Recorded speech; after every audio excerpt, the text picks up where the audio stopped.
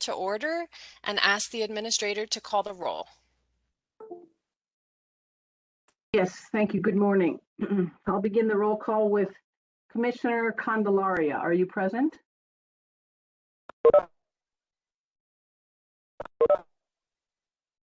Moving on, Commissioner Certain, are you present? Present. Thank you. Commissioner Dominguez. Present.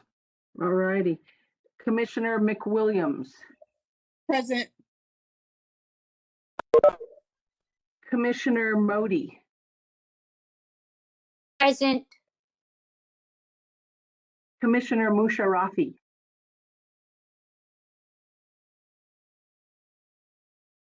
Commissioner Patton. I'm present. Thank you. Commissioner Rader.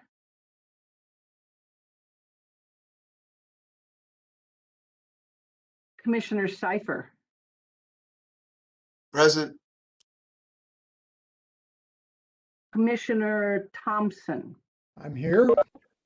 Welcome. Commissioner Timmons.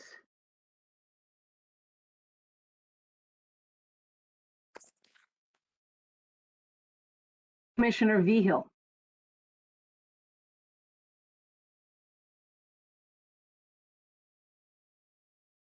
Commissioner Vigil, are you present?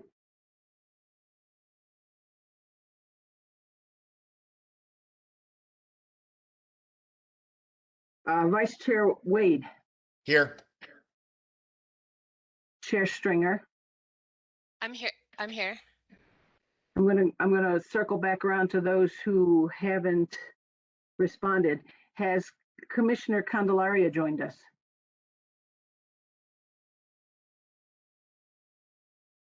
And has Commissioner Musharrafi joined us?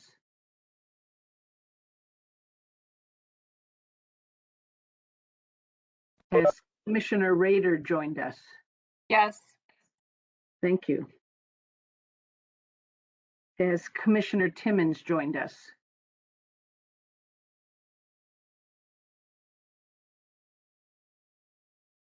And Commissioner Vigil, have you joined us?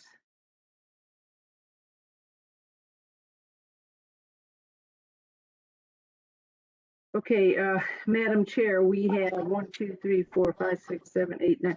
We have 10 commissioners in attendance with 4 absent. Thank you. We have a quorum and can proceed. Next on the agenda is the approval of the agenda today. Do I have a motion to approve or any requested changes?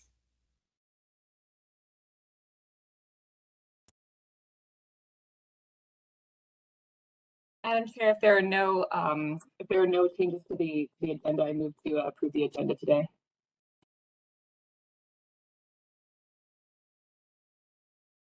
Commissioner Certain, I second. Excuse me, who made the motion, please? Commissioner Rader.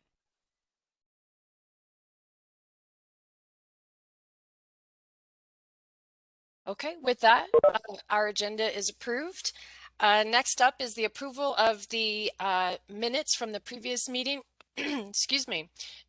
Those were provided in the packet, and I am wondering if there's any requested changes or a motion to approve.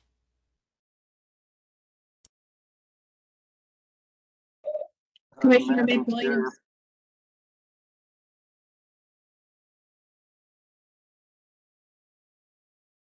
Madam Chair, Larry Dominguez.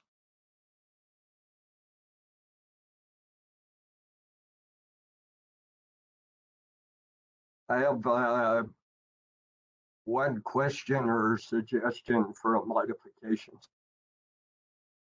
That would be on page 2, starting on line 61, there's a sentence that reads, the vice chair stated that he would continue to chair the meeting, although the new Wqcc Chair Stephanie Stringer was present and would participate in the meeting. So that, I can't remember Vice Chair's actual wording, but the fact that the commission did not elect a new chair until item 4, this sentence, as stated, seems to be a little bit premature. And maybe Vice Chair Wade has, his memory recall might be a little bit better than mine. And I'm sorry, this is Vice Chair Wade. Commissioner Dominguez, I'm having a lot of trouble hearing you. Could you repeat that? Okay, we'll try this again. So on page 2, lines starting on line 61 through line 64, it indicates Vice Chair Wade stated that he would continue to chair the meeting, although new WQCC Chair Stephanie Stringer was present and would participate in the meeting. And that statement seems a little bit inaccurate since we didn't elect a chair until item 4. So I was hoping Vice Chair Wade would have a little bit better memory recall than I do of what was stated there. I actually, this is Vice Chair Wade. I actually seem to recall, I think I did state something like that. So that was the intent, was that I would continue to chair that particular meeting. But you're correct that we did not vote until later.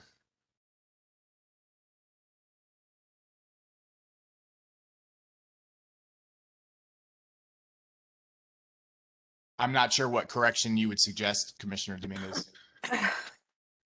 I can take a stab at something. It just seems a little bit canned that if we indicate the new chair prior to the new chair being elected.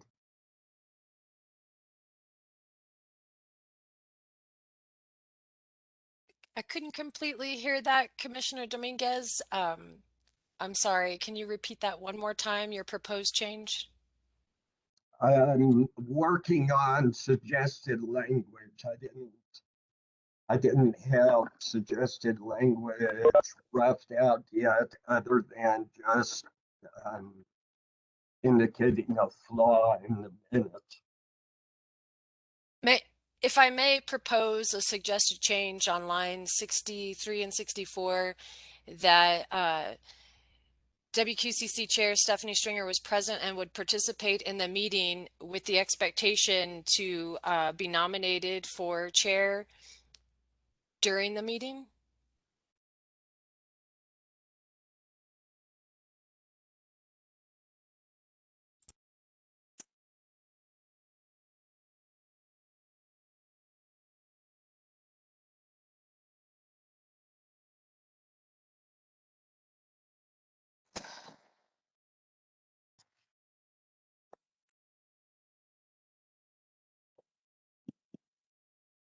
Chair Stringer, I'm waiting for Commissioner Dominguez to weigh in. That sounds fine. I think I would leave it as simple as you were present, Chair Stringer, or Commissioner Stringer was present and was voted to be the chair, because I'm not sure what the expectation was of the commission.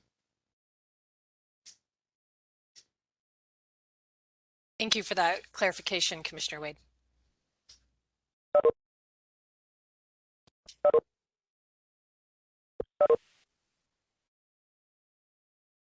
Commissioner Dominguez, would that be acceptable change to you?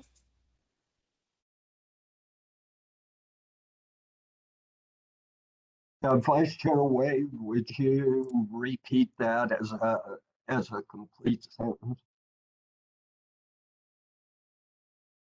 If I'm getting this correct, Commissioner Stringer was present at the meeting and was voted as chair, and we could even state that that was part of item 4 of that agenda. It would appear we're still, if the minutes are supposed to read as the meeting transpired, we're still making a statement under item 1 relating to the election, which did not take place till item 4. That's the focus of my concern there. That it gives the assumption that a chair nomination and election was already assumed before the action under item 4. Would it be as simple as moving that line to item 4?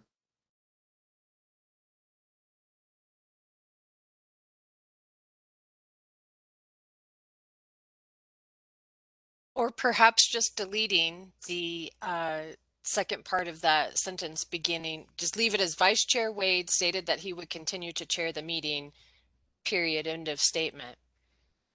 I think that would be accurate. I'm good with that. Okay. Do I have a motion to accept the minutes with the proposed change? So moved, Commissioner Dominguez. And this is Commissioner Wade. I second. Thank you. The meeting minutes are adopted.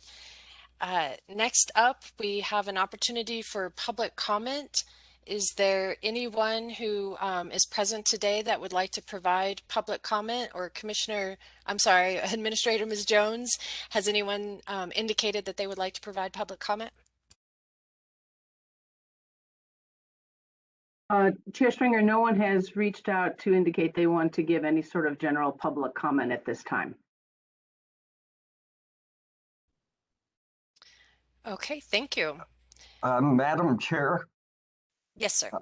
just a procedural matter. I think we need to take a roll call vote on the adopting the minutes. We had a motion and a second.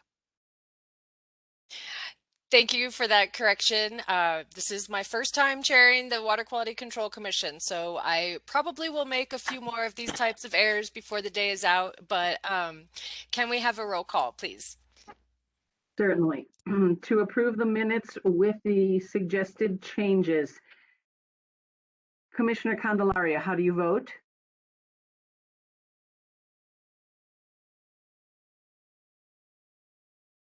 I believe he's absent. Commissioner Certain, how do you vote? Yes. Commissioner Dominguez. Yes. Commissioner McWilliams. Yes.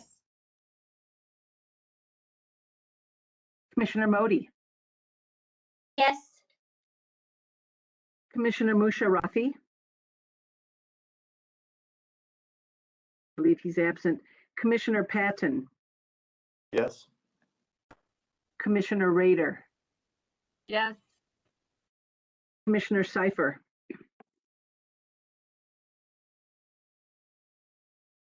Yes. Thank you, Commissioner. Commissioner Thompson. Yes. Commissioner Timmons.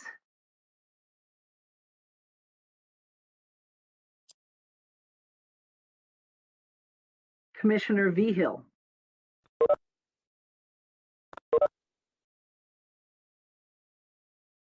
Vice Chair Wade. Yes. Chair Stringer. Yes. Thank you, Madam Chair. The motion passes. Thank you. The next item on the agenda, since we've addressed the public comment period already, is the WQCC Triennial hearing. And I think at this time I turn that over to the hearing officer. However, I do have one item to just bring up because we do have some commissioners are absent from this proceeding. And I just want to make sure I've consulted with Council Sanchez on this matter. In the case of a commissioner being absent, we're required to have a quorum, and those who might be absent for short periods of time can still participate in the deliberation and decision making, but they would have to state that they've reviewed the record for any periods of time for which they were absent. So I just wanted to check and make sure all of the attorneys are okay with us proceeding with this understanding that we do have commissioners that are absent or may be gone for short periods of time during the hearing.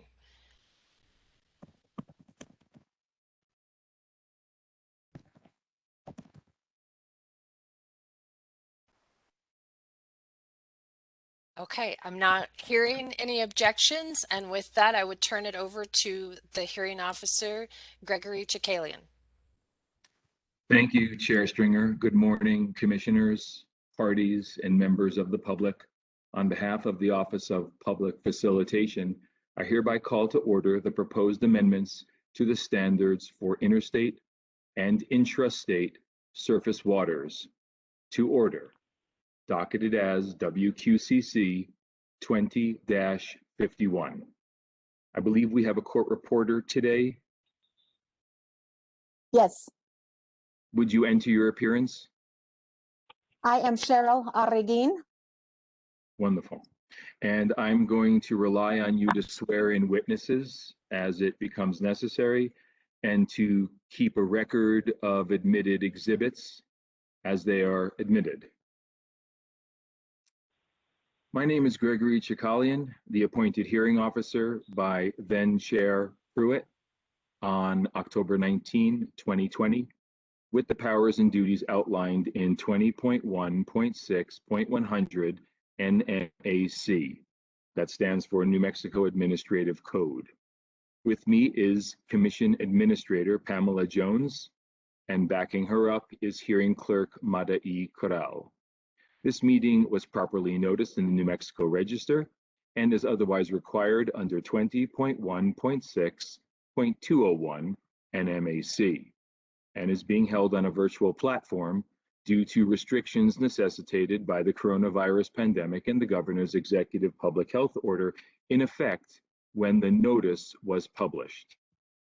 In accordance with Section 303(c)(1) of the Clean Water Act and 20.6.4.10 Nmac, New Mexico is required to hold public hearings at least once every 3 years to review, amend, and adopt water quality standards.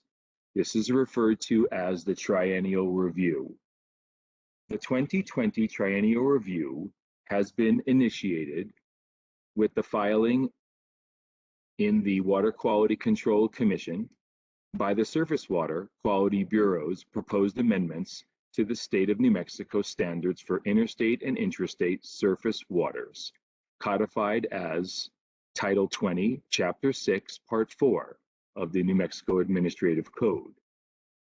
Under the rules of public participation before the WQCC, any member of the general public may testify at the hearing and offer non-technical testimony and exhibits, so long as the exhibits is not unduly repetitious of the testimony.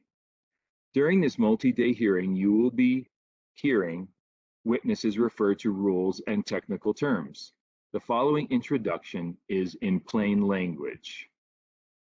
Water quality standards consist of the designated use or uses of surface waters, the water quality criteria necessary to protect the use, and an anti-degradation policy. They are provisions of state law approved by the EPA that describe the desired condition of a water body and the means by which that condition will be protected or achieved. To protect human health and aquatic life in these waters, states like New Mexico establish water quality standards. The standards form a legal basis for controlling pollution entering the waters of the United States. The core components of the water quality standards are designated uses of a water body, criteria to protect designated uses, and anti-degradation requirements to protect existing uses and high-value waters. States have the choice of two additional components in their standards, such as general policies and variances. Typical designated uses include protection of aquatic life, recreation, public drinking supply, and agricultural, industrial, and other purposes. Criteria to protect the designated uses can be numeric, such as the maximum pollution concentration level in a water body, or narrative form, like free from certain negative conditions. Finally, one of the principal objectives of the Clean Water Act is to maintain the chemical, physical, and biological integrity of the water. And anti-degradation requirements provide a legal framework for maintaining and protecting water quality that has already been achieved.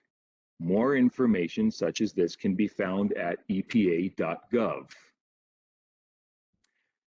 The Bureau's petition asserts that the amendments that they have proposed will achieve 5 objectives.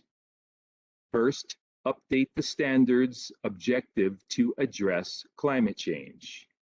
2, amend or add definitions of terms used in the standards or to implement the standards. 3, to make the standards more clear, informative, consistent, and accessible. 4, address segment-specific issues. And 5, update criteria applicable to existing, designated, or attainable uses to reflect new information and technical capabilities. The following parties have pre-filed full written technical testimony and marked exhibits in this case.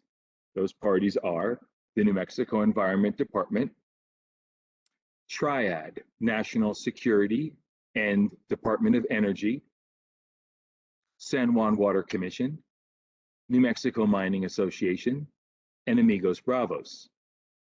Rebuttal pre-filed full written testimony with marked exhibits has also been submitted by Amigos Bravos, the Buckman Direct Diversion Board, Triad and DOE, San Juan, and the New Mexico Environment Committee or Department, and the Communities for Clean Water and the Gila Resources Information Project. These submissions have been provided in their entirety to the commissioners before this hearing and are available on the Commission's website for anyone to view. The parties will now enter an appearance in the following order: New Mexico Environment Department. Good morning, Mr. Hearing Officer. My name is Annie Maxfield, and I represent the New Mexico Environment Department. Good morning. Good morning, Mr. Hearing Officer. This is John Verhule. I am co-counsel with Ms. Maxfield in representing the New Mexico Environment Department. Good morning. Next, we have Triad. Yes, Mr. Hearing Officer, this is Lewis Rose with Montgomery and Andrews. And with me today representing Triad is Gary Olson and in-house counsel for Triad, Maxine McReynolds, and we'll let DOE enter their own appearance. And DOE.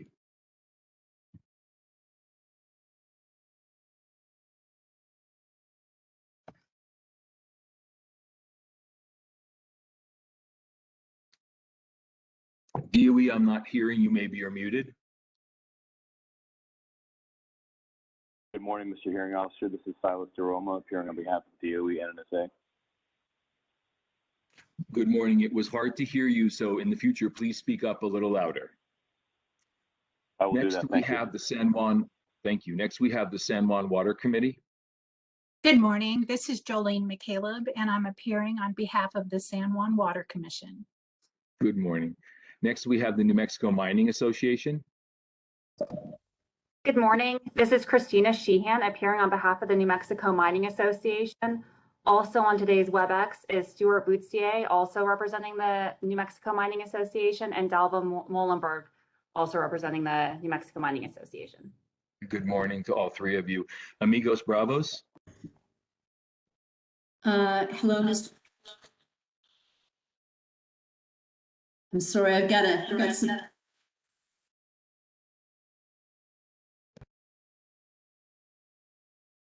some technical problems here where you can hear me, but I can't hear you. And so I'm on my phone, and now I'm hearing my phone echo. So I hope I can remedy that over the noon hour. My name is Tanis Fox. I'm with Western Environmental Law Center, and I'm representing Amigos Bravos in this proceeding. Welcome. You're coming through loud and clear, at least on this end. Buckman Diversion. Thank you. Buckman Diversion. Good morning, Mr. Hearing Officer. This is Luke Pierpont with the Eagle Furlick Martinez and Harwood Law Firm on behalf of the Buckman Direct Diversion Board. Good morning. And then we have, I'm just going to abbreviate this as CCW and GRIP. Good morning, Mr. Hearing Officer, and good morning, Madam Chair and members of the Commission. My name is Charles DeSalen. I'm an attorney with the New Mexico Environmental Law Center, and we are representing Communities for Clean Water and Healer Resources Information Project. Thank you. And good morning. Have I missed any parties? Not hearing any, I'll continue. As a preliminary matter, the parties have stipulated to the following timely filed exhibits. New Mexico Environment Department's Exhibit 1 through 138. DOE and Triad 1 through 91. Amigos Bravos 1 through 23. Buckman Direct Diversion 1 through 10. CCW and GRIP 1 through 13. New Mexico Mining Association 1 through 5, and the San Juan, it's a little bit of a list. 1, 2, 2A through 2M as in Mary, 3, 3A through 3J. These exhibits are hereby admitted into evidence and may be used in findings of fact and conclusions of law, and during any testimony. Any other exhibit not on this list must be entered during the hearing if it is going to be admitted into evidence. The party offering such an exhibit into evidence has the burden of establishing a foundation and its authenticity through a witness. As of this morning, the following exhibits received in OPF are Amigos Bravos, Notice of Filing Exhibit 24. New Mexico Environment Department, Rebuttal Testimony, Exhibit 139. CCW, GRIP, Notice of Filing Amended Exhibit, and I don't have an exhibit number here unless it's Exhibit 5. Is that correct, sir? Thank you, Mr. Hearing Officer. It's actually Exhibit 1. And I apologize if that isn't clear on the face of the document. Not a worry. So now we know it's amended Exhibit 1 is not in evidence at this point. And then we have 5 Los Alamos Laboratory that may be used as an abbreviation for Triad and DOE at sometimes during this hearing. They are demonstrative exhibits. So they're not necessarily ever going to be admitted into evidence, but they're not in evidence now. We also have 8 public comment emails. Those public comments are in evidence because the public's comments are automatically in evidence. Okay, the parties have attended several pre-hearing conferences to organize and present evidence and witnesses by issue. As outlined by the Excel spreadsheet provided to the commissioners and posted on the commission's website, there are 8 general categories of issues that are further broken down by title, chapter, and part of the rule. Each party has indicated whether they wish to call a witness to provide the commission sworn direct testimony or rebuttal testimony or surrebuttal testimony. This is all on the spreadsheet. As the parties have already pre-filed full written technical testimony, each witness offered by any party will be limited by stipulation to 30 minutes in which to adopt their pre-filed testimony under oath, make any corrections to that pre-filed testimony on the record, and provide a concise summary. I take this opportunity to suggest to the parties that summaries be in plain English for the benefit of the general public. This time limitation was stipulated to by all parties and set out in a procedural order dated November 9, 2020. The hearing clerk or administrator will announce when the 30-minute time has lapsed. All testimony will be taken under oath, administered by the court reporter, and all persons giving testimony will be subject to cross-examination by any other person in attendance on the subject matter of their testimony and on matters affecting their credibility. Under Rule 20.1.6.301 NMAC, all relevant evidence shall be admitted unless I determine that the evidence is unduly repetitious or incompetent. It is also required that all oral testimony be limited to the position of the witness in favor or against the proposed rule. And this is an important limitation on the testimony. When the court reporter swears in the witness, and we may do this in mass at the beginning of this hearing to make this move along a little quicker, this requires the witness to turn on their camera and speak close to the microphone. I may limit cross-examination if necessary to avoid harassment, intimidation, or repetition. Cross-examination will be conducted first by the parties, followed by commissioners, and then members of the public, and finally the hearing officer. Any witness not available to testify per the spreadsheet in the order of their appearance will be dealt with ad hoc. Post-hearing procedures will be addressed after the evidentiary hearing is closed. There have been 2 procedural orders issued by me, one a scheduling order entered November 9, 2020, and an order granting an unopposed extension of time to submit notices of intent and rebuttal testimony that was filed April 1st, 2021. The record in this matter includes the initial petition to amend the regulations filed in August 19, 2020, followed by an amended petition filed on March 12 of 2021, requesting this hearing, the notice of public hearing, and the evidence of publication. I will conduct a hearing to provide a reasonable opportunity for all persons to be heard without making the hearing unreasonably lengthy or cumbersome. The rules of civil procedure and the rules of evidence do not apply, but I will make whatever orders are necessary to preserve decorum and protect the orderly hearing process.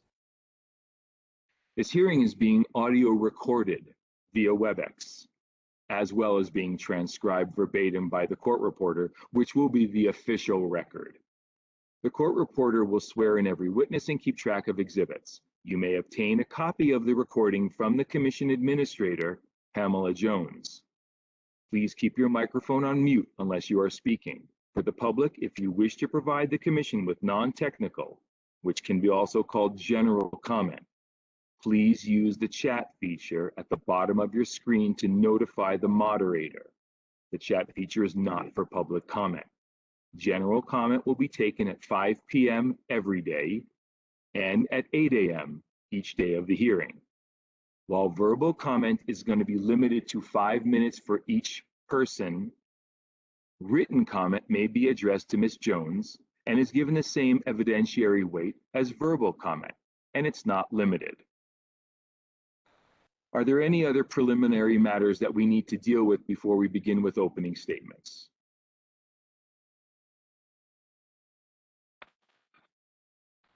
Yes, Mr. Hearing Officer, I have a preliminary matter. Ms. McCaleb, go ahead. Good morning. Morning. In the final preparation for this hearing today, the San Juan Water Commission has decided to withdraw objections to 6 of the department's proposals. We had planned to address those as each issue comes up through the testimony of Ms. DeRose Bayman. I'd like to know if you believe that's the appropriate procedure, or would you prefer that we just provide a statement right now about which proposals we are withdrawing our objections to? So let me see if I understand you before I make a decision. Are your objections in writing in your pre-filed testimony? Yes, sir, they are. And are all of the objections contained in the testimony of one witness? You mean for the San Juan Water Commission witness or the Environment Yes. Department? Yes, No. sir. Okay. So when your witness testifies at the beginning of their testimony, why don't you have the witness at that time withdraw the objections? And that way it'll be on the record and it will be in evidence. Yes, sir, we can definitely do that. Because at the beginning of each witness's 30 minutes, after they adopt their testimony, their pre-filed written testimony under oath, they have an opportunity to make any changes to that testimony. I think that would be the perfect time to do that. And Mr. Hearing Officer, may I ask for a clarification on the 30 minutes? My understanding was that because this proceeding will be addressing topics issue by issue, that it was a 30-minute limit per issue, not a 30-minute running timer for the whole triennial. Let me go back to the procedural order and see how it's worded. Thank you. And I would note, sir, that the procedural order notes that there could be a 15-minute opening statement per issue. That's why I interpreted the 30 minutes testimony to be per issue.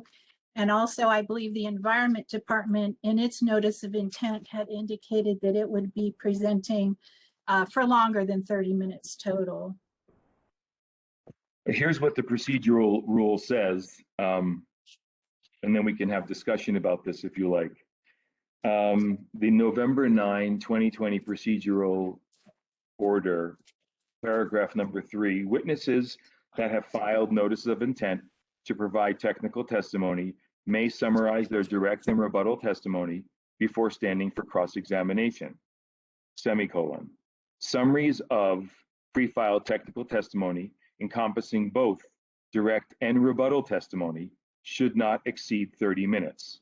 Witnesses that will testify on multiple issues will be qualified and adopt their pre-filed direct and rebuttal testimony when they first testify, and need not do so again for each issue on which they provide testimony in order to prevent unnecessary repetition.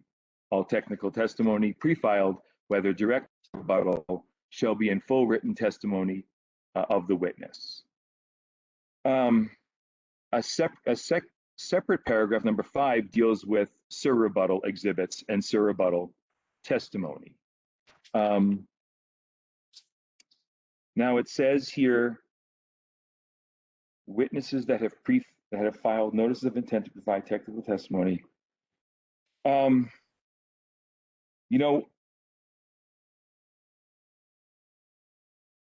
Ms. McCaleb, what are you suggesting at this point? Mr. Hearing Officer, I'm suggesting that as each issue is brought up, as you know, we've put different issues into what we've called bins or topic categories, and each party will be presenting on one bin at a time before we move to the second bin. And I would propose that the witnesses for each bin be given the opportunity to testify for a total of 30 minutes on each bin. And we intended to present both our direct rebuttal and surrebuttal within that time period. And when you say bin, do you mean the 8 larger bins? Yes, sir. The topic 1, topic 2, etc. Okay. Do any of the other parties have anything to say about that?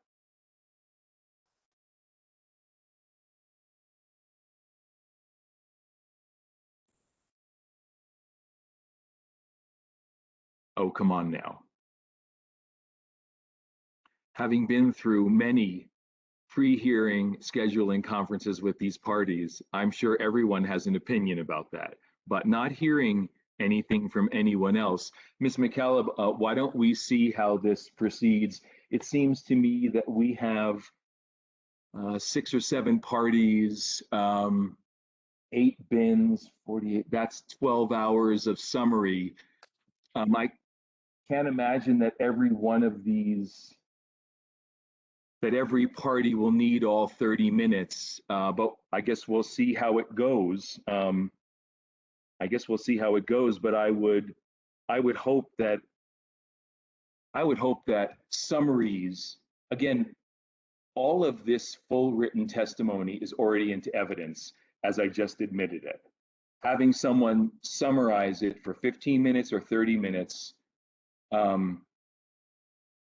is a choice each party will have to make. But ultimately, we want to avoid undue delay and repetition. So I guess I'll take it under advisement at this point, and we'll see how the hearing goes. Okay? Thank you, Mr. Hearing Officer. Are there any other preliminary? Yes, Ms. Fox and Mr. Visual. Thank you, Mr. Hearing Officer. I have 2 procedural issues that I was wondering if you would like to be heard now or after opening. One relates to the availability of Dr. DeWitt and the agreement among the parties that she be able to testify once because of her busy schedule. And the other is to move for admission of our Exhibit 24, to which, as I understand it, no parties have objected. Okay, let's do your Exhibit 24 first. I think that's the easier one to deal with. Are there any objections to Amigos Bravos? And what is the full title of Exhibit 24, Ms. Fox? Those are proposed amendments to 20.6.4 Nmac. It's the second revised proposed amendments. In response, it's really it's in the nature, it's a sort of rebuttal exhibit in response to rebuttal testimony and some changes that I outlined in the notice to our proposals based on parties' rebuttal testimony. Okay, I know everyone has got a copy of it. I think you sent it out late last week.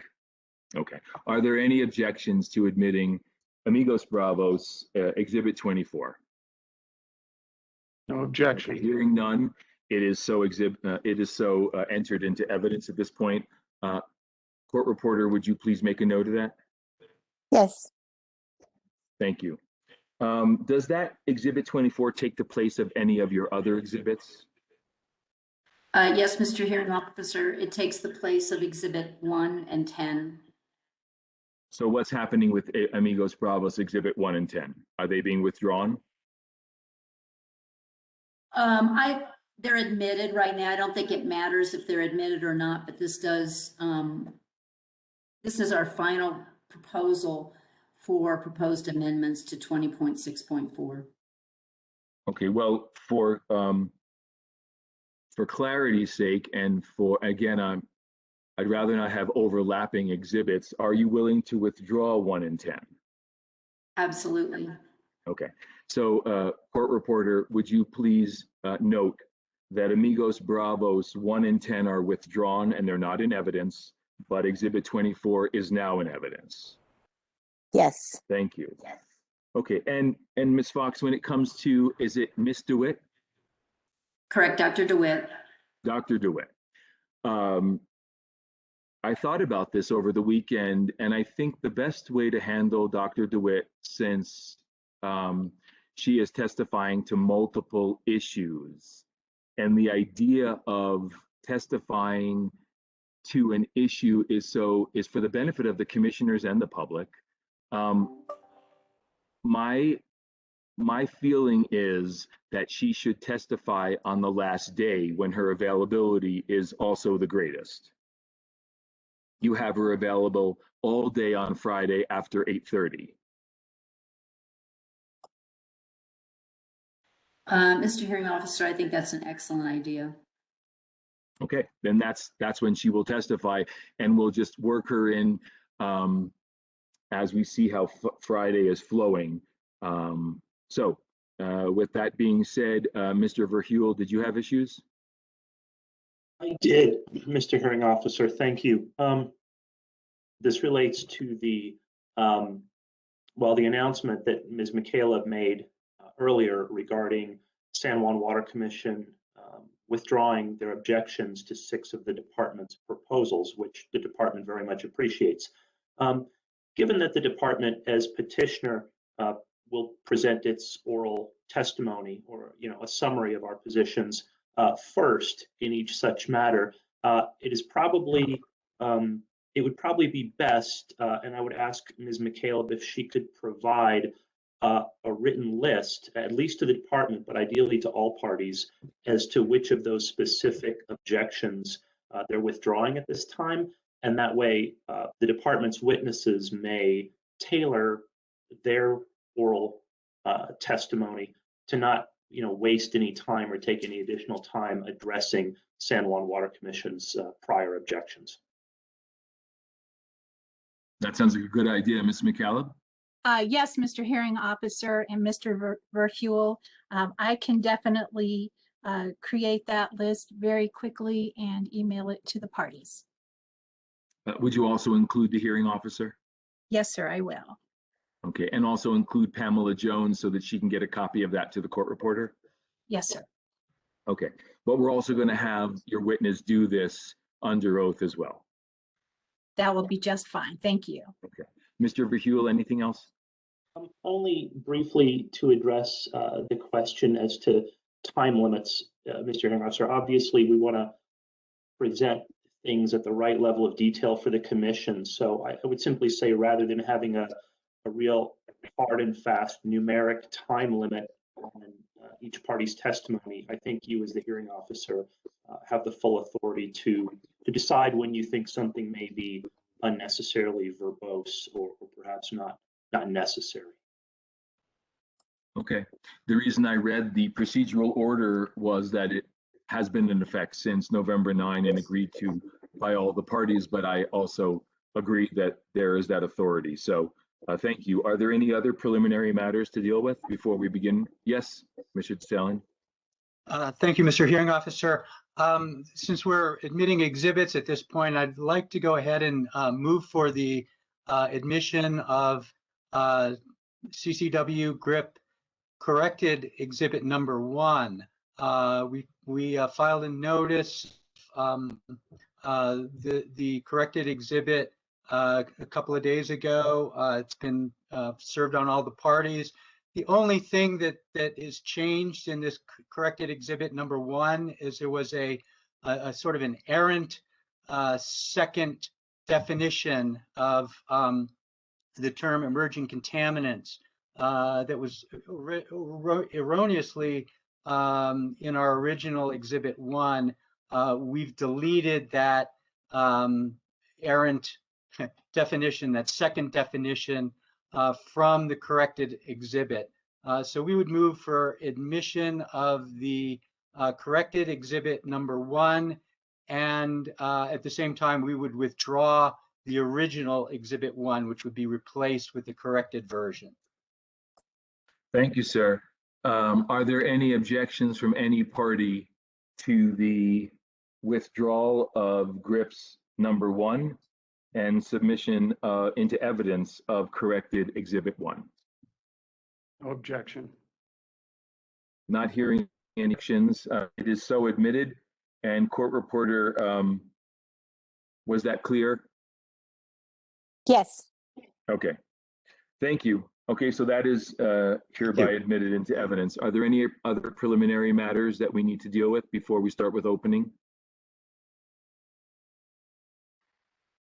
Okay, petitioner, why don't you start with your opening statement, and then we'll move along the same lines as I called for entries of appearances.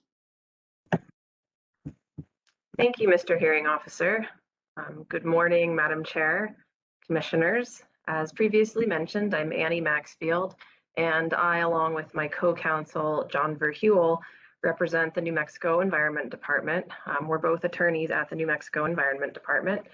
And we also have here with us today 4 members of our Surface Water Quality Bureau, and they'll introduce themselves a little bit more fully once we get to their testimony. But right now, I'll just tell you that that's Shelley Lemon, Chris Barrios, Jennifer Fulham, and Diana Aranda.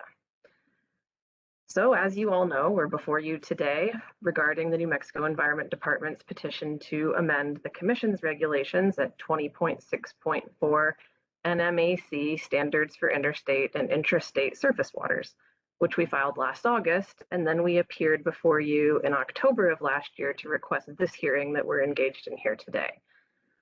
The department timely filed this petition since the U.S. Environmental Protection Agency had approved the last such revisions in August of 2017, and so therefore the department timely filed this petition in August of 2020. As the hearing officer noted, the department is proposing a number of revisions that are intended to update and clarify the standards and bring them in line with the relevant statutory and regulatory provisions. Although the hearing officer gave an overview of the department's petition, I'm going to just briefly summarize here the issues that we plan to address in this hearing this week. The department's proposed revisions include adding language to clarify that an objective of these standards is to address climate change. We also are proposing extensive additions to the definition section in 20.6.4.7 Nmac, as well as amendments to existing definitions in order to add clarity. We are also proposing revisions and additions to the use attainability analysis section in 20.6.4.15 Nmac to provide additional clarity and to provide consistency with the Water Quality Management Plan continuing planning process. The department is also proposing to amend the recreational designated use from secondary contact to primary contact in several sections as demonstrated through an existing use analysis. The department proposes to clarify that non-perennial tributaries are not classified as perennial in a number of sections. The department is proposing to provide more refined and accurate designation of waters on the Pajarito Plateau. And the department is proposing extensive updates to the criteria applicable to existing designated or attainable uses section based on EPA recommendations for criteria adopted under Section 304A of the Federal Clean Water Act. In preparation for the hearing this week, the department has implemented extensive public notice and engagement with stakeholders regarding these proposed regulation amendments. We held 3 meetings with stakeholder groups, including industry and federal facility representatives, municipalities, and non-governmental organizations. We issued a public comment draft of our proposed amendments, soliciting comments, and that was intended to remain open for 30 days, starting on November 2nd of 2020. But then we eventually extended the due date for comments to January 6th, 2021.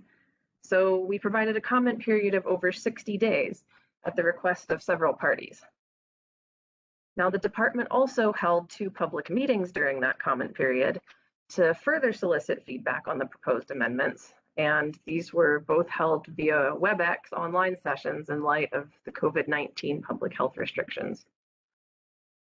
Then the department has continued to meet with other parties throughout 2021 to further refine the proposed amendments that we have before the commission here today.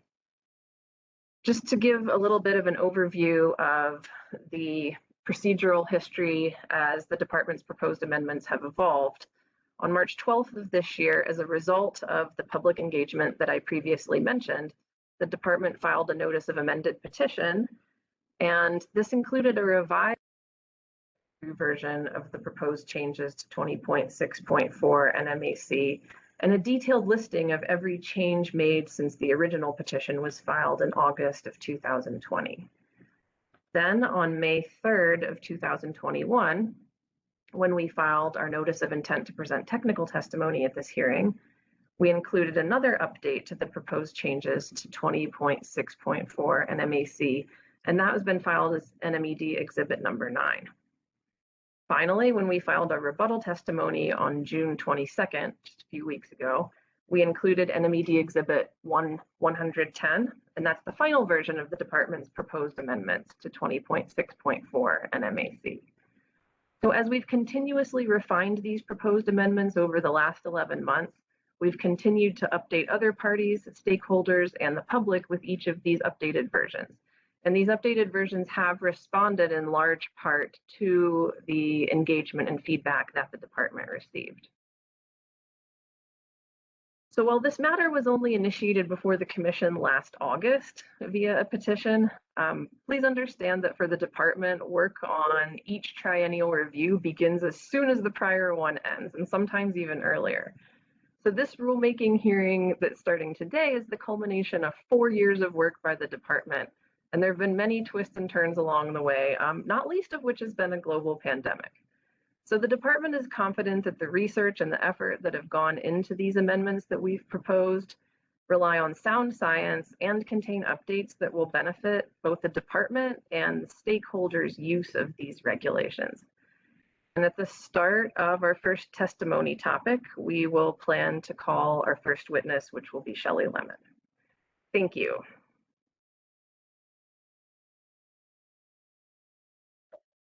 Okay, the next opening statement will be from Triad, Mr. Rose.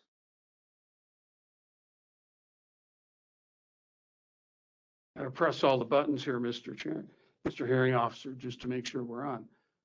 As I said before, my name is Louis Rose. I'm an attorney with Montgomery and Andrews here in Santa Fe, and here representing Triad National Security and also in some measure representing the Department of Energy. We'll do one opening statement for both parties. And I think, Mr. Hearing Officer, as you've alluded, the purpose of this hearing is to satisfy in part the requirements of federal law requiring review of water quality standards, and I would alert the commission to those rules. They're codified at 40 CFR 131.20, which requires that the state shall from time to time, but at least once every 3 years, hold public hearings for the purpose of reviewing and applicable water quality standards adopted pursuant to sections 131.10 through 131.15 and federally promulgated water quality standards, and as appropriate, modifying and adopting standards. It also goes on to say that the state, in this case, we believe the state is the commission, shall also re-examine any water body segment with water quality standards that do not include the uses specified in section 101A2 of the Act every 3 years to determine if any new information has become available. That's the context in which we believe this hearing is being held. And I think as you've alluded and other parties have alluded as well, the Water Quality Act also addresses how this commission should deal with water quality standards, and it provides that the mandates that the commission adopt water quality standards for surface and groundwaters of the state based on credible scientific data and other evidence appropriate under the Water Quality Act.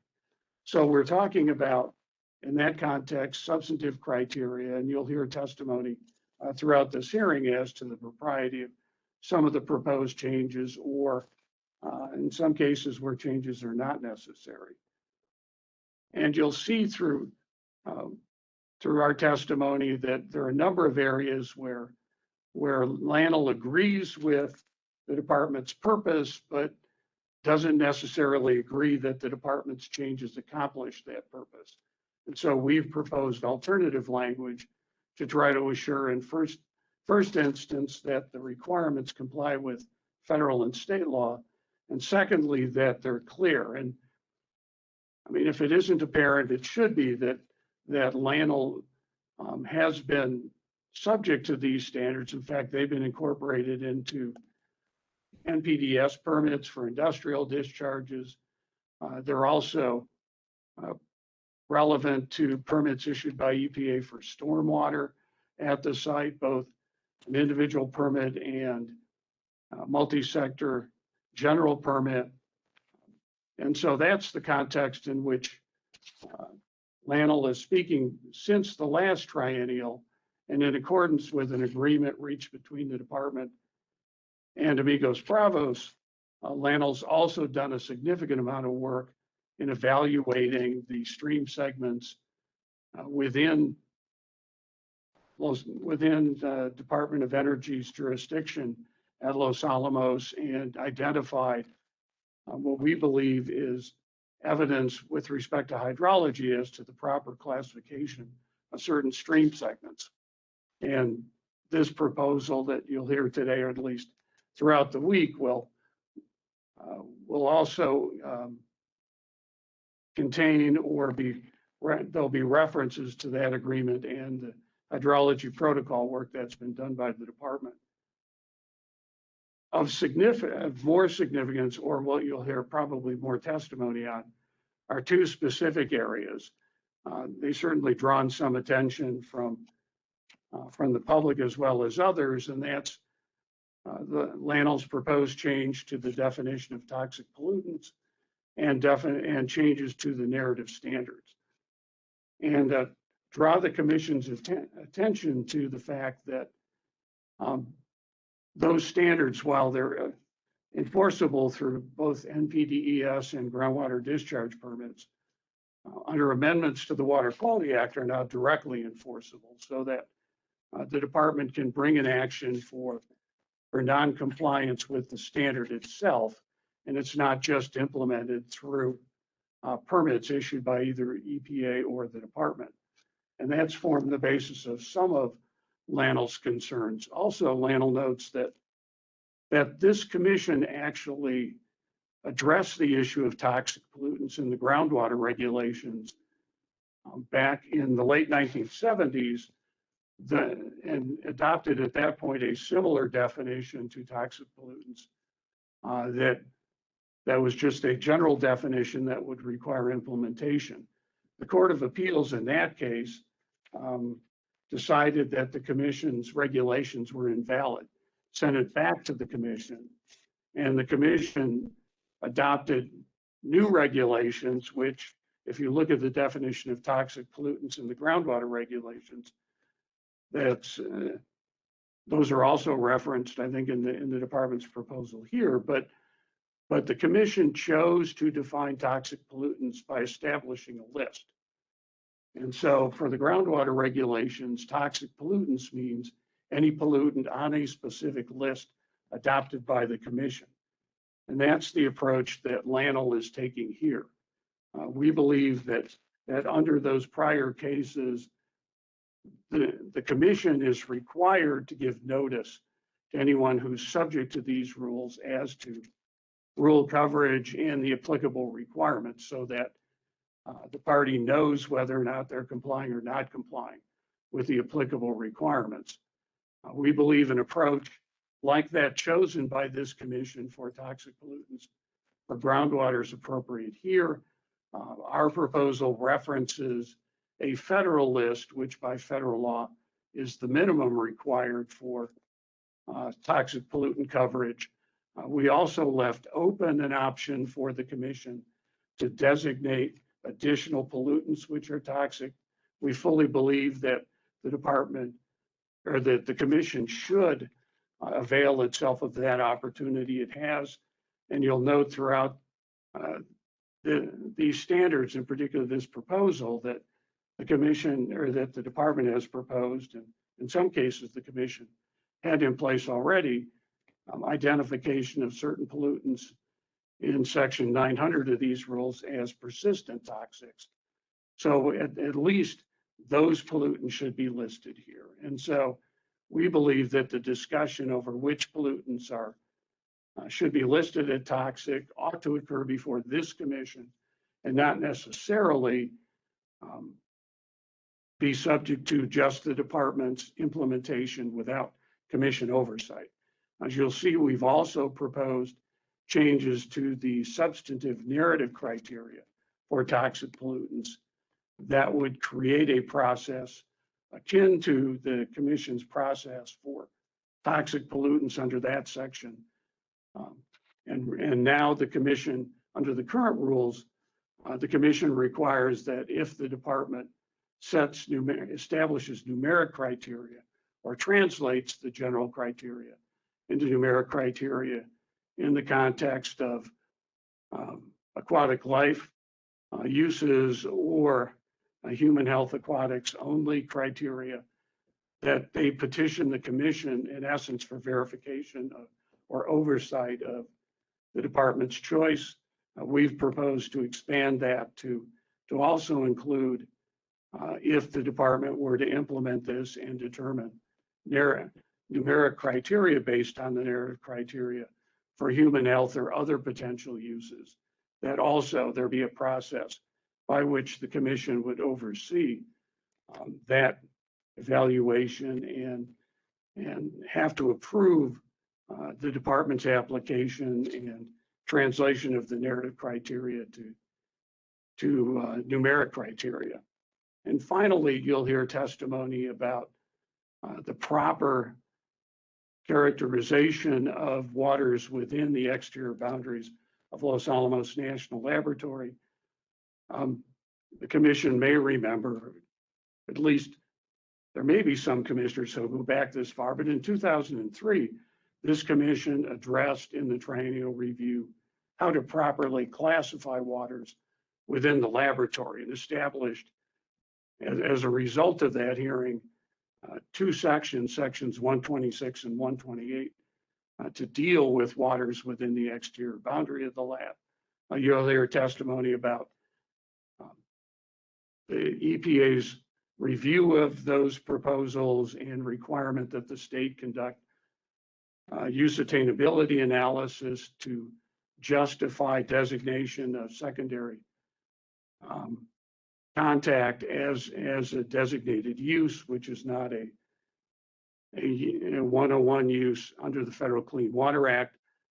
We've now, as a result, as I alluded to earlier, of an agreement reached during the last triennial, gone back and evaluated stream segments within the lab where situations may have changed such that there may be portions of stream reaches which could be classified as perennial and therefore subject to more stringent or criteria based on those designated uses. And we are proposing, in accordance with that information, that some stream segments be reclassified or be broken down into additional subsections, and that those that had the higher criteria or the higher uses would then apply, so that we're proposing that certain stream reaches be subject to criteria as perennial waters as opposed to just ephemeral or intermittent. The department has proposed further delineation which will, in essence, after some review later on, but they've sent the predicate to also decide how to deal with ephemeral or intermittent waters separately and adjust the designated uses that are appropriate to those waters. So we believe that our proposal and the language changes that you'll hear testimony on throughout the week are in accordance with federal rules and also in accordance with the Water Quality Act. And we believe they're appropriate for this commission to adopt as a result of this proceeding. That concludes my opening remarks, Mr. Hearing Officer. Thank you, Mr. Rose. Did you say that your opening statement would also incorporate Department of Energy's opening statement? That's correct. Okay, then I'm going to check them off. Next on my list is the San Juan. Ms. McCallum? Hit that. Thank you, Mr. Hearing Officer. Good morning, Mr. Hearing Officer, Madam Chair, and members of the Commission. My name is Jolene McCaleb, and I'm an attorney for the San Juan Water Commission. Appearing with me in this triennial review will be Ms. Jane Rose Bamman, who is San Juan Water Commission's expert witness in this triennial review hearing. The San Juan Water Commission has participated in the state's triennial reviews since the late 1990s. But because there are so many new commissioners since the last triennial, I'd like to briefly tell you about the San Juan Water Commission and its purpose. First of all, the San Juan Water Commission, which often is referred to as SJWC, is a political subdivision of the state of New Mexico. It was formed in 1986 under the New Mexico Joint Powers Agreements Act, and it's located in San Juan County. The purpose of SJWC is to acquire and protect raw water supplies for the municipal, industrial, and domestic use of almost all water users in San Juan County that live outside of tribal lands. SJWC itself is comprised of 12 other political subdivisions of the state. Those include the cities of Aztec, Bloomfield, and Farmington, the county of San Juan, and the San Juan County Rural Water Users Association. The Rural Water Users Association is comprised of 8 nonprofit mutual domestic associations, which also are political subdivisions of the state organized under the Sanitary Projects Act. Commissioner Cipher sits on the San Juan Water Commission as an alternate commissioner for the city of Farmington. And I affirmatively state for the record that since the filing of the department's petition in August 2020, no information concerning the merits of this triennial review has been provided to Commissioner Cipher from the San Juan Water Commission, its staff, lawyers, or consultants. Nor have there been any discussions concerning the merits of this proceeding between Commissioner Cipher and the San Juan Water Commission. I'm sorry, Mr. Hearing Officer, did you have a question? No, ma'am. Please continue. Oh, I'm sorry. You popped up on my screen, so I thought you wanted to stop me. Sorry. Excuse me. If we could have everybody mute their microphones, that will help. Thank you. To fulfill its mission of providing raw water supplies to San Juan County, the San Juan Water Commission is a participant in the Animas La Plata project, and it holds a permit for 20,800 acre-feet of water diversions from that project. And that water comes primarily from the Animas River. San Juan Water Commission also holds permits for water diversions totaling more than 10,000 acre-feet a year from the San Juan River Basin unassociated with the ALP project. And these water rights are in addition to and separate from the individual water rights owned by the Commission's member entities. San Juan Water Commission has participated in triennial reviews since the 1990s because the water quality standards directly impact its member entities, which provide water to the residents of San Juan County and or discharge into the surface waters of the state. The surface water quality standards therefore impact both the health and economy of San Juan County. For this particular triennial review, in addition to several matters of secondary concern, San Juan Water Commission is participating for 3 primary reasons. First, SJWC opposes the department's climate change proposals. Let me make it clear that SJWC is very concerned about climate change and the resulting potential for dwindling water supplies in the San Juan River Basin and the Colorado River Basin as a whole. Climate change may also cause adverse impacts to the water quality in the region. However, SJWC does not believe climate change should be called out in its own water quality standards objective, which could potentially have unknown adverse consequences down the road.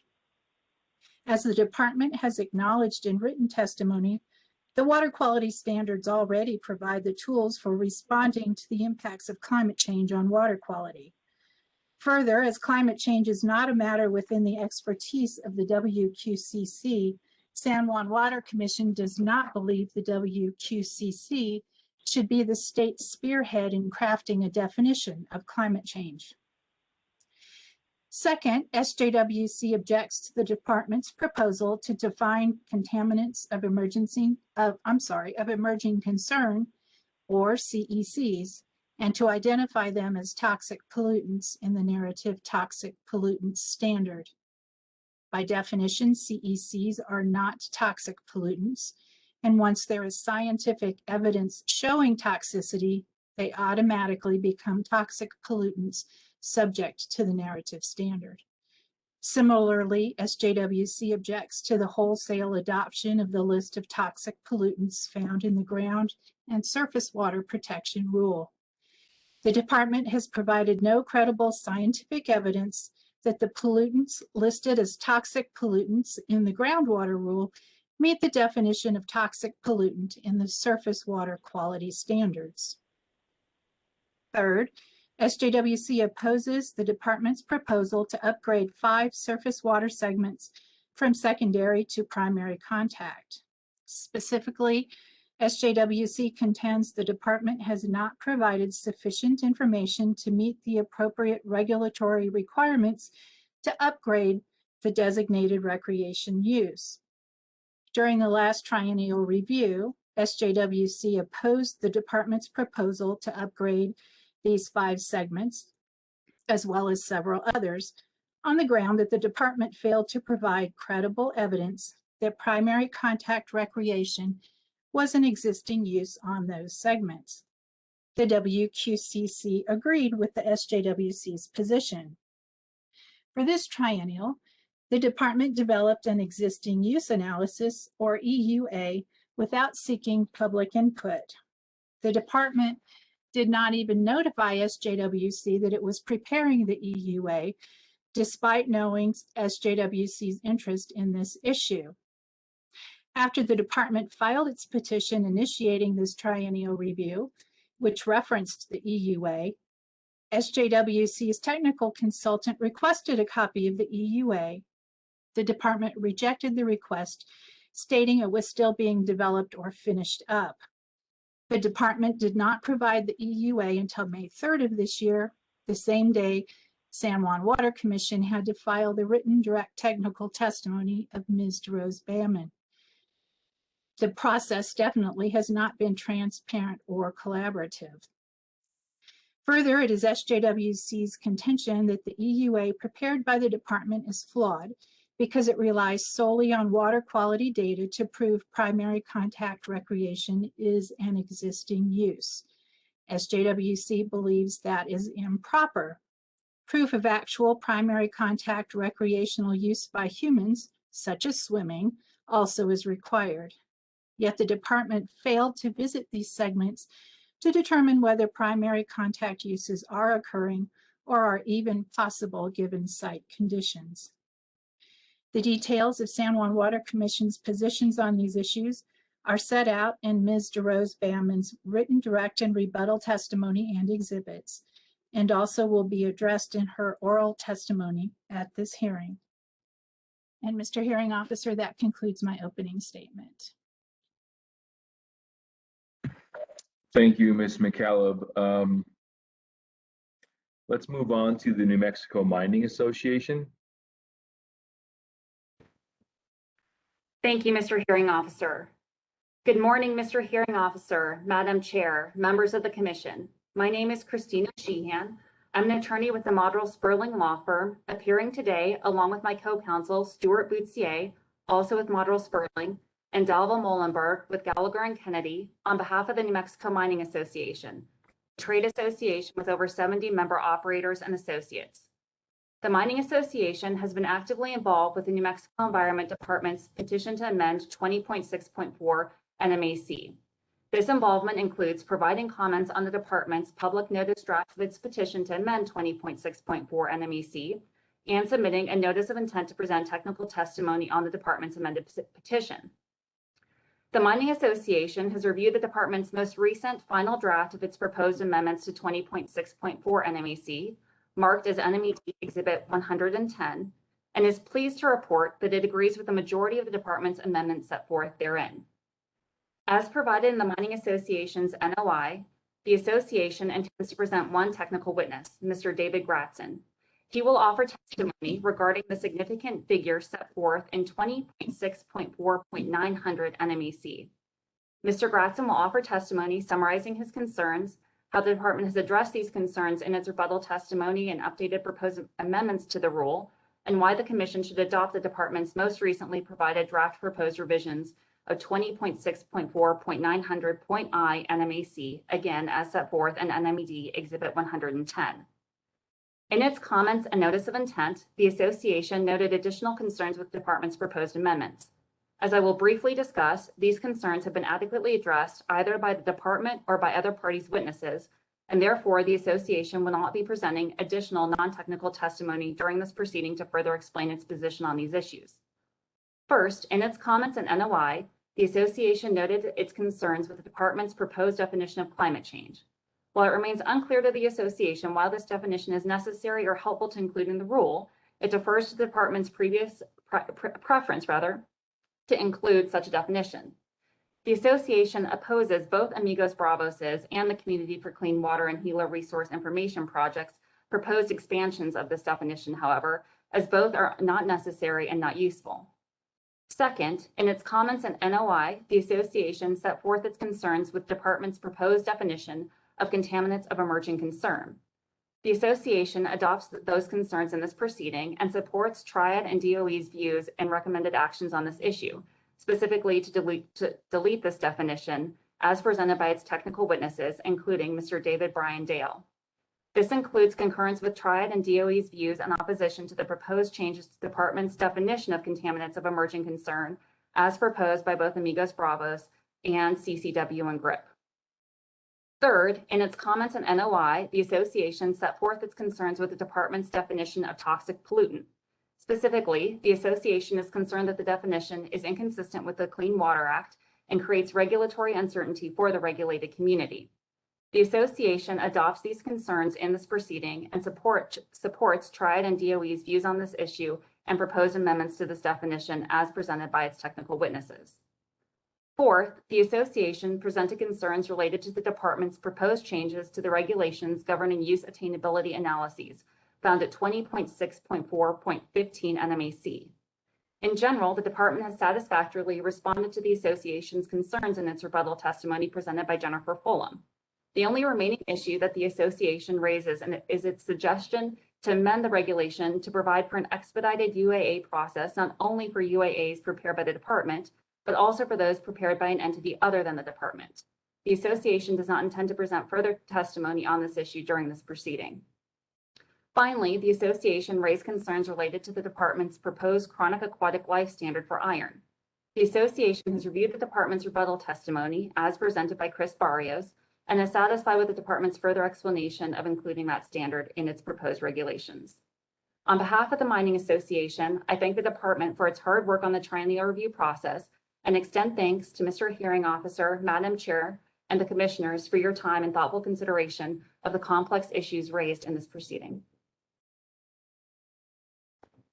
Thank you, Ms. Sheehan. Amigos Bravos?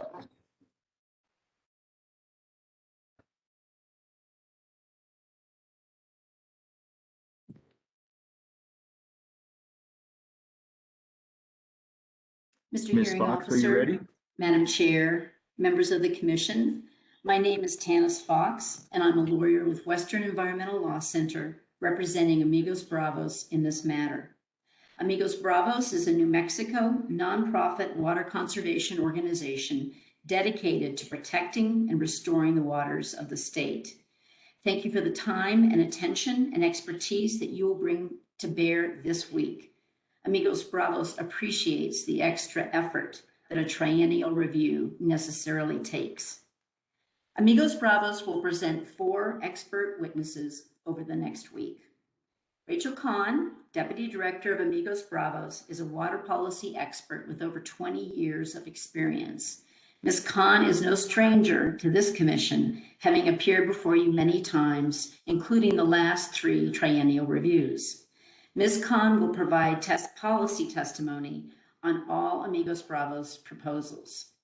She will begin with Amigos Bravos' support of including a definition for climate change and including protecting against climate change as an objective in the Commission's surface water regulations. Climate change is here and now, and it is already impacting New Mexico surface waters. The Commission's regulations should recognize climate change as the threat that it is, and as Amigos Bravos proposes, recognize as part of the definition that human activity is the primary driver of climate change. The Commission should affirm in its objectives that climate change should be taken into consideration as the Commission develops regulations to protect our state's surface waters. NMED has proposed new definitions for base flow and effluent dominated. Ms. Khan recognizes that some streams in New Mexico are predominantly effluent. However, she knows from a year-long experience with an EPA work group led by industry that there is a push from industry to weaken protections for effluent-dominated streams. She therefore opposes introducing this classification into the state's regulations. NMED proposes amending the definition for the designated use of limited aquatic life by substituting the term low flow for the waters currently subject to that use, which are ephemeral and intermittent waters. Limited aquatic life is not a fishable, swimmable use under the Clean Water Act. The fundamental goal of that act under Section 101A2 is to make all waters clean enough for fishing and swimming and other recreational uses. The limited aquatic life use is not a fishable, swimmable, or Section 101A2 use. Ms. Khan will explain that replacing the terms ephemeral and intermittent with low flow actually expands the waters subject to this limited aquatic life use and should be rejected. NMED proposes to reclassify a number of waters through two processes. First, through an existing use analysis demonstrating primary contact use and waters with currently have a secondary contact use.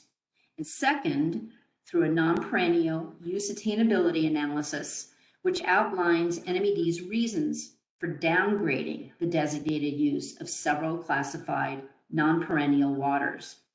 Ms. Khan will explain that while it is appropriate to apply the primary contact use to the 5 waters identified by NMED that currently have secondary contact, the analysis was not sufficiently complete, and there may be additional waters that warrant upgrading. In addition, she will outline concerns with the non-perennial use attainability analysis and why protections for these classified non-perennial waters should not be weakened. The classification of waters on landfill property and their designated uses has been the subject of a number of triennial reviews. During the last review, NMED, Amigos Bravos, and LANL, as you've already heard, entered into an agreement to engage in an evaluation process to determine the hydrologic flow of landfill waters and their appropriate uses. This evaluation has resulted only in agreement among the parties that 3 stream segments be classified in 20.6.4.140 Nmac, or segment 140, which classifies waters as intermittent and gives these streams a designated use of warm water aquatic life, which is a 101A2 use. Our second witness is Dr. Jamie DeWitt, a PhD toxicologist and associate professor in the Department of Pharmacology and Toxicology at East Carolina University's Medical School. Dr. DeWitt manages a research laboratory that conducts toxicological research on the effects of environmental contaminants on the immune system, including the effects of per and polyfluoroalkyl substances, or PFAS. Dr. DeWitt is an expert on the toxicology of PFAS, and among her 80 publications, 30 relate to PFAS. Dr. DeWitt will provide the Commission with information on the accumulated toxicological data on PFAS and their risk to human health, which are significant. In her opinion, there is sufficient toxicological evidence to support treating 9 individual PFAS as toxic pollutants under this Commission's regulations. LANL has proposed to limit the Commission's definition of toxic pollutants to EPA's list of toxic pollutants and any toxic pollutants listed by the Commission in the future through regulation. The EPA list of toxic pollutants, however, has not been updated since 1981. The immediate impact of LANL's proposal would be to set back the Commission's regulations 40 years. EPA's list, for example, does not include the 9 PFAS Dr. DeWitt believes are toxic pollutants under the Commission's current definition. Dr. DeWitt does not support limiting toxic pollutants to EPA's list because it would not include these 9 harmful compounds. Ms. Kahn will explain that LANL has 2 NPDES permits before EPA for issuance and NMED certification.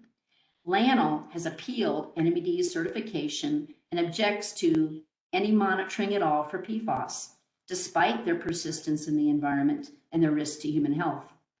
Limiting the definition of toxic pollutant to EPA's list will give LANL another argument in its appeals to evade PFAS monitoring. Dr. DeWitt will testify in support of including a new definition for contaminants of emerging concern, or CECs. CEC is not a new concept. EPA has been using it since the 1990s.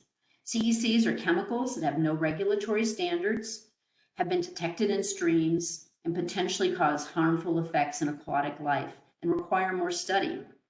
In Dr. DeWitt's opinion, PFAS should be identified as one example of CECs in the definition, given their potential threat. In her opinion as well, NMED should have the express authority to require monitoring and reporting of CECs and federal permits in order for the state to understand the sources of PFAS contamination and to add to the science community's body of knowledge. Dr. DeWitt will also provide testimony in LANL's proposal to limit acceptable sampling and analysis methods to those approved under 40 CFR Part 136. Presently, EPA method 537.1 is a method for testing PFAS, but it is not a Part 136 method, although it has been approved by the EPA Office of Research and Development and therefore is an approved method under the Commission's current regulations. In her view, LANL's proposal to limit testing to Part 136 methods, which do not include methods to test for PFAS, would not be protective of human health and the environment. Our third witness, David Hope, who has run a highly sophisticated laboratory for many years, agrees. Mr. Hope has been CEO of Pacific Rim Laboratories in Victoria, British Columbia since 2003. His lab is one of the most diversified, high-resolution mass spectrometry labs in North America, working in Canada, the US, and internationally. Mr. Hope, who has a Bachelor of Science in Chemistry from the University of Victoria, has over 40 years of experience, beginning as a bench chemist in 1980. His lab has expertise in sampling and analyzing polychlorinated biphenyls, or PCBs, averaging over 1,200 PCB samples per year for the last 5 years. During our case, you will hear a lot about the differences between 2 EPA methods that test for PCBs. Method 608.3 that tests for aerochlors, and EPA method 1668C that tests for congeners. Method 608.3 is a Part 136 method. Method 1668C is not, but it is an approved method through the EPA Office of Water and therefore a method approved under the Commission's current regulations. Mr. Hope and our fourth witness, Ms. Ann Bailey, who is also an expert in PCB sampling, will explain why they support use of EPA method 1668C testing for congeners as the only reliable method that can detect at the limits this commission has set for PCBs for wildlife, for chronic aquatic life, and for human health organism only aquatic life. Ms. Bailey has a bachelor's degree in biology from the University of Oregon and a master's degree in environmental studies focusing on chemical contaminant measurements.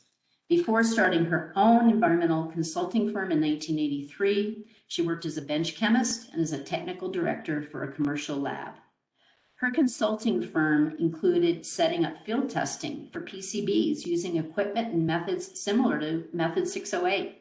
In the 1990s, she provided quality assurance oversight of laboratories, performing both aerochlor and congener analyses. LANL's proposal to limit testing to Part 136 methods would render certain of the Commission's standards for PCBs, which are highly dangerous toxins, unenforceable through the permit. And again, as Ms. Kahn will explain, LANL is appealing NMED's certification condition that LANL use the Coninger method to test for PCBs in LANL waters. The Commission's current regulations allow for the use of other reliable methods approved by EPA and other authorities. The state should not relinquish its authority and discretion to use other acceptable methods in order to make sure that this Commission's water quality standards are being met. That rounds out our witness list and our testimony. Amigos Bravos thanks the department for all the work that it has conducted over the last year on this process. And we thank you again, Mr. Hearing Officer, members of the Commission, for the opportunity to come before you and for your consideration of our witnesses' testimony and evidence. Thank you, Ms. Fox. And finally, the opening statement from CCW and GRIP.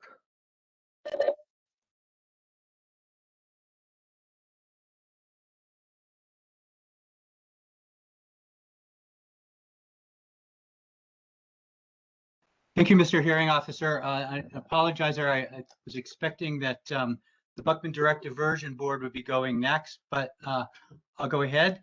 Good morning, Madam Chair, members of the Commission, and Mr. Hearing Officer. My name is Charles DeSalen, and I am a staff attorney with the New Mexico Environmental Law Center. We are representing Communities for Clean Water and the Gila Resources Information Project in this proceeding. One of our witnesses, Ms. Kathy Wanpovi Sanchez, will introduce Communities for Clean Water in her testimony. Another of our witnesses, Ms. Allison Civic, has introduced the Gila Resources Information Project in her written testimony. But because her testimony is non-technical in nature, and in an effort to save time, the parties have agreed that she does not need to testify in person in this proceeding. Now, we have offered testimony and evidence in rebuttal, only in rebuttal. And we address 6 primary issues, which I will quickly list and then discuss in a little bit more detail. The first one is climate change, then toxic pollutants, then the definition of emerging contaminants, then analytical methods, then the application of the human health only criteria, and finally, significant figures. Now, the first issue, as I said, is climate change. Now, I don't need to tell this commission the threat that climate change poses to our precious water resources in New Mexico. Less precipitation, shifting precipitation patterns, higher temperatures, higher evaporation rates will mean, among many other things, less water is available to dilute harmful pollutants. Also, many water quality criteria are temperature-based. Now, the Environment Department has proposed to add a sentence to the regulations in 20.6.4.6D, stating that the regulations serve to address the inherent threats to water quality due to climate change. And we generally support this proposal. The San Juan Water Commission opposes this proposal, arguing that this commission lacks the authority to address climate change. but that is not the case. The Water Quality Act provides that the Commission shall adopt water quality standards for surface and groundwaters of the state based on credible scientific data and other appropriate evidence. Further, in making standards, the Commission shall give weight it deems appropriate to all facts and circumstances. This gives the Commission all the authority that it needs to adopt the Environment Department's proposal.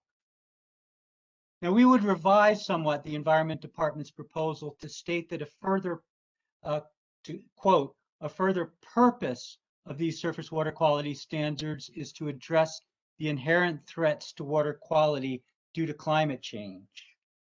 We believe that using the word purpose is not only more consistent with the title of the section, which is objectives, but it is also more forward-looking and would be of more value in interpreting and implementing the regulations.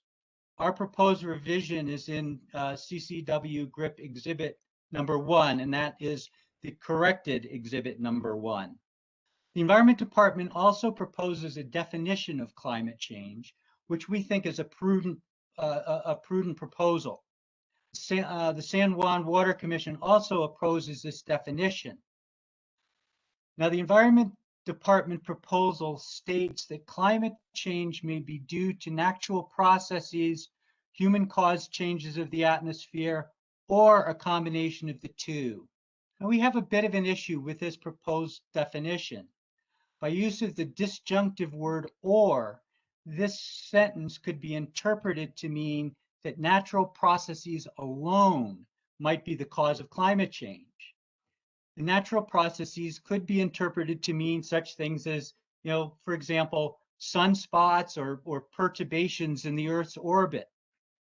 And we have no doubt that some people will choose to interpret this sentence in just this way. Now, natural processes certainly play a role in climate change. The heat-trapping property of carbon dioxide is a natural process and one that has made life on Earth possible.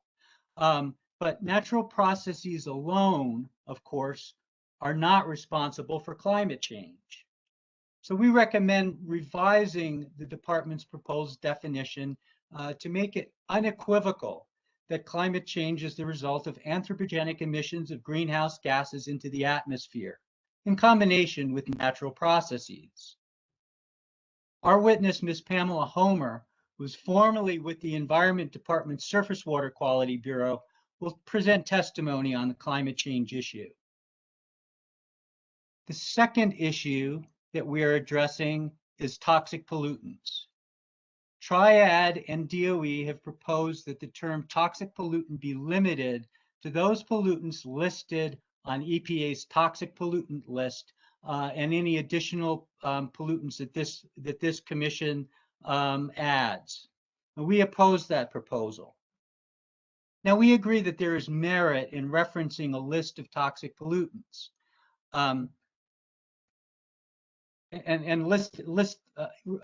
Referencing the list in the definition. These pollutants have already been found to be toxic within the meaning of the definition. So we support including the EPA list of toxic pollutants in this definition. We also support including the list of toxic pollutants from the state regulations at 20.6.2 New Mexico Administrative Code.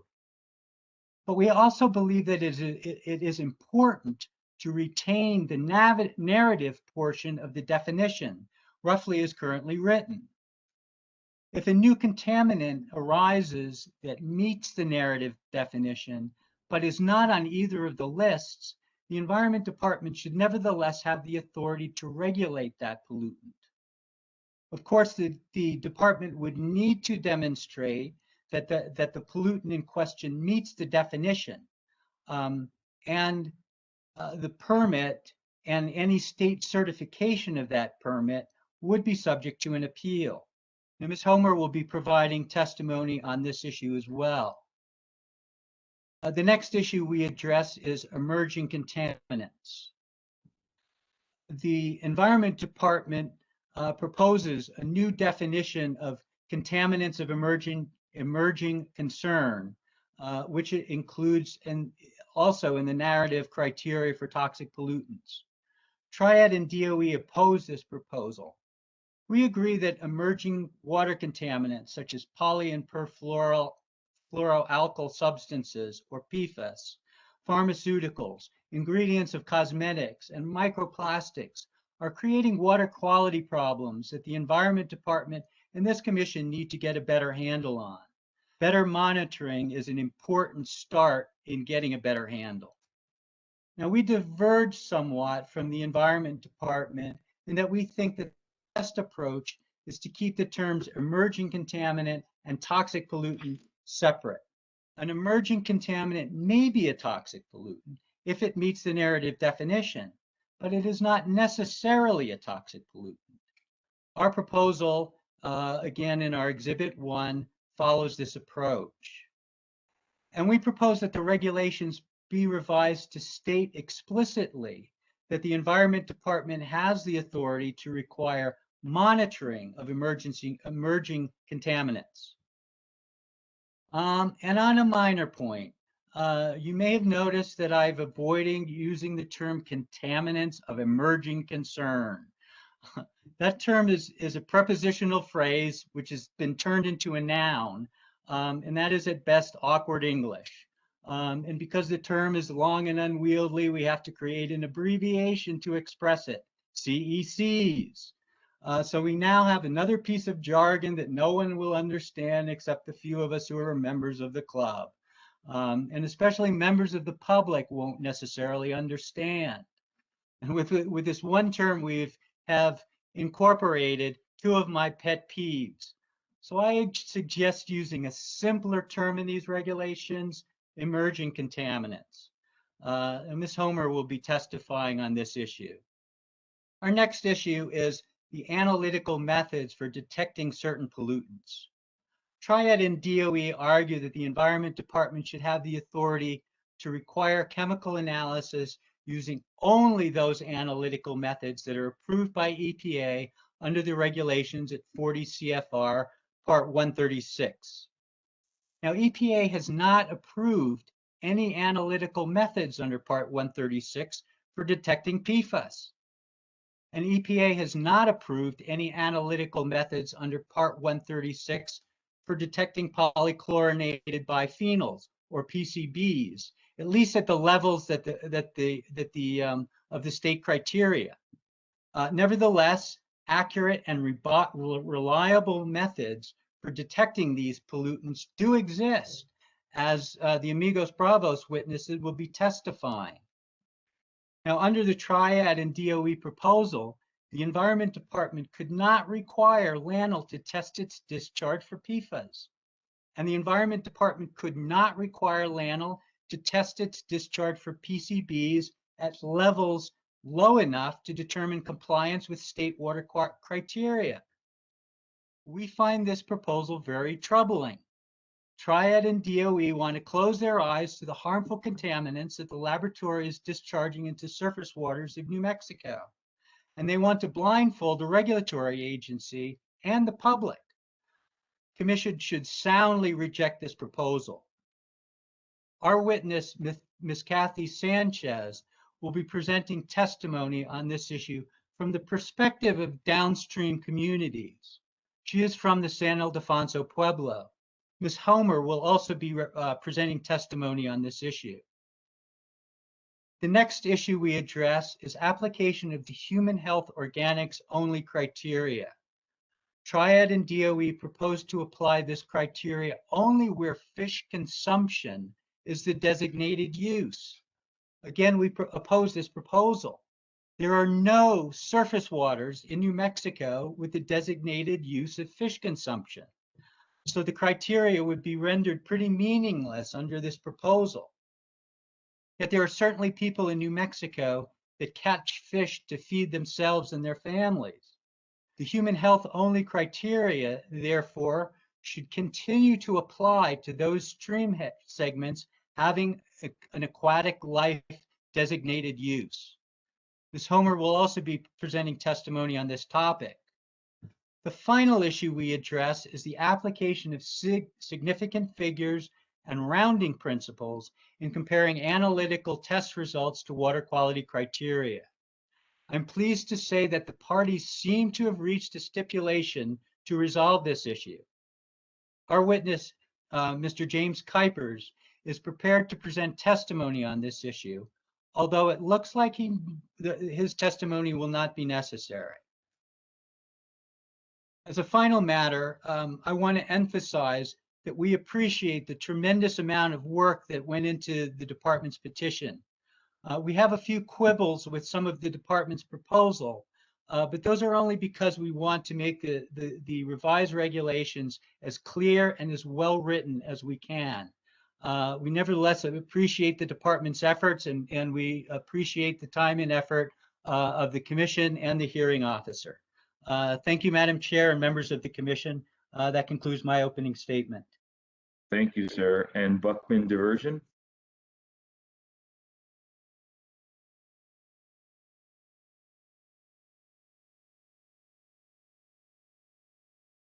Thank you, Mr. Hearing Examiner. Hearing Officer, Madam Chair, and Commissioners. My name is Luke Pierpont. I'm an attorney with Eagle, Furlick, Martinez, and Harwood Law Firm here in Santa Fe, and I'm here on behalf of the Buckman Direct Diversion, which is commonly referred to as the BDD. The BDD is a municipal water supply project, which is jointly operated by the City and County of Santa Fe to supply clean drinking water to the citizens of the region. The BDD is managed by the BDD board, which includes city and county elected officials as well as citizen members. And the BDD board appreciates the opportunity to address the commission and present its position in this triennial review. The BDD diverts both San Juan Chama water and native Rio Grande surface water from the Rio Grande and treats that water to safe drinking water standards. Physically, the BDD diversion is located on the Rio Grande, approximately 3 miles downstream from Ottawee Bridge, and it's also downstream of several permitted discharges to the Rio Grande and its tributaries, including Los Alamos National Laboratory. Because of its location on the Rio Grande and its status as a surface water diverter, the BDD has a unique perspective and a keen interest in the surface water quality of its source water.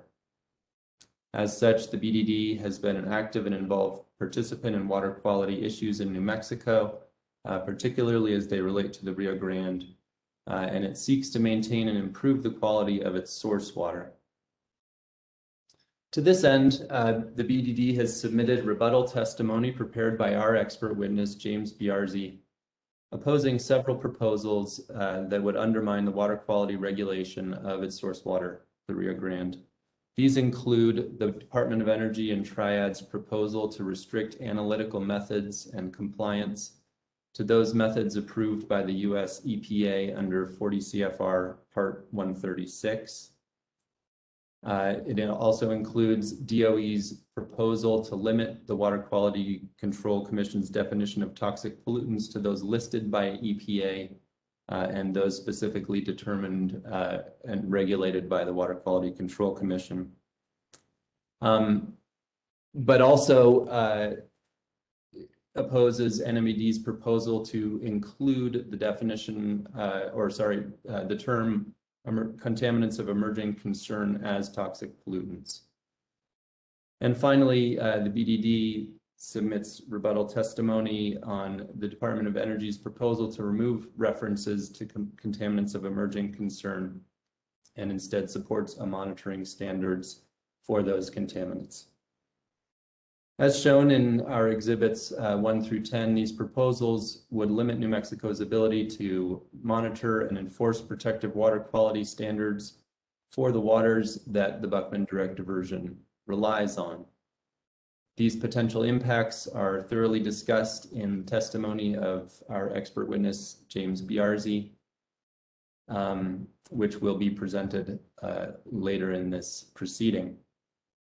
We appreciate all of the hard work by the department and all the parties on this triennial review, and thank you for the opportunity to present.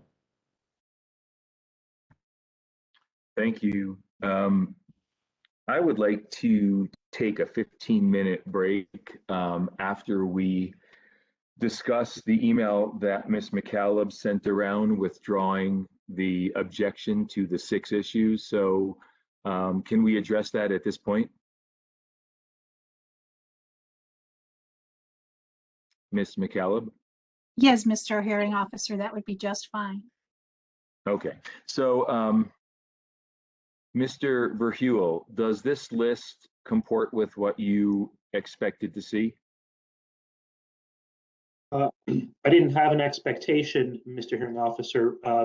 This is new news to me, but this, Ms. McCaleb's email does appear to have identified the specific topics which San Juan Water Commission is withdrawing its objections to, and we're able to modify the testimony that we intend to present today based on that. So okay. I think that's a yes. It is a yes, yes. Okay, very good. Then you have what you need, and McCaleb has provided it. Thank you. And so why don't we take a 15-minute break? It is 10:56. Why don't we come back at 11:15, which is a little longer than 15 minutes. Is there any objection to coming back at 11:15? Okay. And at that point, we will begin the testimony on topic number 1. So thank you, everyone, and we'll see you at 11:15. 13th, the first day of the triennial review. We have taken a 20-minute break approximately. And if it pleases the commission, we will begin with the actual presentation of testimony.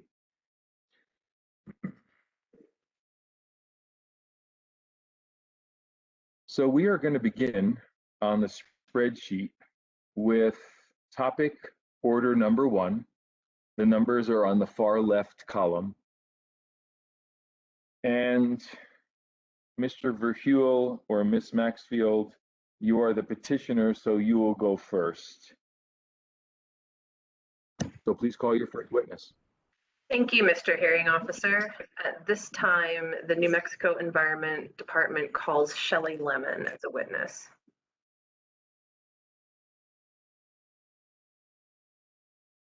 And before I start asking her questions, I just want to confirm, Shelley, are you hearing me and ready to go? I do hear you. Thank you. And can you hear me? Miss Lemon and Miss Maxfield, before we continue, I think it would be a good use of time now to swear in all of our witnesses at once. That way the court reporter can take care of it, with the exception of the members of the public who will need to be sworn in as they testify. So I'm going to ask the parties to have your witnesses available and have them all turn on their videos at this point so that the court reporter can see them raise their right hand.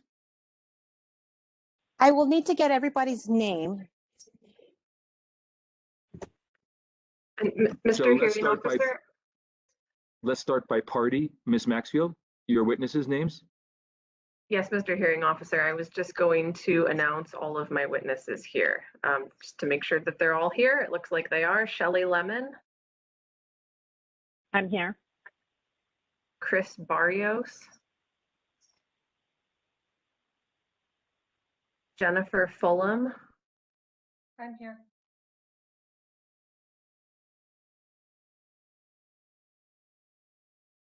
Are there any others, Ms. Maxfield?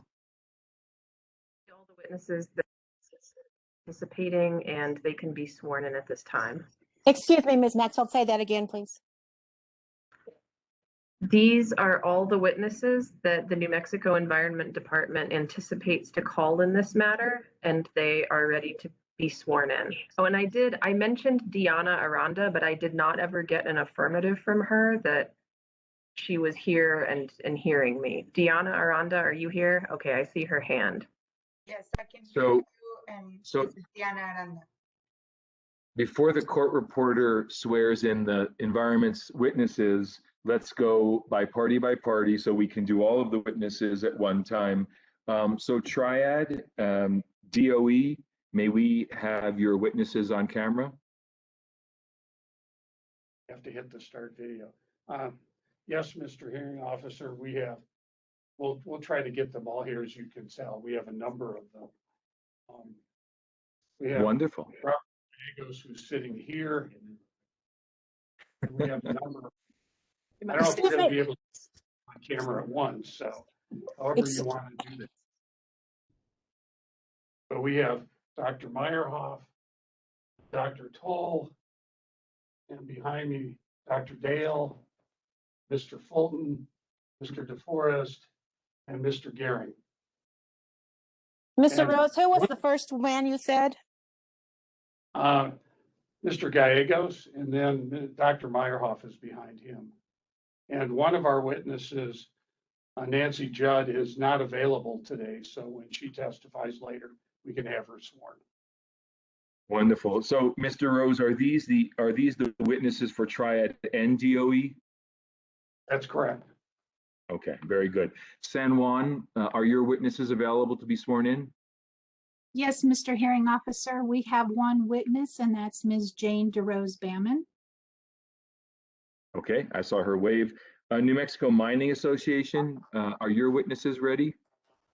Good morning, Mr. Hearing Officer. Unfortunately, Mr. Gratson is not on the call this morning, and I've been unable to reach him to get on the call. So have him be sworn in when he presents his testimony. That would be Wonderful. Would you please remind me when you do call him that he's been sworn in?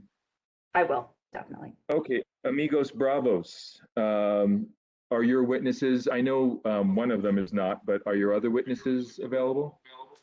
Thank you, Mr. Hearing Officer.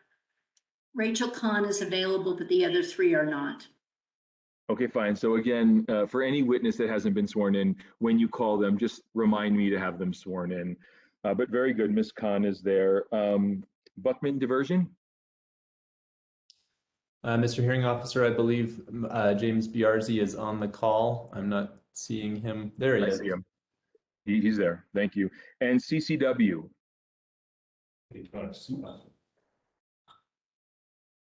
Can't hear you, sir. Thank you, Mr. Hearing Officer. Ms. Pamela Homer is on. However, neither Mr. Kuipers nor Ms. Kathy Sanchez are available right now. Okay, so same to you, sir. When you call your witness, remind me. Okay, court reporter, will you please swear them all in? Yes. Will you all raise your right hands, please?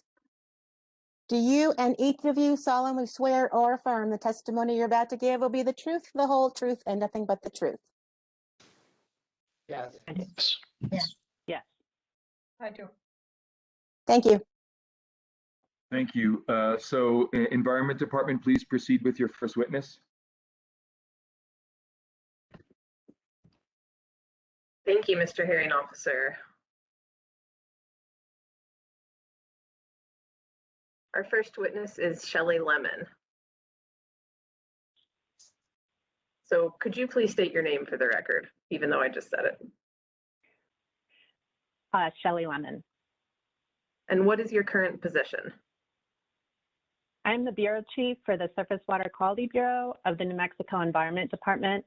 I also serve on the board of the Association of Clean Water Administrators, a national nonpartisan professional organization that strives to protect and restore watersheds to achieve clean water everywhere for everyone. How long have you held your position as the Bureau Chief of the Surface Water Quality Bureau? I've held my current position as Bureau Chief with the Surface Water Quality Bureau since March of 2017. Could you please describe the purpose of your position as Chief of the Surface Water Quality Bureau and also the purpose of the Surface Water Quality Bureau more generally? I can. I manage and oversee 35 staff on 3 technical teams that fulfill the state's responsibilities under both the Federal Clean Water Act and the State Water Quality Act. The Bureau develops and revises water quality standards, collects and assesses water quality data, develops total maximum daily loads, or TMDLs, for water quality limited surface waters, manages and reduces non-point source pollution, protects and restores wetlands and riparian areas, certifies federal national pollutant discharge elimination system or NPDES, and dredge and fill 404 permits to ensure that discharges meet state water quality standards, conducts compliance evaluation inspections of regulated facilities and activities, responds to citizen complaints related to surface water quality, and enforces the state surface water quality regulations to identify corrective actions and remediate impacts. What did you do before becoming the Bureau Chief? I've worked for the Surface Water Quality Bureau since 2004, first as a TMDL writer, and then as the Nutrient and Lakes Team Supervisor, the Monitoring Team Supervisor, the Municipal Team Supervisor, and the Monitoring, Assessment, and Standards Program Manager. And before working for the department, I was a science teacher, outdoor educator, and dive master. Could you please summarize for us your post-high school education? I have a Bachelor of Science degree in biology from the University of Arizona and a Master of Science degree in hydrology from the University of Arizona. And please tell us a little bit about your work experience relevant specifically to the proceeding before the Commission today. I've been employed with the State of New Mexico Environment Department since August of 2004, with a short absence between July 2013 to March 2014. As stated earlier, I've held my current position as Bureau Chief with the Surface Water Quality Bureau since March 2017 and was the acting Bureau Chief for 8 months prior to that. Before my work in surface water quality, I was a high school teacher at Chino Valley High School in Chino Valley, Arizona, and a science instructor for the Nizhoni Upward Bound Summer Academy at Northern Arizona University.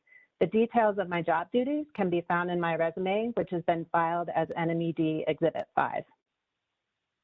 And shifting from your responsibilities as the Bureau Chief of the Surface Water Quality Bureau, please describe for us the responsibilities that you have as a board member for the Association of Clean Water Administrators. As the Region 6 representative on the board, I represent Arkansas, Louisiana, New Mexico, Oklahoma, and Texas. The Association of Clean Water Administrators is the national voice for state and interstate water quality program concerns, interests, and priorities.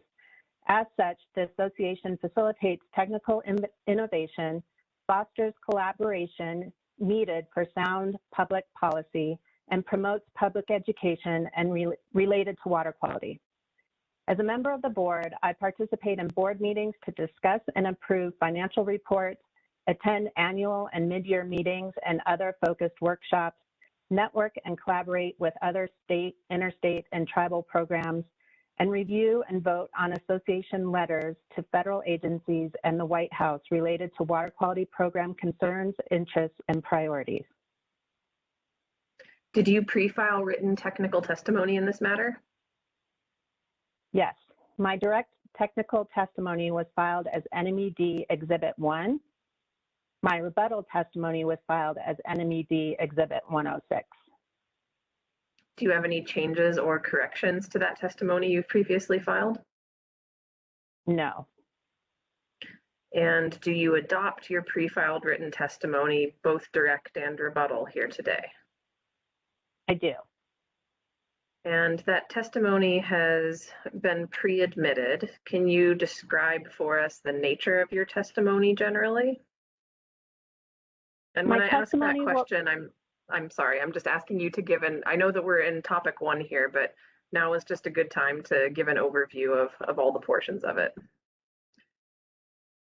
Okay, thank you. Yes, my testimony will provide supplementary evidence to my direct technical testimony filed as NMED Exhibit 1 and my rebuttal testimony filed as NMED Exhibit 106 related to several topics, including 1, a proposed amendment to adopt a new objective pertaining to climate change. 2, several proposed amendments for the definitions of climate change, 4Q3, harmonic mean flow, effluent dominated, and base flow. 3, a proposed amendment in 20.6.4.12 NMAC related to compliance schedules. 4, several proposed amendments initiated by other parties in sections 7, 12, and 14. 5, proposed amendments to 20.6.4.105 and 106 NMAC. And 6, moving the definition of a harmonic mean flow to section 11, from section 11 to section. Did NMED file exhibits regarding these proposed amendments? We lost your audio. And just to clarify, my audio or Shelley's audio? Shelley's. Okay, let me ask my most recent question again here, and hopefully she can hear and answer. So I had asked Ms. Lemon, did NMED file exhibits regarding these proposed amendments that she just described? Yes. Can you hear me now? Yes. Yes, I can. Okay. Yes, we did. We filed exhibits 1, 5, 9 through 11, 13 through 16, 21 through 26, 30 through 34, 106, 110 through 112, 114 and 115, 125, 136, and 138 relate to these proposed amendments. Okay, and with that brief overview, I am now going to directly focus which relates to climate change. Ms. Lemon, can Sorry, excuse me. You cut out a bit. Would you repeat the question? Yes.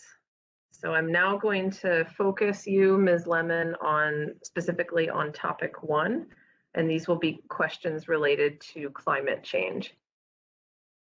Can you briefly describe the department's proposed amendments to the objective section 20.6.4.6D NMAC regarding the addition of a new objective relating to climate change? The department is proposing to adopt a new objective that identifies a goal of these water quality standards is to respond to and provide resiliency against impacts associated with climate change. Could you briefly describe the reasoning behind those proposed amendments?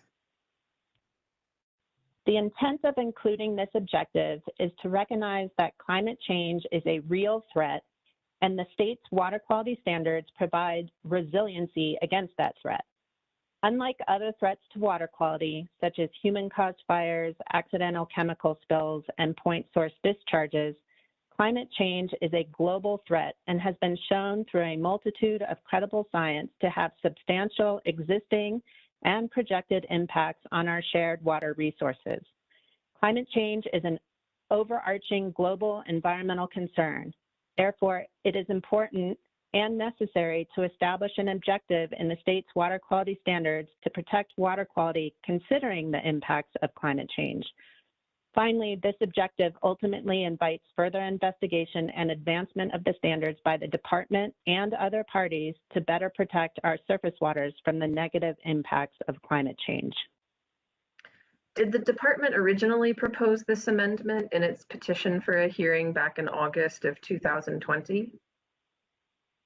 The department proposed a new objective pertaining to climate change in the petition for a hearing filed with the Commission on August 19, 2020, but revised the language based on public comment. This revised petition was filed with the Commission on March 12, 2021, and the language was maintained in the department's notice of intent to present technical testimony filed on May 3, 2021 as NMED Exhibit 9. Were there any parties who filed testimony against this proposed new objective as filed on March 12th as an amended petition, and then again on May 3rd as part of the department's NOI?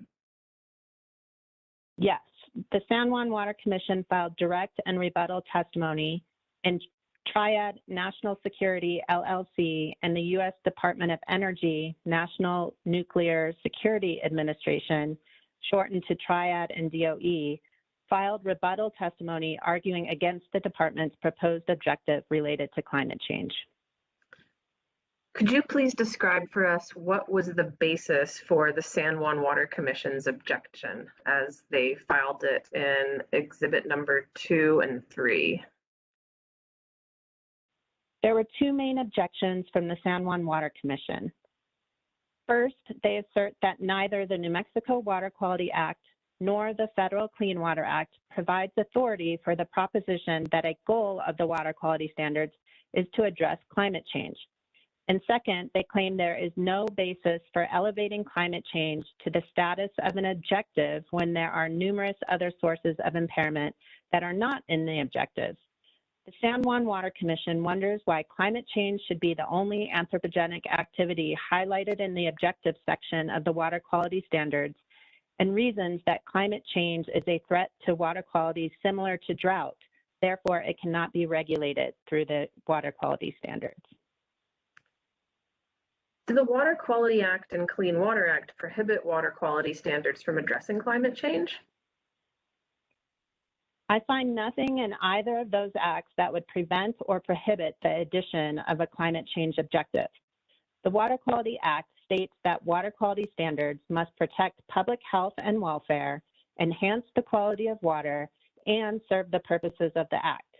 Similarly, the Clean Water Act's objective is to restore and maintain the chemical, physical, and biological integrity of the nation's waters, and water quality standards must be adopted to achieve this objective.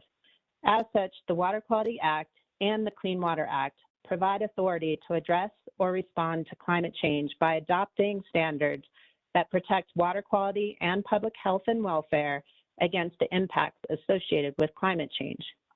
Regarding the elevation of climate change above other sources of impairment in the objective, climate change is a global concern, whereas the other sources that Mr. Rose-Salmon highlights, such as human-caused fires, accidental chemical spills, and point source discharges, are local concerns.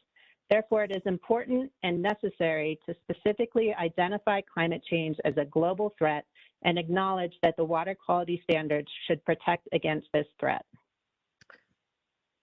So given that overview, what is the department's response regarding the need for water quality standards objectives specific to climate change?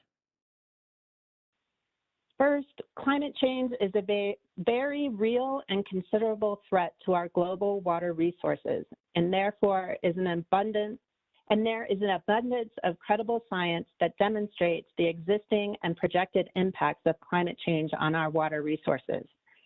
Given that climate change is on a global scale, whereas the other anthropogenic sources, such as accidental spills, human-caused wildfire, and point source discharges are at the local scale, it is important and necessary to specifically identify that climate change and acknowledge that the water quality standards should protect against this threat.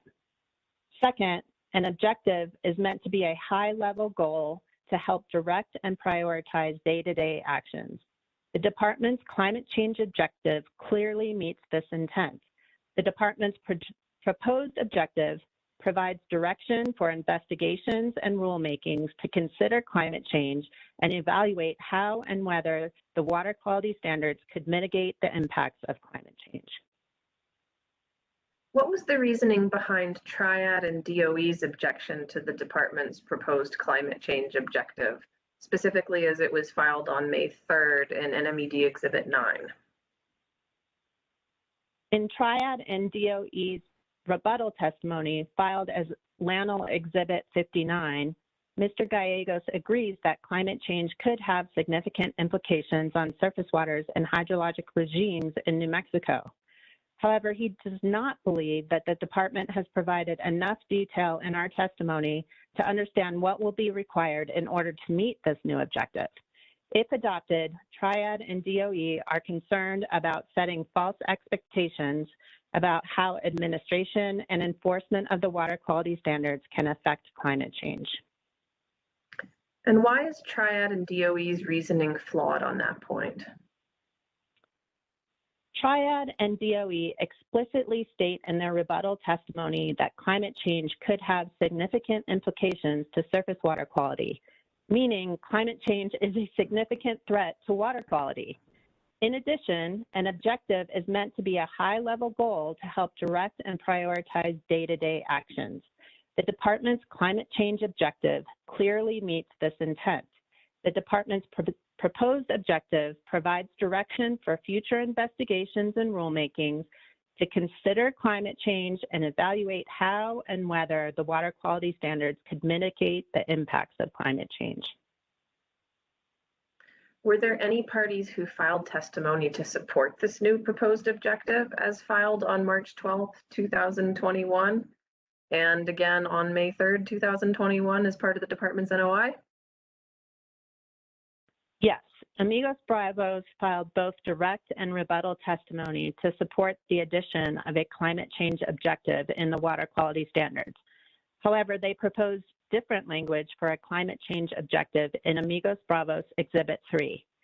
Amended their proposed language in rebuttal testimony filed as Amigos Bravos Exhibit 11, and then amended their proposed language again in Amigos Bravos Exhibit 24, filed in response to the other party's rebuttal testimony. Additionally, Ms. Homer provides rebuttal testimony in support of the new objective on behalf of Communities for Clean Water and Gila Resources Information Project, shortened to CCW-GRIP, and proposes alternative language for the climate change objective filed as CCW-GRIP Exhibit 5. What was the reasoning behind CCW-GRIP support? In CCW-GRIP rebuttal testimony filed as Exhibit 5, Ms. Homer argues that climate change is the overarching environmental issue facing the planet. As such, CCW-GRIP agrees that setting an objective to consider how the water quality standards can protect water quality in the face of climate change impacts is an important directive. CCW-GRIP proposes alternative language for the objective, which replaces, and I quote, "these surface water quality standards serve," with the following phrase, I quote, "a further purpose of these water quality standards is," unquote, at the beginning of the department's proposed language as filed on May 3rd as NMED Exhibit 9. Could you now please describe the reasoning behind Amigos Bravos' support of this proposed objective? In direct testimony filed as Amigos Bravos Exhibit 3, Ms. Khan reasoned that it is important for the Commission to take climate change into consideration, given the documented impacts, both existing and projected, resulting from climate change. However, Ms. Khan argued that the standards do not address climate change in regard to resolving or adequately responding to the threats from climate change. Amigos Bravos does not believe that the department's proposed language adequately captures the intent of a comprehensive climate change objective. In rebuttal testimony filed as Amigos Bravos Exhibit 11, Amigos Bravos amended their proposed language to incorporate CCW-GRIP's alternative language, which was CCW-GRIP Exhibit 5, which is a slightly modified version of the department's proposal filed on May 3rd as NMED Exhibit 9. What language did Amigos Bravos propose in Ms. Khan's direct technical testimony as filed as Amigos Bravos Exhibit number 3? In Ms. Khan's direct testimony filed as Amigos Bravos Exhibit 3, Amigos Bravos proposed the following language for the water quality standards objective related to climate change. The quality of New Mexico's surface waters is being affected by climate change. New Mexico's climate is getting hotter and drier, resulting in earlier springs, hotter summers, and less predictable winters. New Mexico is experiencing more intense droughts and a greater proportion of precipitation falling as rain instead of snow. Snowpack is shrinking, and earlier snowmelts contribute to lower stream flows at critical times of the year when the reduced availability of water has greater environmental consequences. Increased water temperatures resulting from increased air temperatures tend to lead to lower levels of dissolved oxygen in water. resulting in increased stress on the fish, insects, crustaceans, and other aquatic animals that rely on oxygen. More intense precipitation events and increased evaporation rates lead to increased runoff and more pollution, including increased nutrients, sediment, and salt that wash into surface waters. Development of New Mexico's surface water quality standards should take into account the importance of protecting water quality in light of climate change. So that was Amigos Bravos Exhibit 3 that you just read from there. How did Amigos Bravos proposed language change in their rebuttal testimony filed as Amigos Bravos Exhibit 11? Amigos Bravos added a sentence at the beginning of the proposed objective, which states, a further purpose of these surface water quality regulations is to address the inherent threats to water quality due to climate change. The rest of the paragraph did not change. Why should the Commission reject Amigos Bravos' proposed language there? Amigos Bravos' language, simply stated, is not an objective. An objective is meant to be a high-level goal to help direct and prioritize day-to-day actions. Amigos Bravos' proposed language is predominantly a proclamation of the current understanding of climate change science and the impacts of climate change on watersheds and water quality. Did the department make any revisions to its proposed language based on the direct testimony filed by other parties? Yes. Based on the direct testimony of both the San Juan Water Commission and Amigos Bravos, the department revised the language to better reflect the objective related to climate change, which now states, these surface water quality standards serve to respond to the inherent threats from climate change and provide resiliency for the continued protection and enhancement of water quality, end quote. This revised language was filed with the department's rebuttal testimony on June 22nd, 2021 as NMED Exhibit 110. Did the department engage or have additional dialogue with any of the parties following that revised language filed as NMED Exhibit 110? Yes. Amigos Bravos reached out to the department and indicated the revised language in part addressed their concerns. No other parties engaged with the department on this topic prior to today's hearing. And could you please briefly describe Amigos Bravos Exhibit 24, which was filed on the evening of July 8th? Amigos Bravos Exhibit 24 contains revisions to their proposed amendment regarding the climate change objective. In short, they amended the first sentence of their climate change objective to incorporate some of the department's revisions filed as NMED Exhibit 110, but did not change the rest of the paragraph. I will reiterate that the rest of Amigos Bravos' proposed language is not an objective, but a recitation of the current understanding of climate change science and the impacts of climate change on watersheds and water quality.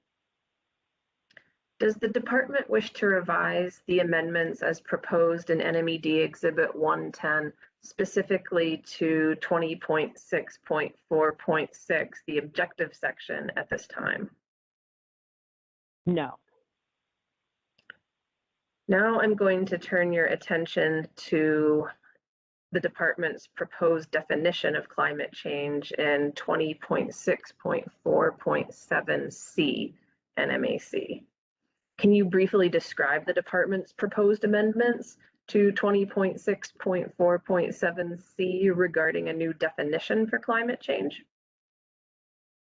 Yes, the department is proposing to add a definition for the term climate change consistent with its proposal of a new objective in 20.6.4.6 NMAC related to climate change.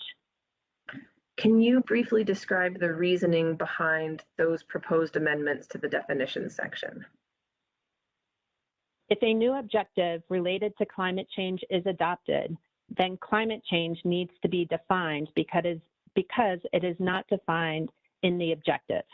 The department's proposed definition for climate change is consistent with the U.S. Environmental Protection Agency and other leading climate science organizations' definitions, including the Intergovernmental Panel on Climate Change and the U.S. Global Research Program. Is there already an existing definition in 20.6.4.6 NMAC for the term climate change? No, there is not. Is there a common use of the term climate change that would suffice for these purposes? Not really. There are commonalities in how the term is used, but the department is proposing this definition to reflect a more scientific view specifically related to water quality protection. How did the department come up with the language for the proposal? The department's proposed language was developed from EPA's definition of climate change as provided on their website and filed as NMED Exhibit 33. Did any party support the addition of this new proposed definition for climate change? Amigos Bravos supports adding a definition for climate change in the water quality standards for the same reasons it supports adding a climate change objective. What was the basis for Amigos Bravos support? In general, Amigos Bravos supports the inclusion of the definition for climate change. However, they proposed alternative language filed as Amigos Bravos Exhibit 10, which adds a statement that humans are largely responsible for recent climate change. Was this clause included in the department's revised proposed language to 20.6.4.7 NMAC filed as NMED Exhibit 110? No, because the words largely and recent are ambiguous and overly vague and do not belong in a definition. It is unclear what these terms mean and what Amigos Bravos hopes to accomplish by inclusion in this definition. If it is to recognize that humans cause climate change, then the definition proposed by the department recognizes that humans is to explain the meaning of a term, which may be obscure or elusive, by using terms whose meaning is clear. Amigos Bravos' proposal for the definition of climate change does not add any clarity or provide any additional value. Did any party object to these proposed amendments to the definition section in 20.6.4.7 NMAC? Yes. San Juan Water Commission objected to this definition in their direct and rebuttal testimonies. Triad and DOE objected in their rebuttal testimony, and the New Mexico Mining Association objected in their direct testimony. What was the basis for the San Juan Water Commission's objection to the inclusion of a proposed definition for climate change? It appears the San Juan Water Commission is not directly opposed to the definition, but states that a definition is unnecessary if the Commission rejects the climate change objective in 20.6.4.6 NMAC. They also argue that the department's definition is not a regulatory definition, and the cited webpage from EPA simply provides basic information. Therefore, the San Juan Water Commission states that the definition is irrelevant. Mr. Rosebannon also states that the Water Quality Act and the Clean Water Act do not mention climate change. Does the department concur with the San Juan Water Commission's objections to the proposed inclusion of a climate change definition? No. The department's proposed definition is consistent with leading climate science organizations' definitions, including the Intergovernmental Panel on Climate Change and the U.S. Global Research Program. In addition, EPA is restoring the role of science in addressing the climate crisis, as evidenced by 3 executive orders issued by the Biden administration in January 21 and restoration of EPA's climate change website. EPA is working with state, tribal, and local governments as well as communities to build resiliency and develop tools to respond to climate change. Finally, EPA's water programs and initiatives, such as green infrastructure, healthy watersheds, and WaterSense, are addressing climate change in the water sector to protect and enhance the nation's waters. EPA is at the forefront of climate change science, and the use of a definition developed from an EPA definition is appropriate and relevant to water quality protection. Thank you. Could you please describe the basis for Triad and DOE's objection to the inclusion of a proposed definition for climate change? Triad and DOE state that because the definition is not used elsewhere in the water quality standards, it is unnecessary and could be confusing. Triad and DOE are concerned that adoption of this term will set false expectations about how administration and enforcement of the water quality standards can affect climate change. Does the department concur with Triad and DOE's objection to the proposed inclusion of a definition for climate change? No. Climate change is a global threat and should be recognized as an objective of the water quality standards. A definition is required for consistency and clarification. Did the New Mexico Mining Association previously have an objection to NMED's proposed inclusion of a climate change definition? Yes, they previously objected. And what is your understanding of the New Mexico Mining Association's current position on the proposed inclusion of a climate change definition? Can you restate that question? What is your understanding of the New Mexico Mining position on this topic? My understanding is with their withdrawal from the objective that they would also withdraw their objection to this definition. And at this time, does the department have any revisions to make to the amendments as proposed in NMED Exhibit 110 related to the topic of climate change? No. If the climate change objective is adopted, then the definition of climate change is warranted. Thank you, Ms. Lemon. And Mr. Hearing Officer, this concludes my direct examination of Ms. Lemon on topic 1. Okay, do you have the next available witness? This is NMED's only witness on topic 1. Okay, because it's my understanding that the parties have the option to allow their witnesses to be cross-examined as a panel if they so choose. But if Ms. Lemon is the only one on topic 1, then we'll open her up for cross-examination.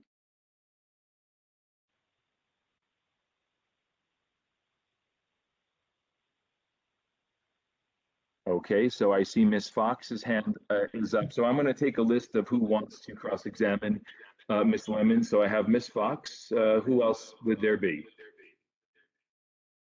Mr. Hearing Ms. Officer. McCallum? Okay, Ms. McCallum, I have you as well. Okay, I have two parties. Mr. DeSalen, okay. Okay, let's start with Ms. Fox, and then we'll go to Ms. McCallum and Mr. DeSalen, and then if there are any other parties that want to cross-examine, we'll go in that order, and then we will proceed to the commissioners. So, Ms. Fox. Thank you, Mr. Hearing Officer. And thank you, Ms. Lemon, for your testimony. I just have a couple of questions for you. You noted, Ms. Lemon, did you not, that your proposed definition for climate change is taken almost directly from EPA's definition of climate change? Is that correct? That's correct. And when you were reviewing Ms. Khan's testimony, rebuttal testimony on this issue, Exhibit 11, did you note that she had looked at the same website from which you secured that definition and noted that the language that Amigos Bravos is proposing to be added to the definition about human activities being the primary cause of climate change is also on the same web page as the definition that you are using? I noted that, yes. So if, Ms. Jones, would you mind giving me shareability? Ms. Fox, you're able to share your screen. Thank you.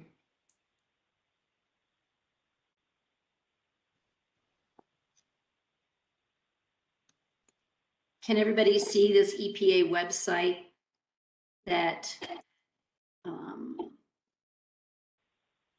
everybody can see what I'm showing?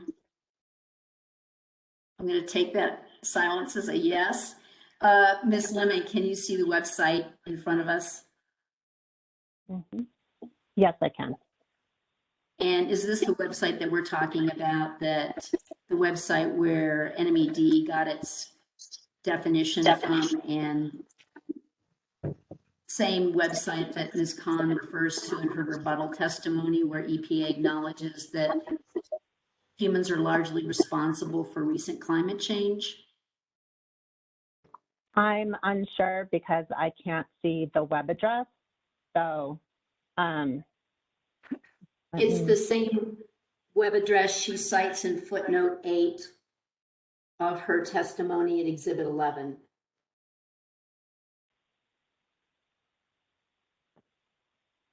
I'm unsure. I don't know. Thank you. I just want you to know, you agree that EPA, in discussing climate change, does acknowledge, quote, that humans are largely responsible for recent climate change. Yes. And that's the language that's the exact language that NMED is that the Amigos Bravos is proposing to add to the definition of climate change. Yes, and our definition also recognizes that human-caused changes or climate change is a result of human-caused conditions and impacts. Correct. Your definition does not acknowledge that humans are the primary cause, though. Isn't that correct? That is correct. Thank you.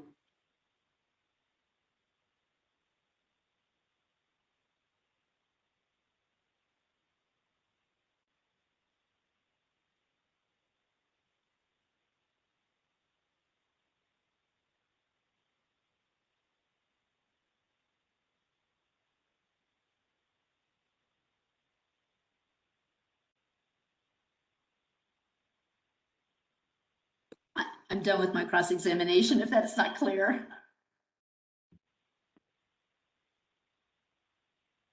Okay, Ms. McKellar. Thank you, Mr. Hearing Officer. I guess it's good afternoon now, Ms. Lemon. How are you today? Good, how are you? I'm fine, thank you. During this triennial, isn't it true that the department has proposed 3 different versions of a climate change objective?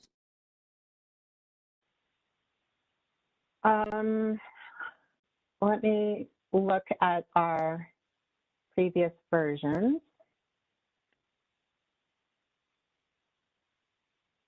I know that we did modify it based, I think I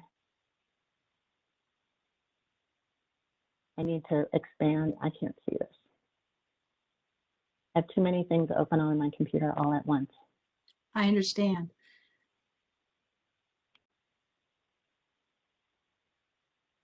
Okay. So you're asking, can you repeat the question?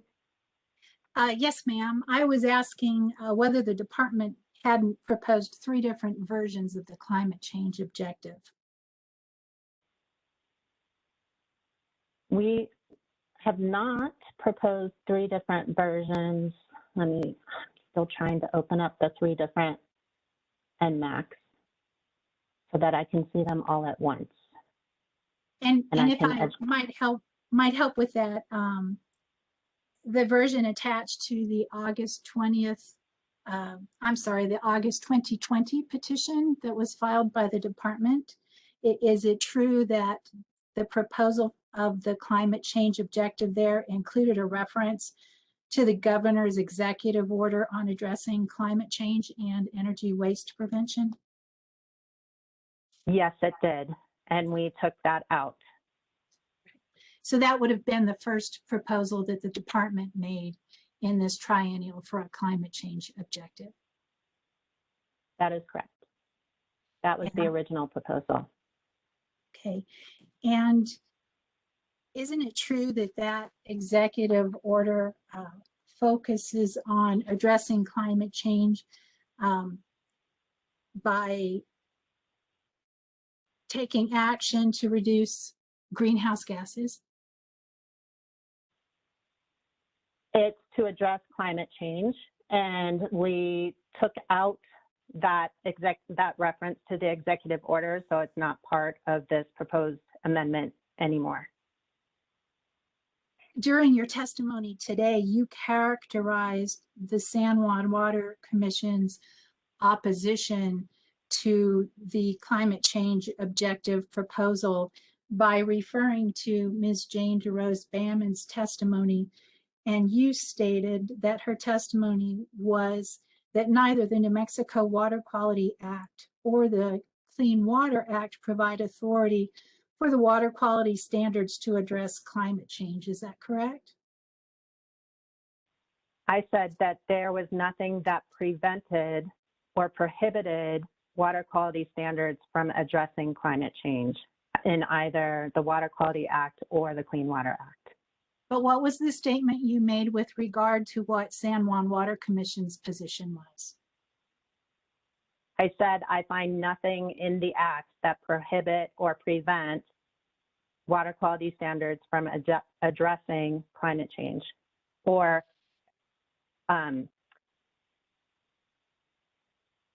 isn't it true that you before making that statement, you characterized Ms. DeRose Bamman's testimony as being that neither the Water Quality Act nor the Clean Water Act provide authority for the water quality standards to address climate change, and you were rebutting that position? I was summarizing that position, not rebutting that position. Do you have the San Juan Water Commission exhibits there available? Yes. Somewhere.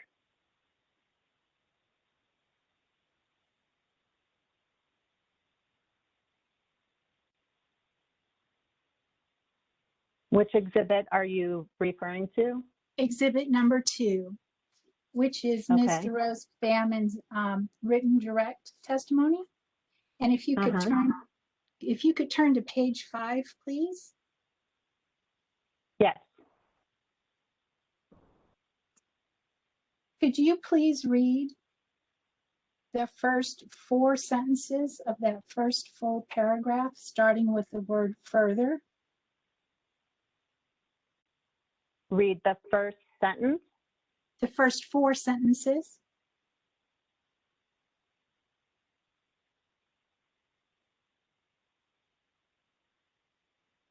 Further, neither the New Mexico Water Quality Act nor the Federal Clean Water Act provides authority for the proposition that a goal of the water quality standards is to address climate change. Both acts regulate the discharge of pollutants into water, not the emission of greenhouse gases. For example, the Water Quality Act states that it is a national goal to eliminate the discharge of pollutants into navigable waters. The water quality standards simply cannot regulate greenhouse gases. So based on that additional language, isn't it true that Ms. DeRose Bamman's point was that neither the Water Quality Act nor the Clean Water Act give the Wqcc the authority to adopt water quality standards to address climate change by regulating greenhouse gases?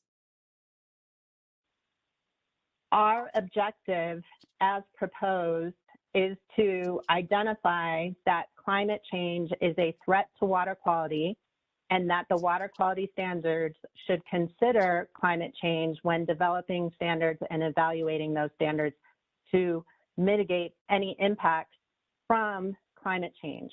Yes, climate change is a result of greenhouse gases, but that warming causes impacts to water quality. Ms. Lemon, I'm just trying to focus on what you represented as Ms. DeRose Bamman's testimony.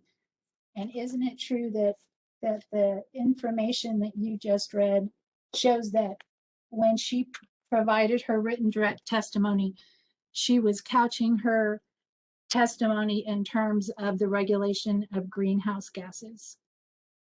Yes, for that narrow scope, yes. And but at that the time, Clean Water Act and the Water Quality Act do not prevent water quality standards from evaluating and considering climate change impacts.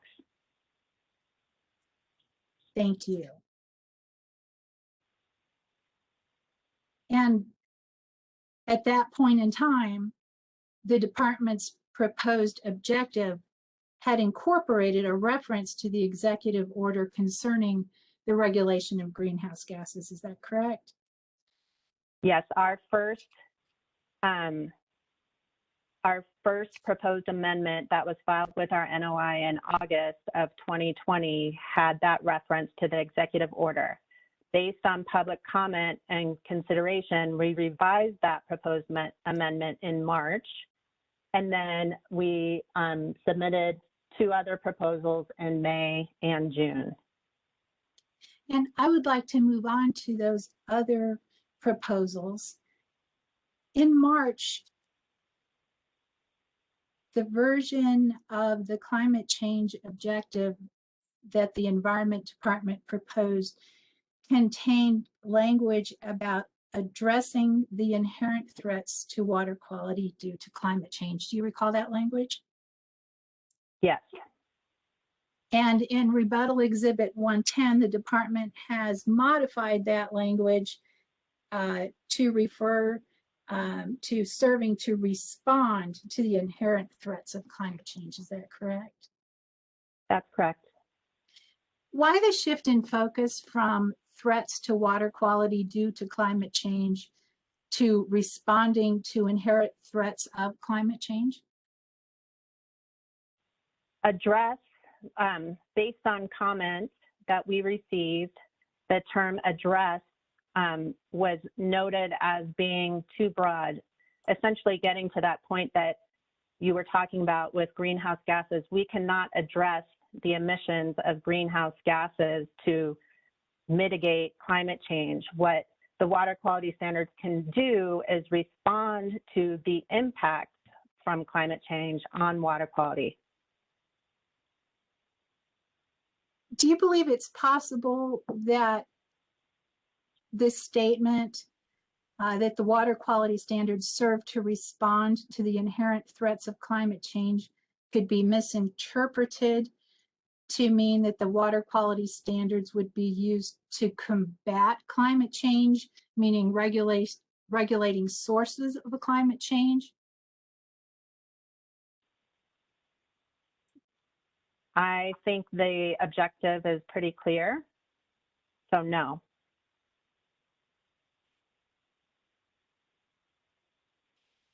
You've testified in your written testimony that the current water quality standards protect water quality from anthropogenic impacts. Is that correct? That's correct. And one of those impacts would be climate change, correct? That's correct. Is it your position, or I'm sorry, let me state that a different way. In your written rebuttal, you stated it's not the intent of the department to change implementation of the water quality standards. Is that still your position? That is correct. And if that's the case, is it also true that the adoption of the climate change objective will not give the Wqcc any new authority to adopt water quality standards to mitigate water quality impacts from climate change? I would not go, I would disagree with that statement. I believe the objective provides the Water Quality Commission and Water Quality Standards amendments to consider climate change in the proposals. So it opens that door so that it provides that trigger to remind you to consider climate change when you're looking at water quality standards and water quality standards development. You don't believe the WQCC has the authority to do that right now? I do, but I think it needs to be explicitly stated given the threat of climate change, the global threat of climate change to our water resources. I'd like to move on now to the definition that's been proposed for climate change. And you've indicated that it's taken from the EPA definition on the EPA website. Is that correct? Yes. And isn't it true that that EPA website is an archived page from 2017? It is an archived page, yes. Is there anything currently on the EPA website that provides what you might call a definition of climate change? I would have to look. I can't look right now, but we can certainly find a definition or an alternate definition if there is one. Right now, Ms. McCallum. Say something. Yes, And, Mr. yes, Hearing and Ms. Officer. Lemon, I'm interrupting you for a moment. What I'd like to know is, since it is 12:15 p.m. and I wasn't sure how long your cross-examination was going to go, Ms. McCallum, and I certainly don't want to cut it short. Are we getting close to the end of your questions? Yes, sir. I believe 5 more minutes will do Oh, it. perfect. So we'll take a lunch break after you're done then. Thank you. Ms. Lemon, would you please continue answering the question? I think I'm done answering the question. Ms. Lemon, are you aware of any EPA Clean Water Act regulation that defines climate change? Not specifically in the Clean Water Act, as far as I know. Have you searched for a federal definition of climate change in the Code of Federal Regulations? I have not. And would you agree it's possible to find more than one definition of climate change? Yes, and our definition is, even though it's taken from the EPA website, it is consistent with other national organizations that are on the forefront of climate change science. Have you searched for a definition of climate change in the New Mexico Administrative Code? No. Have you searched the New Mexico statutes to determine whether the legislature has defined climate change? No, our definition of climate change is a scientific definition related to water quality impacts. And, well, I'll stop there. Okay. Well, let's assume that there is no definition of climate change in any New Mexico statute or regulation in the New Mexico Administrative Code. If that's the case, then the WQCC, if it adopts your definition, would be the first in the state to adopt what might be called a regulatory definition of climate change. Is that correct? I don't know, possibly. And I have one final question. Does the Surface Water Quality Bureau have the expertise to determine whether water quality impairment is caused by natural climate change versus anthropogenic climate change? Can you restate the question, please? Sure. Does the Surface Water Quality Bureau have the expertise required to determine whether any particular water quality impairment is caused by natural climate change versus anthropogenic climate change? The Surface Water Quality Bureau evaluates impairment, but it is the Water Quality Control Commission who adopts and approves those impairment listings. So yes, I would argue that both the Surface Water Quality Bureau provides the technical expertise and the Water Quality Control Commission provides the administrative procedures to adopt those provisions. If it's necessary to determine whether a water quality impaired stream has been impaired by natural climate change versus anthropogenic climate change, would the department be able to make that distinction? It would have to go through a process to demonstrate that it is natural causes or anthropogenic causes. So in order for any water quality standards amendment, which we'll be getting into in later testimony, there is a process that you have to go through to demonstrate those amendments related to natural causes versus anthropogenic causes versus other items that that allow for amendments. Thank you. I have no further questions. Thank you, Ms. McCallum. We're going to take a 1-hour break. It is 12:19. We'll come back at 1:19 to continue cross-examination by Mr. DeSalen and any other party, and then we'll open it up to the commissioners. So have a good lunch. Thank you. They have the train. Excuse me 1 second. Let me get ready. You surprised me. Okay. It is 1:19 on July 13, 2021, the first day of the Triennial review, and we are cross-examining the department's first witness, Ms. Shelley Lemon. We have had cross-examination from two parties so far, Amigos Bravos and the San Juan. And next we are going to CCW, and it has been brought to my attention that there might be another party that would like to cross-examine. So I'd like to know at this point, are there any other parties that would like to cross-examine Ms. Lemon before we move on to the commissioners and the public members and myself?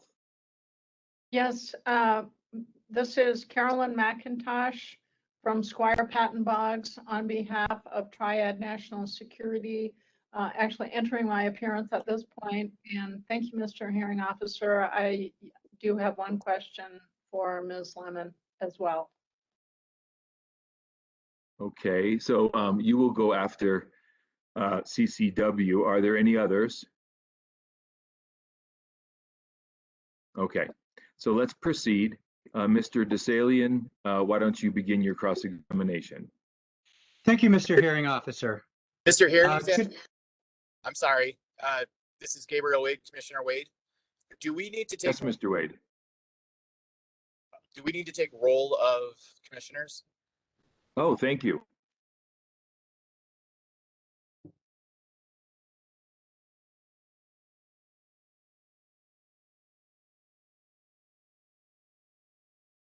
Pam, is that your role?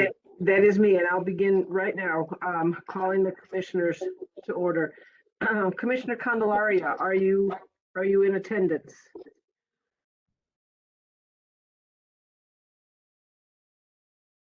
Commissioner Surton?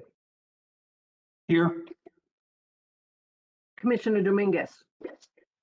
Present. Commissioner McWilliams? Present. Commissioner Modi?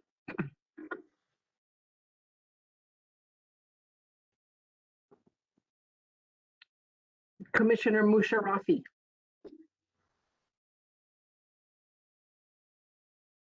Commissioner Patton? I'm here. Thank you. Commissioner Rader? Here. Commissioner Cipher? I'm here. Thank you. Commissioner Thompson? Here. Commissioner Timmons?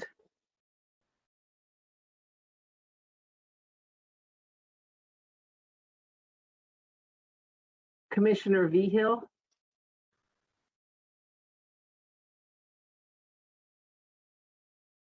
Okay, I see you. Yes, sir. I know you're having difficulty with the mute. Vice Chair Wade? Here. And Chair Stringer? I'm here. All righty, thank you. Let me go back up and ask if Commissioner Modi has joined us.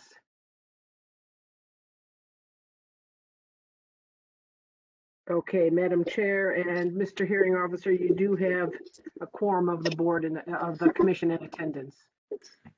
Mr. DeSalian, please continue. Thank you, Mr. Hearing Officer. Good afternoon, Ms. Lemon. I only have a few questions here for you, but I want to direct your attention to the Environment Department's proposed definition of climate change. If you look at that, it's go ahead. Under which version are you referring to? I'm sorry? Under which version of the definition are you referring to?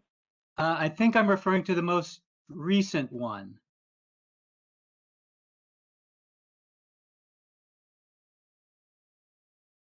Okay, thank you.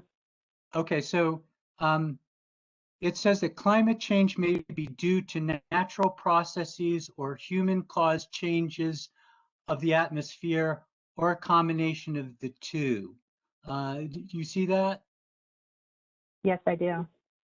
Now, do you agree with me that by use of the word "or," that sentence could be interpreted to mean that climate change might be due only to natural processes? Or, yeah, instead of "and" is a different interpretation. But that is a possible interpretation. Would you agree? I'd agree that it's due to natural processes and human-caused conditions, or a combination.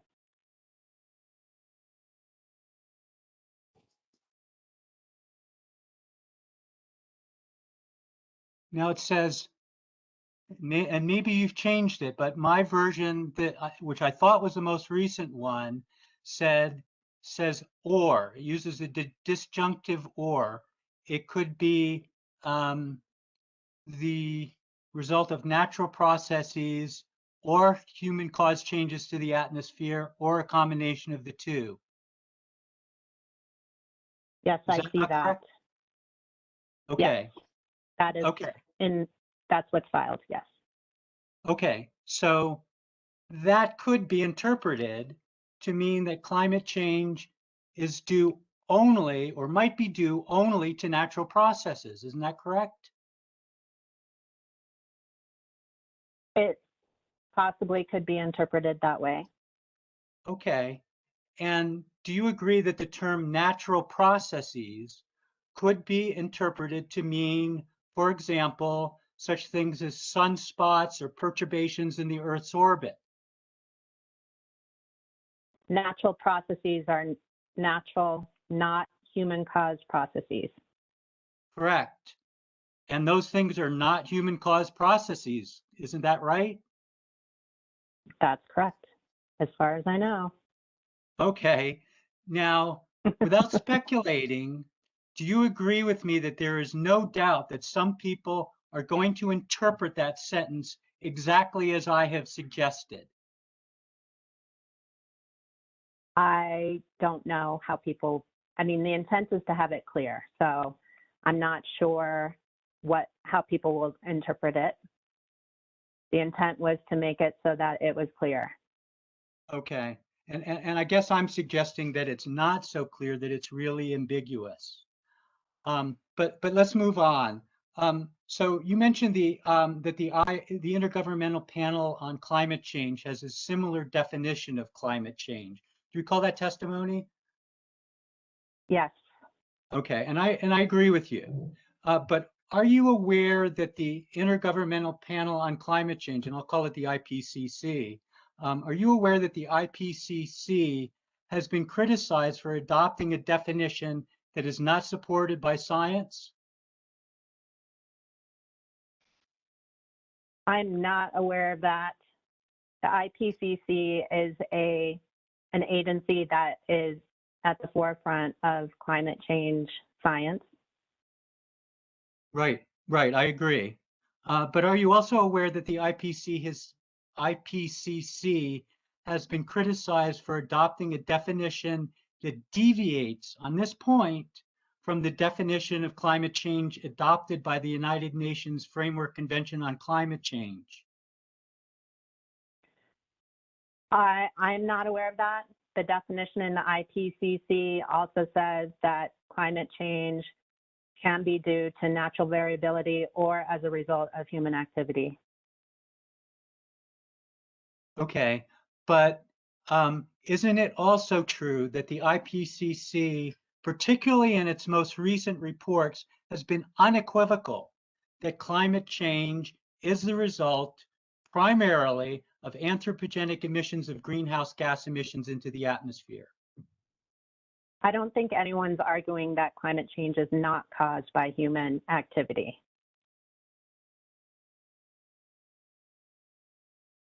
Okay, but could you answer my question that the IPCC has stated unequivocally, notwithstanding this muddled definition, it's been unequivocal in particularly its most recent reports that climate change is the result of anthropogenic emissions from of greenhouse gases from anthropogenic emissions of greenhouse gases into the atmosphere? Yes. Okay, that's all the questions that I have, Ms. Lemon. Thank you.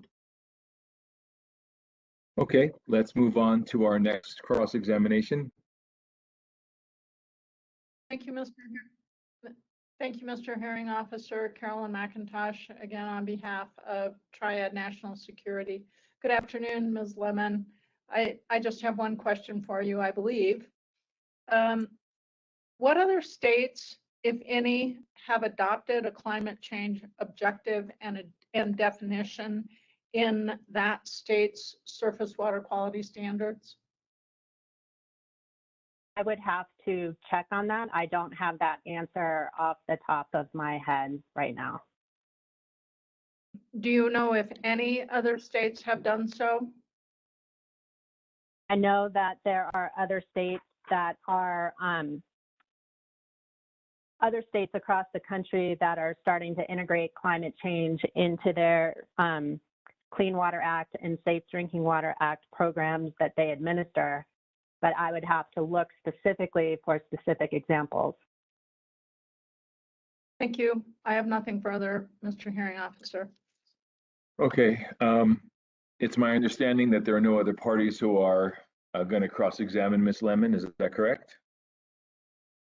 Okay, then I'm going to turn cross-examination over now to the commissioners. Are there any commissioners who have cross-examination questions for Ms. Lemon?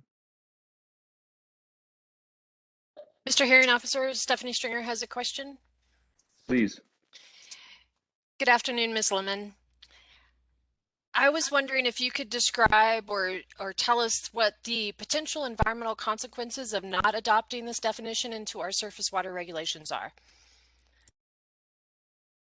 Madam Chair and Commissioners, by not adopting this objective, it's not clear that we are considering climate change as we develop regulations.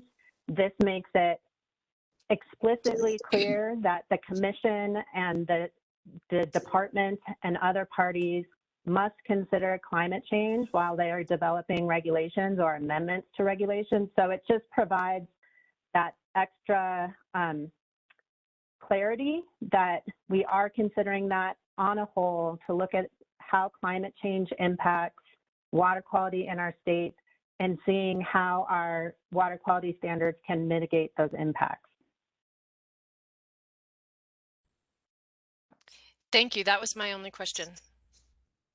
Are there any other commissioners? Madam Chair, Mr. Hearing Officer, this is Commissioner Kelsey Rader. I do have a few questions for Ms. Lemon. Please, Rader. Thank you.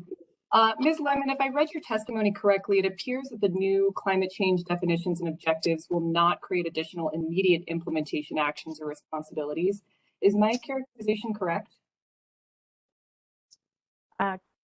Madam Chair and Commissioner Rader, yes, that is correct. It is essentially like I just answered, we're explicitly stating that we're considering climate change impacts and how water quality standards can mitigate those impacts, but there are no direct implementation measures as a result of these changes today. Thank you, Ms. Lemon. And just two more questions. First, so Ms. Jane DeRose Bamman said in her testimony that she believes the climate change objective has far-reaching implications. And then Ms. McCabe reiterated this by saying that including a new climate change definition in Excuse me, Ms. Rader. Could you speak a little slower for me and repeat your question? No problem. I'm sorry about that. So Ms. Lemon, Ms. Jane DeRose Bamman said in her testimony she believes that the climate change objective has far-reaching implications. And Ms. McCabe reiterated this by saying that including a new climate change definition and objective developed by the state would create unknown negative impacts. And I'm wondering if you agree with that assessment, and if you do, what you believe those implications could be.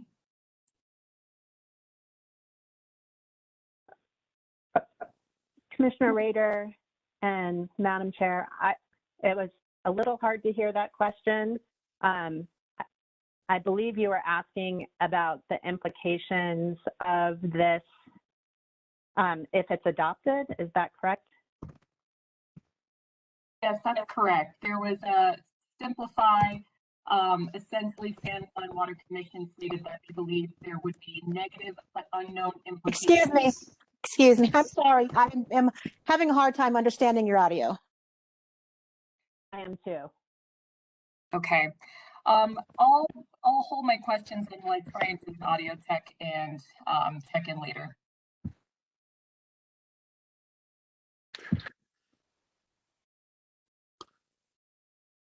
Madam Chair, I have a question. This is Commissioner Cipher.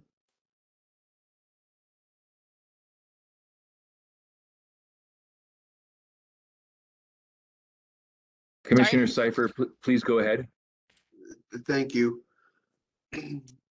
Ms. Lemon, I think one question will kind of help me get my arms around this discussion, and I want to thank you for all the work you're doing on this. This is a tough job you're doing right now.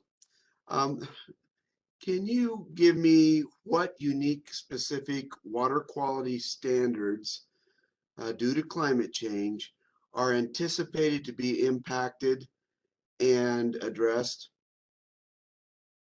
I think that may have been answered in a previous question, but if so, just say so. Commissioner Cipher and Madam Chair, that is exactly what the objective is directing people to do, is consider climate change when they are looking at standards amendments. So right now, you know, in the back of our minds, we're thinking about climate change, but it is not an explicit tool that we're using or a process that we're going through right now. This will direct and make it clear that that is the objective of the standards, is to help mitigate impacts from climate change. And impacts from climate change are rising temperatures, you know, sooner snowmelts, different storm events, and monsoon seasons that are, you know, higher precipitation events in different times of the year. You get turbidity, you get sedimentation, higher water temperatures, lower dissolved oxygen. So all of those can be impacted by climate change. So when there is a standards amendment moving forward, we're going to have to take that into consideration. If we're looking at natural causes, is it really a natural cause? Or is it because of the changing climate, and we need to try to help mitigate those changes? So I believe I answered your question. If there are any remaining questions, please let me know. If I could just do a quick follow-up, I think what I heard you say is temperature and dissolved oxygen are things that could be affected. The specific standards that could be affected by climate change, to me, are things that when we do the analysis on any change that is requested, it would be obvious to consider all the factors, whatever the factor may be, whether it be human caused or otherwise, And that's what I wanted to make sure I wasn't overlooking, that I wasn't overlooking. I mean, I saw the turbidity, the DO, the temperature as items that I would be concerned about, but I wanted to make sure I wasn't missing something obvious. And of course, as we went down the road, we would find other things that may be affected, but I was just trying to make sure I wasn't missing something. Thank you so much. That's all I have. Thank you. Are there any other questions from commissioners? Mr. Hearing Officer, this is Commissioner Thompson. Thompson, yes.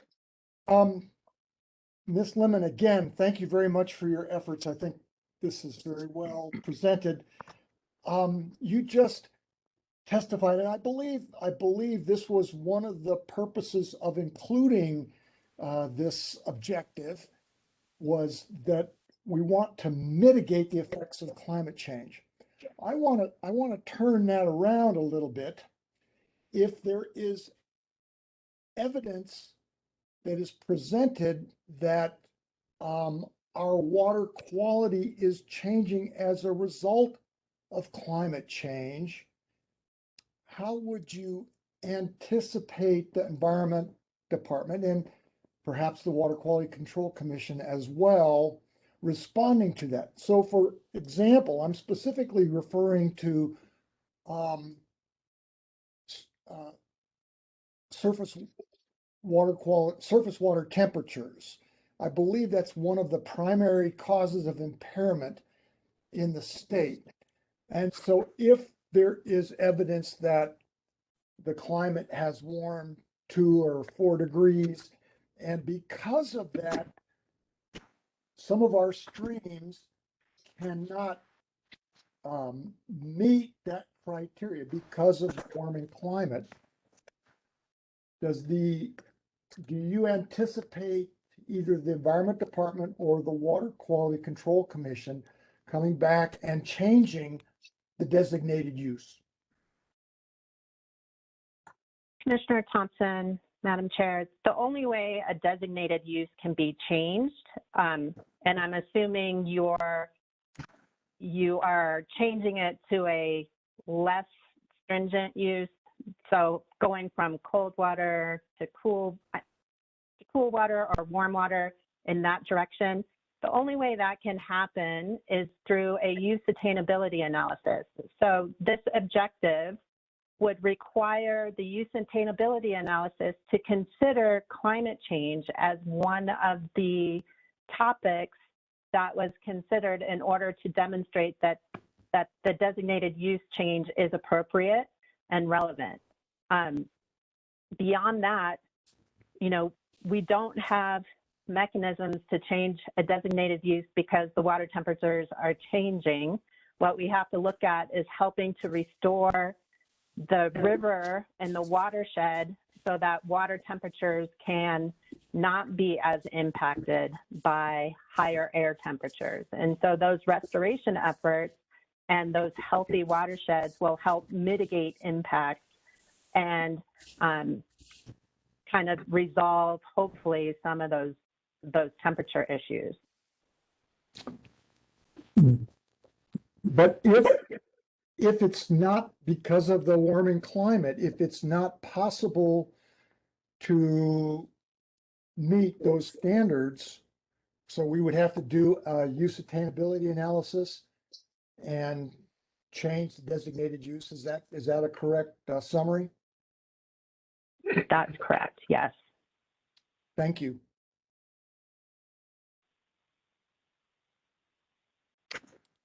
I'm assuming that concludes your cross-examination, Commissioner Thompson, so I will move on to any other commissioner.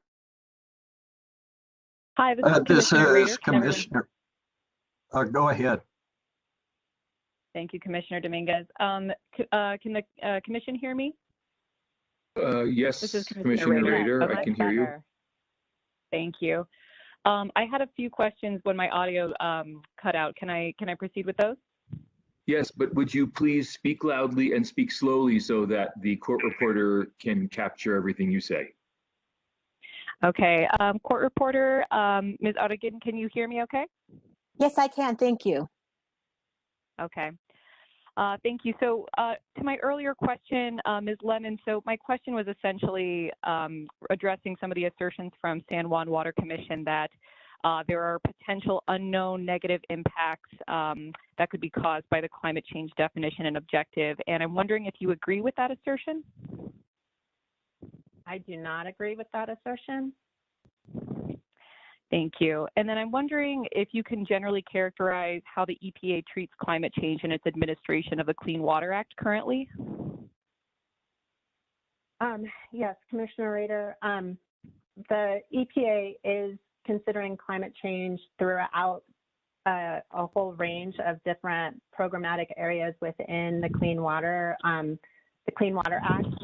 And they are currently looking at, like I said previously, within the water sector, they have different program initiatives for estuaries, for resilient water utilities, for green infrastructure, sustainable infrastructure, healthy watersheds. And so there's a ton of different programs that EPA is considering climate change when they're looking at implementation of those programs. And they're also developing tools for the clean water communities, the clean water administrators to be used to help with climate change and looking at risk-based adaptation, climate resilience, stormwater, and just understanding climate change impacts on water resources. So there's a lot going on in the Clean Water Act world. And so this will just make it clear that New Mexico is also doing the same.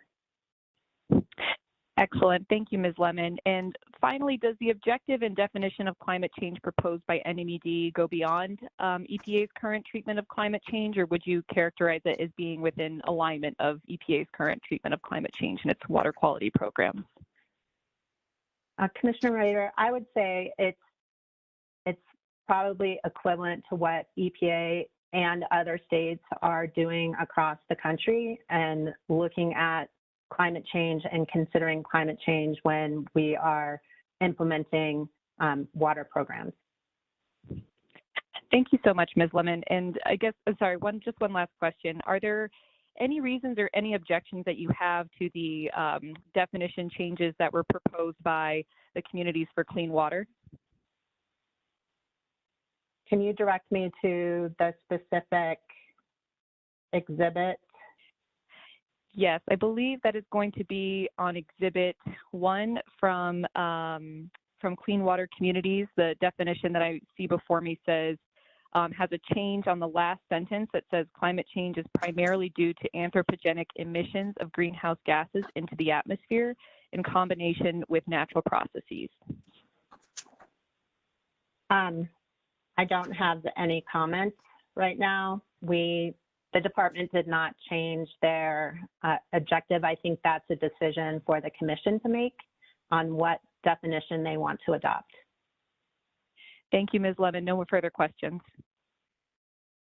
Commissioner Dominguez. Yes, thank you, Mr. Hearing Officer. Good afternoon, Ms. Lemon. Thank you for your testimony today. Bear with me with some of these questions because some of them are sort of follow-up from previous commissioners' questions. So we may bounce around a little bit here. Let me first kind of focus on the revised proposed definition within your rebuttal testimony. So I want to focus on wording there to help me wrap my head around this. So it indicates the water quality standards serve to respond to the inherent threats. So help me understand how the standards will respond to threats. So, Commissioner Dominguez, Madam Chair, the idea or the intent behind this language is that the water quality standard, when there is an amendment or when there's a new water quality standards proposal, you should take climate change into consideration to evaluate how and where that water quality standard can help mitigate or reduce the impacts from climate change. So respond to the inherent threats. It is evaluating climate change and looking at the water quality standard and seeing how those two things intertwine and using the water quality standards to help with the negative impacts on climate change.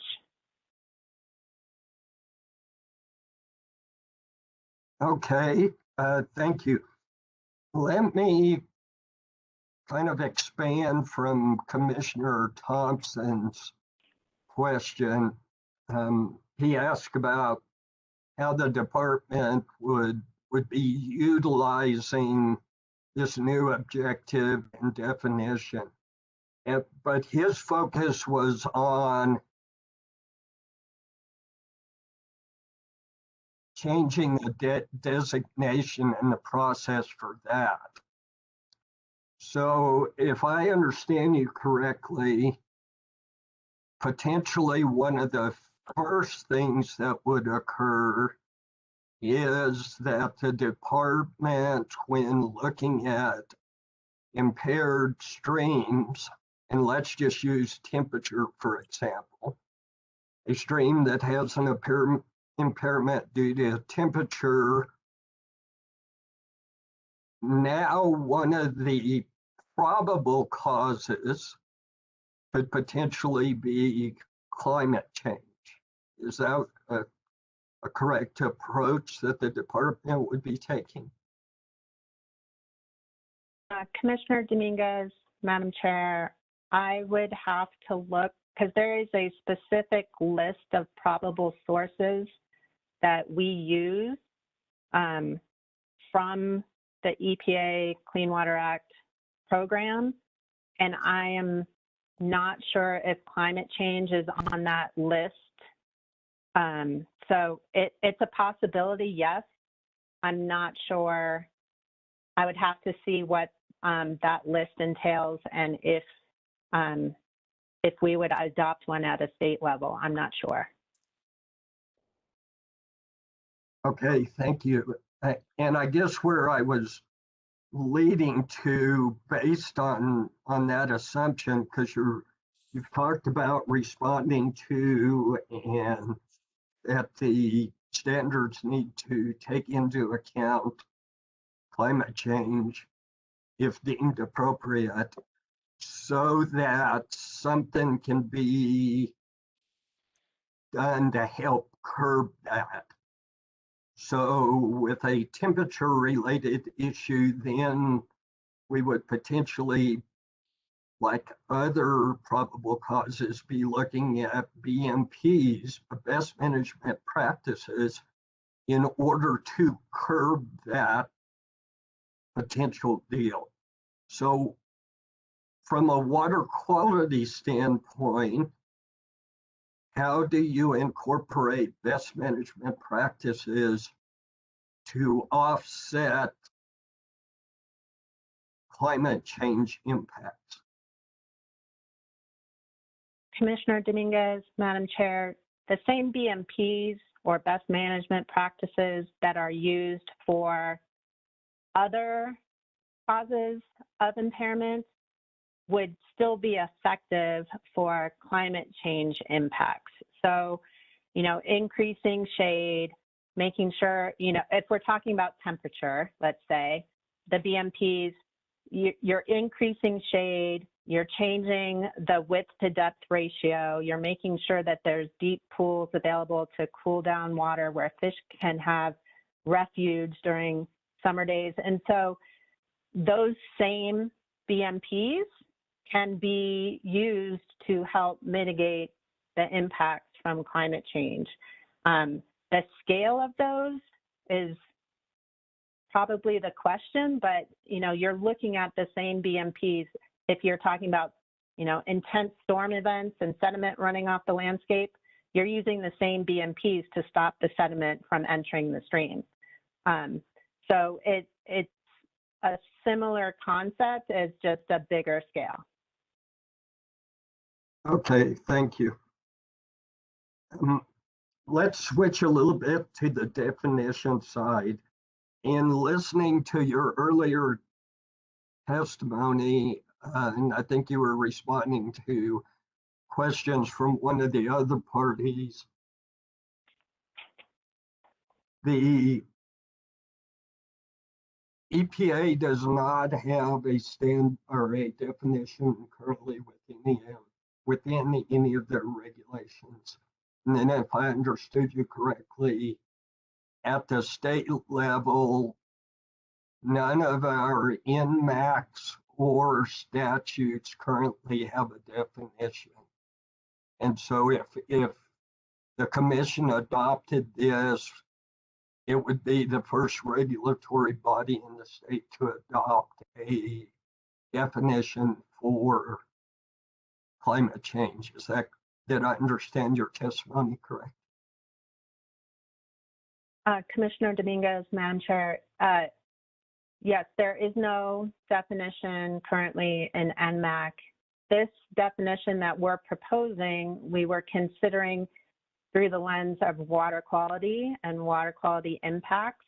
Not, there's other ways that climate change can impact other sources and other programs. We are looking at it from the water quality standpoint and not everything else related to climate change. Okay, and I think you've already got ahead of me there a little bit of visualizing what potentially could be down the road. So help me understand this then. If another regulatory body adopts a definition of climate change that differs from this, then does there potentially pose a problem for conflicting definitions within the same state or potentially within the same agency? Let's just use Air Quality Act, for example. Right, Commissioner Dominguez, Madam Chair, there is a potential to have different definitions based on the rule that you're implementing. So under the Water Quality Act, we're implementing the Water Quality Act, and the regulations are developed under that authority, whereas the Air Quality Bureau is working under the Air Quality Act, not the Water Quality Act. So having different definitions in different programs, I don't see as problematic. If there are potential crossovers, like if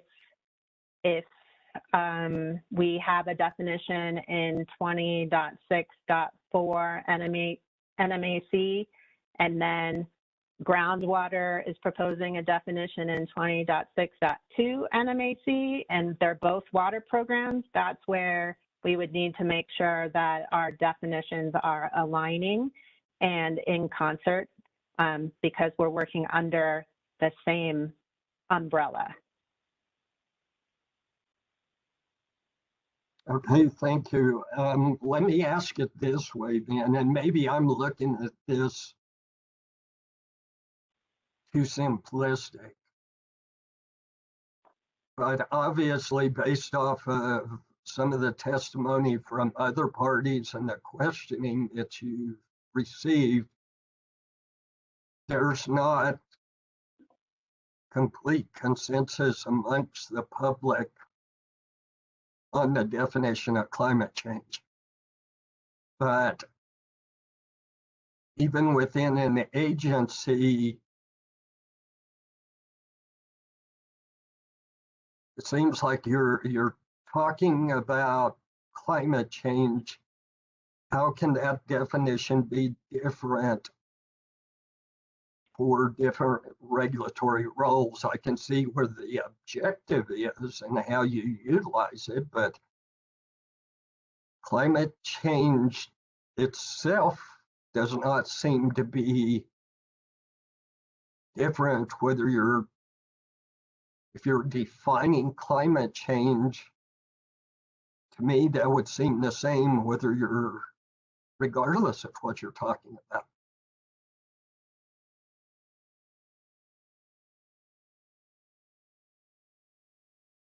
Commissioner Dominguez, is there a question?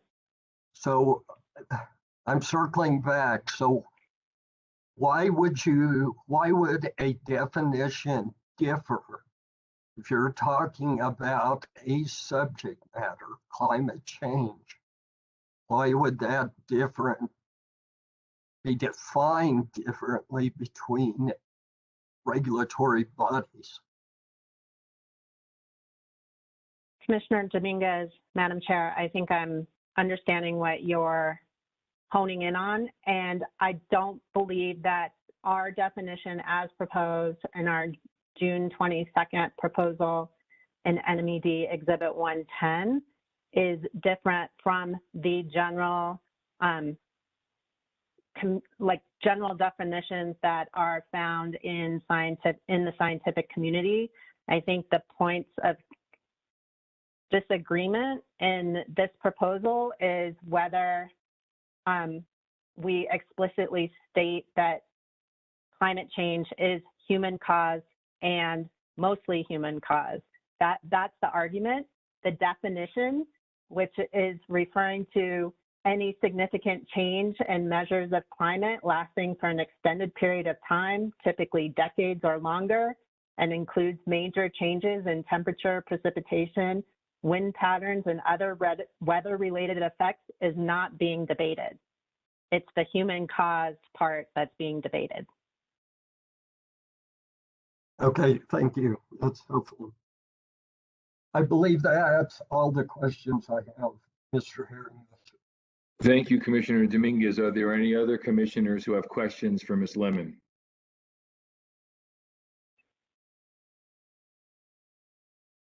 Are there any members of the public that have questions for Ms. Lemon on the subject matter of her testimony?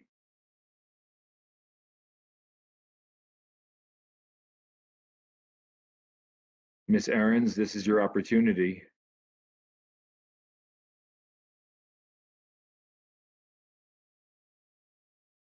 Okay. Mr. Hearing Officer, I have no questions for Ms. Lemon. Thank you. You're welcome. Ms. Maxfield, is there any rebuttal testimony from Ms. Lemon based on these questions? Mr. Hearing Officer, based on the cross-examination questions, I would like to ask several questions as a follow-up on redirect. Go ahead.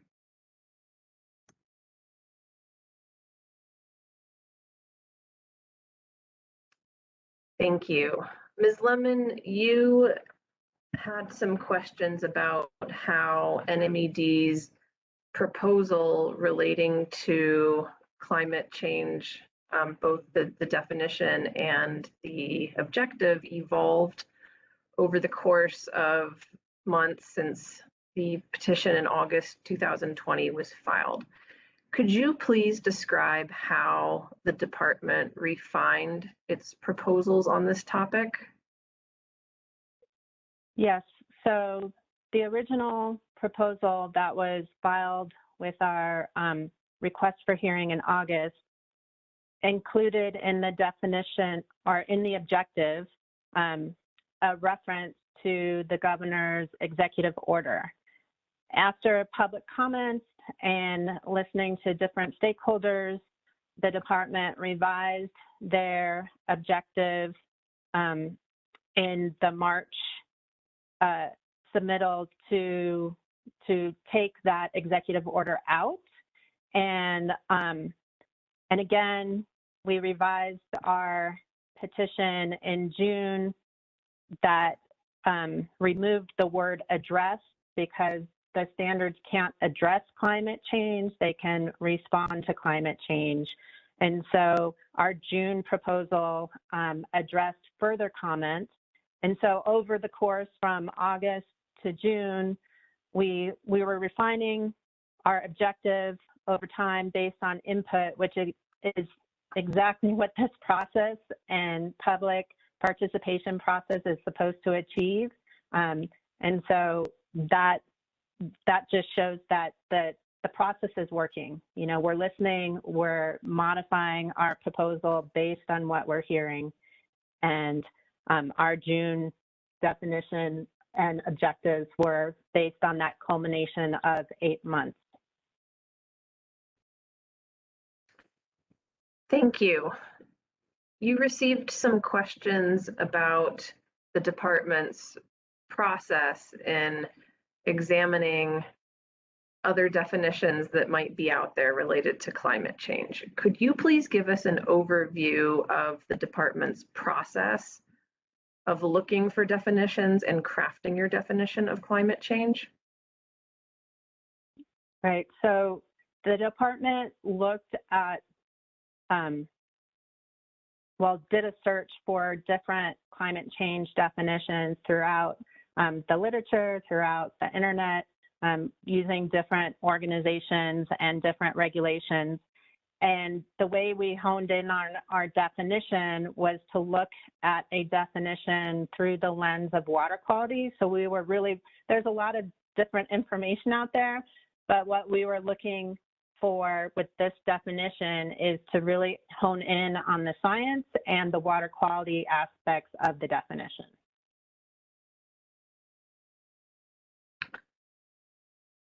Thank you. And then in one line of questioning, there was some discussion about the IPCC and its potential definitions on the topic of climate change. Could you describe for us what is the IPCC? Yes, the International Panel on Climate Change is just an organization that is a comprehensive organization that looks at the science related to climate change.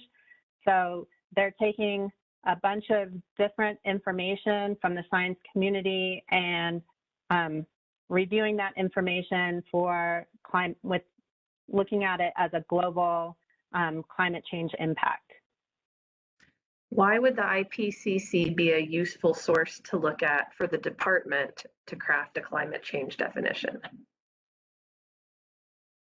So the IPCC is taking information from a bunch of different sources, and they're looking at the science of climate change and really, you know, using science to drive the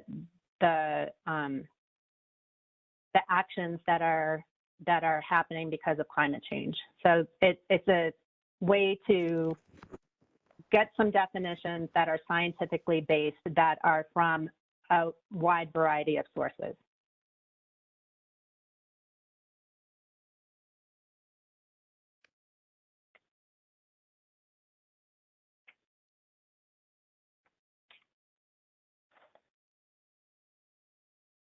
One moment, please, Mr. Hearing Officer. I don't have any further questions for Ms. Lemon on this topic. Thank you. Okay, thank you. Thank you. I believe that will conclude Ms. Lemon's testimony on this issue, if I'm not mistaken. Ms. Maxfield, is that correct?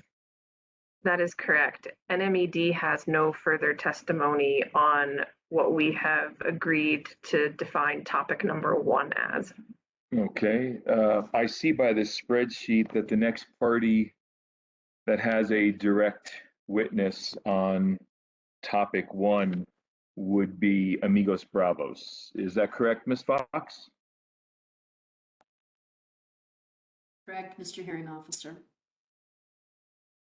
Okay, there you are. And who is your witness, Ms. Fox? Ms. Rachel Kahn. Okay, I have someone else listed on my spreadsheet. I have DeRose Bamam. She's testifying for San Juan Commission. Okay, and so CONN is the name of the witness then? Correct, Ms. Rachel Kahn, and she's been sworn in. Very good, very good. So please proceed. Mr. Hearing Officer, Madam Chair, and members of the Commission, I have a PowerPoint. Hold on one sec. Hold on one sec. So I'm going to ask you just a few questions, Ms. Kahn. Okay, yeah. Okay. So I'm going to first ask you to state your name. Rachel Kahn. And is Amigos Bravos Exhibit 2 an accurate copy of your resume? Yes, it is. And you submitted direct and rebuttal testimony in this matter, which are Amigos Bravos Exhibits 3 and 11, respectively. Is that correct? That's correct. And is the testimony in those exhibits accurate to the best of your knowledge? Yes. Mr. Hearing Officer, members of the Commission, Ms. Kahn, as she had just indicated, has a presentation for the Commission, which she will now present. And we filed that, it's in the form of a PowerPoint, which is a demonstrative exhibit, which we filed earlier today. Would you like me to share that now? Pam can, yeah, Rachel has sharing ability, great.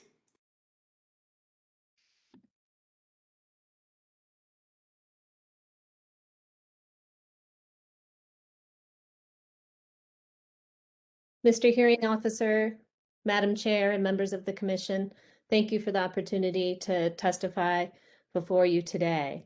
I will start with a summary of my qualifications. As I indicated, is included, my full qualifications are included in Amigos Bravos Exhibit 2. I am the Deputy Director of Amigos Bravos. We are a water conservation organization dedicated to protecting and restoring the waters of New Mexico.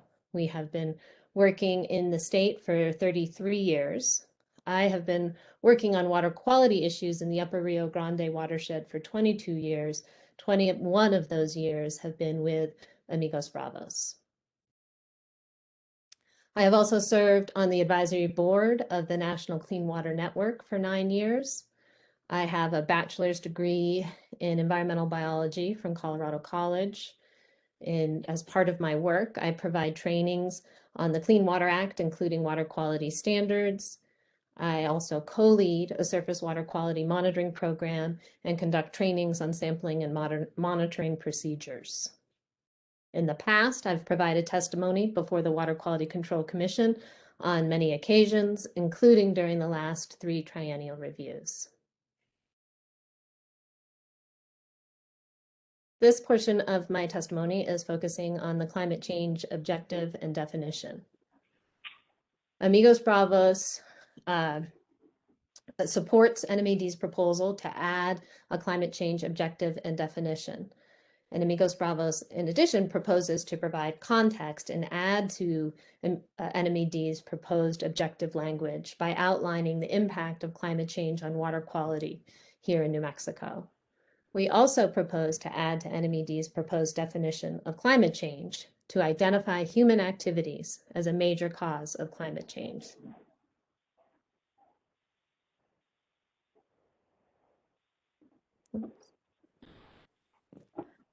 As you can see here, here is our proposed language as well as NMED's proposed language. NMED's proposed for the objective. NMED's proposed language is in red, and Amigos Bravos proposed additions to NMED's language are in blue. And Ms. Shelley Lemon also read our proposed language out loud in her portion of the testimony. As you can see, and as you heard, we are proposing to provide context for how climate change impacts water quality. We believe that it's appropriate for the Commission to take climate change into consideration in developing surface water quality standards. Climate change is already impacting New Mexico's water resources, as outlined in my direct and rebuttal testimony.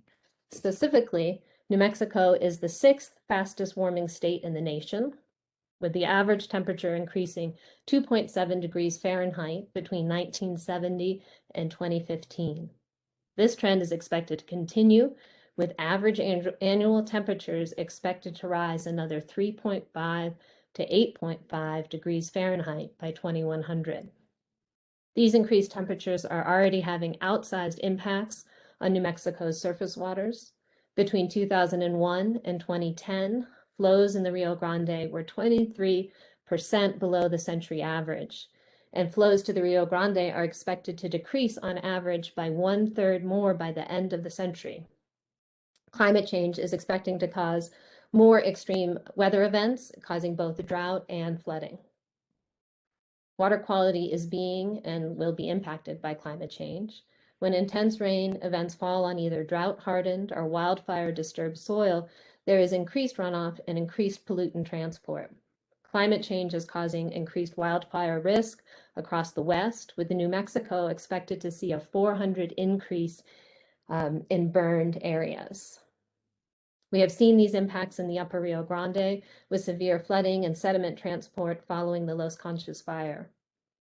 Climate change is expected to increase concentrations of nutrients, suspended solids, and salt in New Mexico's surface water.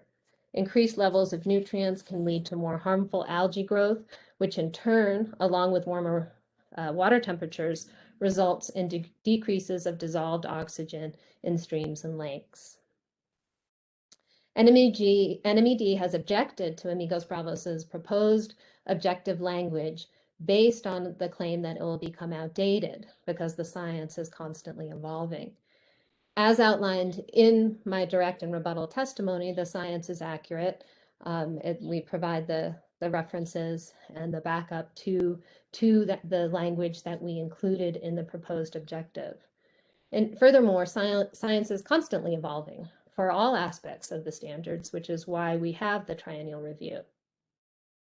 We believe it's appropriate to give context to how climate change is impacting New Mexico's waters. We heard from NMED that they didn't think that the language we're proposing is appropriate for an objective section, but there is other context provided in other current objectives. And we think that this providing the context will provide a useful tool for the Commission and for the public moving forward in terms of implementing our standards and developing our standards. So we also think that while standards should address and respond to climate change, unfortunately, they aren't currently, or at least aren't doing so comprehensively.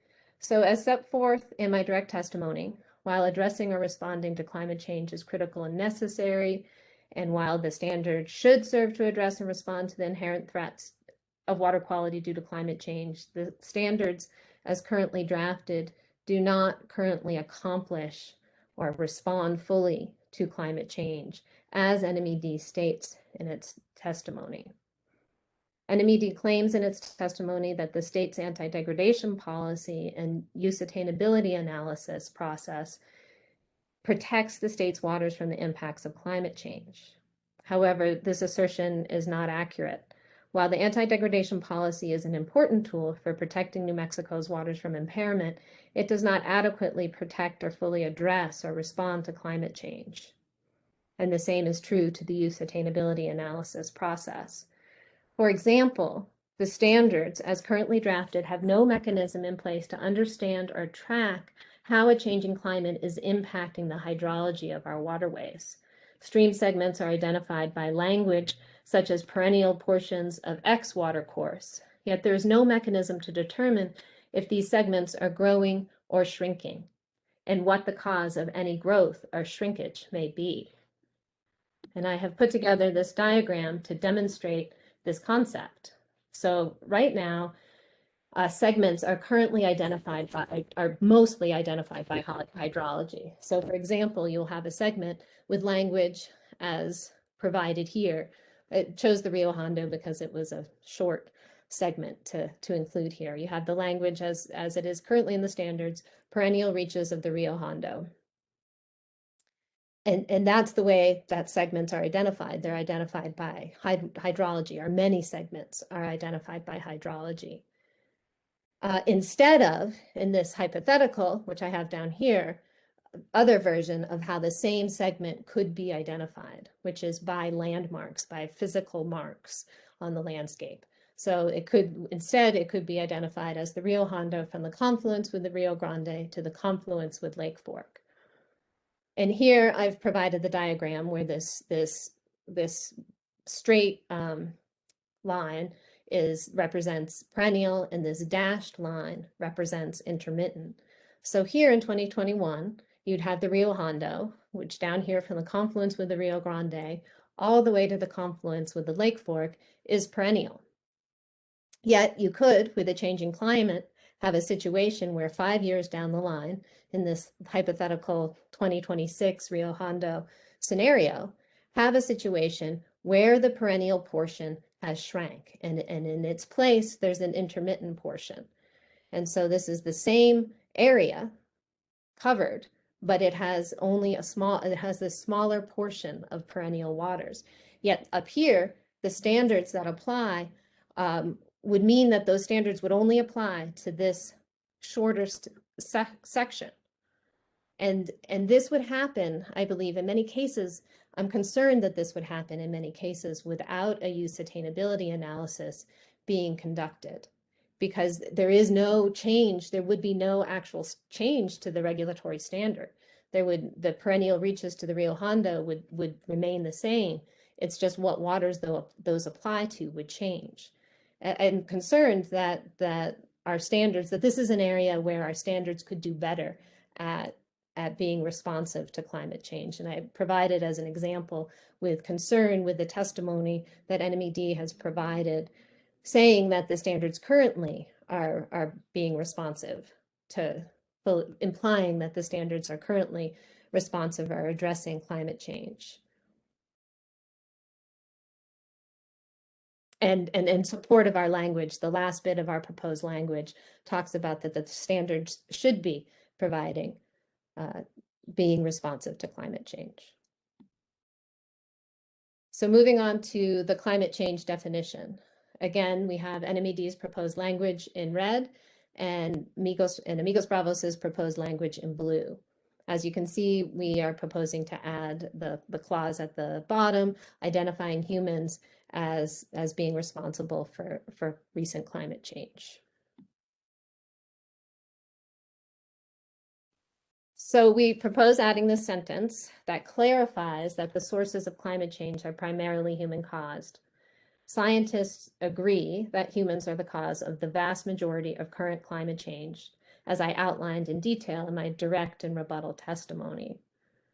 It's important to acknowledge the consensus among climate scientists that human activity is the primary cause of climate change. According to the U.S. Global Research Program, Earth's climate is now changing faster than at any point in the history of modern civilization, primarily as a result of human activities.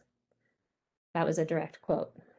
The IPCC finds that human influence on the climate system is clear, and recent anthropogenic emissions of greenhouse gases are the highest in history, end quote. The Union of Concerned Scientists concludes that scientists worldwide agree that global warming is happening and that human activity causes it, end quote. The fact is, multiple independent lines of evidence in the vast body of peer-reviewed science demonstrate that greenhouse gases emitted by human activities are the primary driver of a changing climate. NMED states that its proposed definition is taken almost directly from EPA's definition of climate change on their website, as was shared earlier by Ms. Fox. At the same website, as was demonstrated by Ms. Fox, there's a large header with a link that reads, "Humans are largely responsible for recent climate change." We believe that, and that's how the language that we are proposing, that we think it's appropriate to include in New Mexico's definition of of climate change for surface water quality standards. Recognizing that human activities are a primary driver of climate change is important to the development of standards. So if the state is going to move forward, as indicated by Ms. Lemon, with considering climate change as in developing standards, it's important to understand what the main cause and to have identified the main cause of climate change to help in the development of those standards. We're worried that as currently proposed, it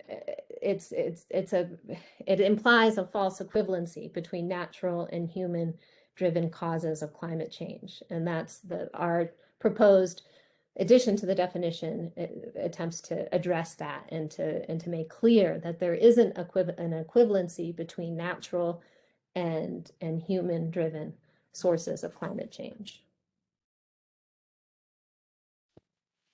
So in summary, we believe that it's appropriate for the Commission to take climate change into consideration in developing surface water quality standards. In light of the documented impacts from climate change we have begun to see and those we expect to see to New Mexico's waters.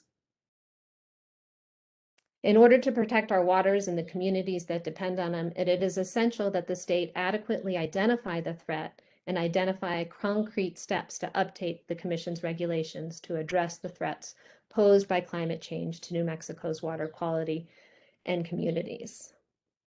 Amigos Bravos' proposed objective language provides an accurate assessment based on the scientific evidence of how a changing climate is impacting our surface water and provides better guidance for how the standards should be developed to take climate change into account.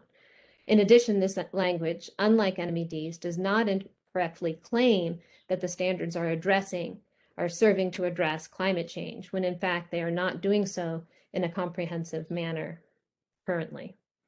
And finally, because climate change is primarily human-caused, the Commission should consider a definition of climate change that, like many other sources, identifies human activities as the primary driver of our changing climate. And with that, this concludes my testimony on this topic. Thank you, Mr. Hearing Officer, Madam Chair, and members of the Commission for your attention. With that, Ms. Khan will stand for cross-examination. We'll begin with the parties. Are there any parties that would like to cross-examine Ms. Khan?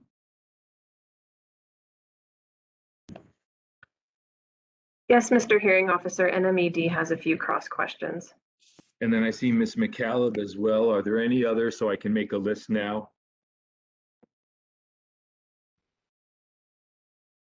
Oh, Yeah. Ms. Sheehan, I see you waving your hand. So we have New Mexico Mining, we have San Juan, we have NMED. Are there any others? Okay, let's start with NMED.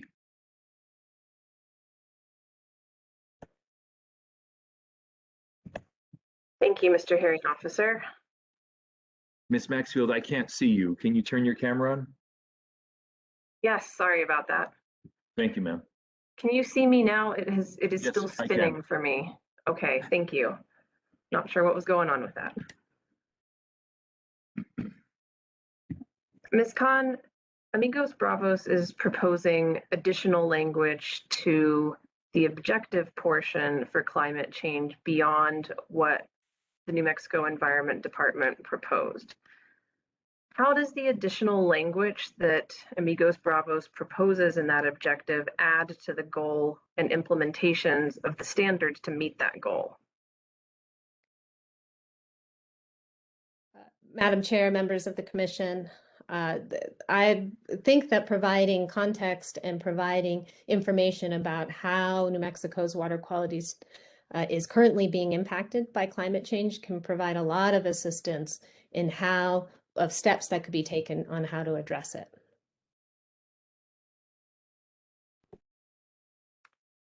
Related to Amigos Bravos's proposed definition for climate change, that includes the sentence that humans are largely responsible for recent climate change.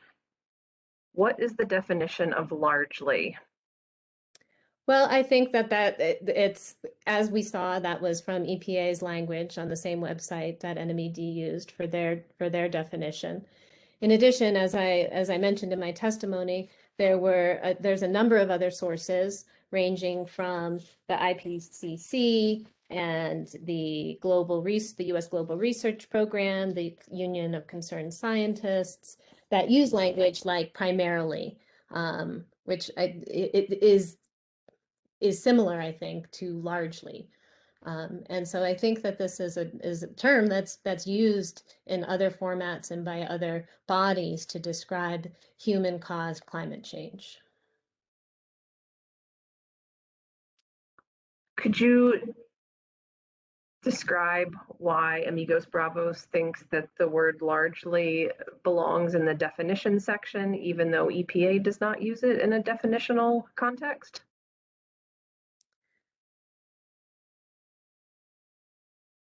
So the EPA uses it in the same, there isn't a definite definition, I think, of climate change on that website that NMED referred to.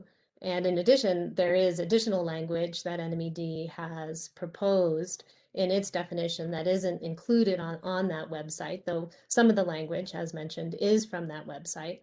And we're proposing to include additional language from that same website that's describing climate change and providing context, and more importantly, I think is not creating a sense of false equivalency, as NMED's language implies.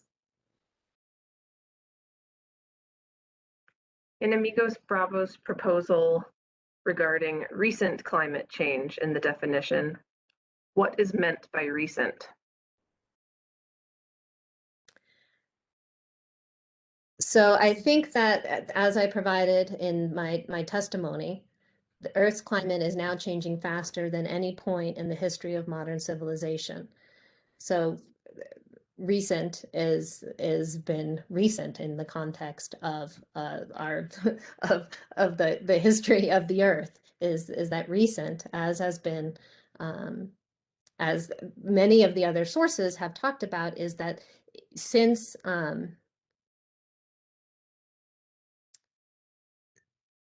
that's what I'm trying to find the exact quote. That I think that was the main one, is the U.S. Global Research Program has identified climate change as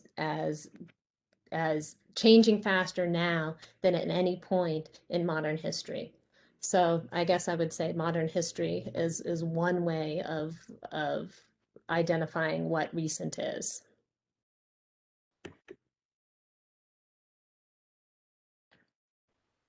So with Amigos Bravos proposed guidance, could the Commission and the public look to determine what is meant by largely and recent?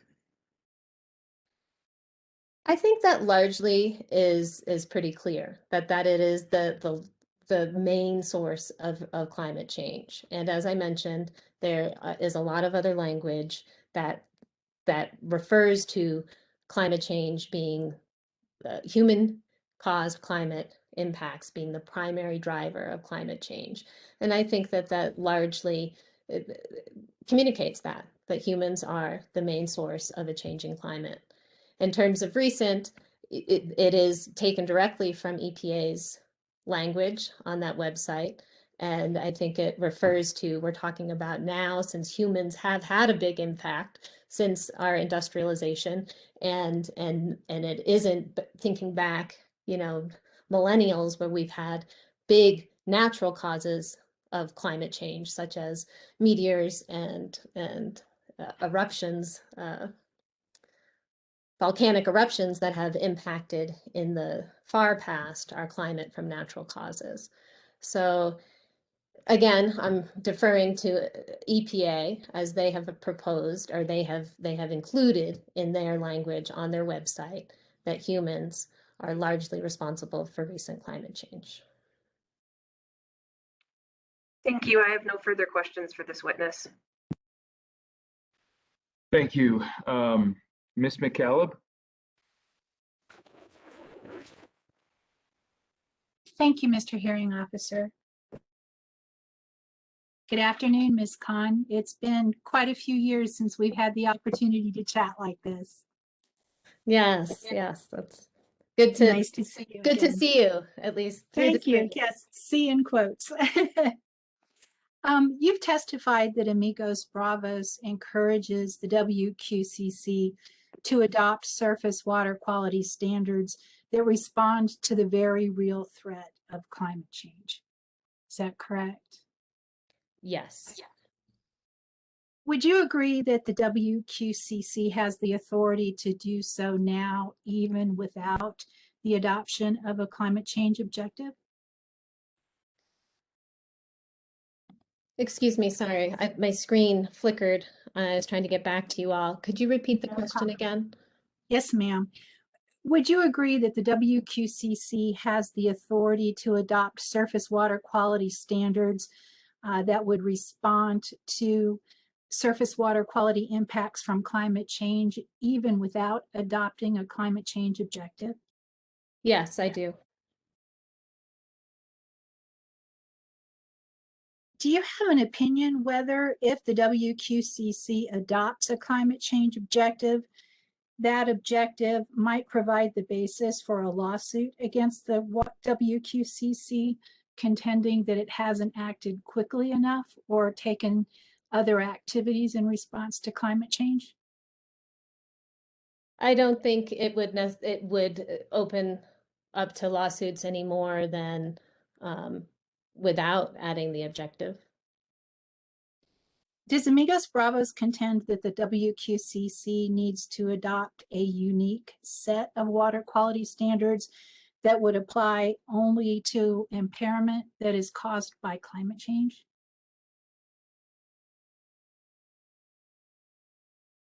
Could you repeat that question again? Please. Sure. Do you believe that the WQCC, in order to adequately respond to impairments caused by climate change, would need to adopt a unique set of water quality standards?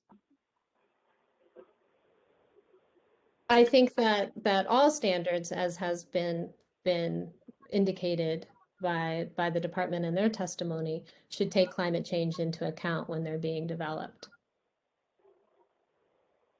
What about different water quality standards, depending on whether climate change is caused by natural causes or human activity?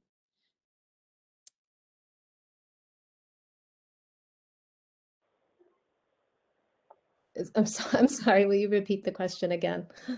Do you anticipate that there would be different water quality standards depending on whether climate change impacts are caused by natural climate change versus human-caused climate change?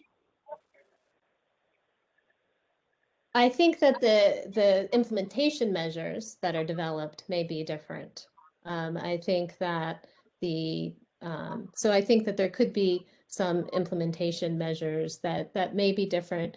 Though, really, as we heard from Ms. Lemon, a lot of the same BMPs, such as increasing shade or decreasing the width, or changing the width depth ratio to create more refuge for fish, to go deeper when it's cooler, would be the same for both natural and human caused sources. In your PowerPoint presentation, you had a slide where you gave two different examples of the flow. I believe it was in the Rio Hondo, where in one case it might be perennial throughout a stretch, and then 5 years down the road it might be partially perennial and then become intermittent. In the example where down the road the stretch would become partially intermittent, any surface water quality changes, say a change in a designated use that might flow from that, would that depend on whether the impacts were caused by climate change as a result of natural forces or human activity? Yes, I believe it would. And who would make the determination about whether the impacts were caused by human activity or natural forces? That would be a part of the use attainability analysis process. So it would be whichever party is conducting the use attainability analysis process that would then be presented before the commission. And what if that determination was not possible? Would Amigos Bravos propose that it should be assumed that the impacts were from human-caused climate change? Well, I would hope that there would be an analysis and that the data would be collected to determine what is causing the change in the hydrology. There's a number of ways. Sorry. I apologize. No, I'm done. I'm good. Okay. Well, what if the data was inconclusive, given the proposed definition that's been given by Amigos Bravos that focuses on recent climate change being largely caused by human activity? Would that mean that an assumption would need to be made that the climate change was caused by human activity? I don't think I'm qualified to say what would be the assumption that the state, the department, or the commission would make. Do you believe that the definition of climate change would influence that decision?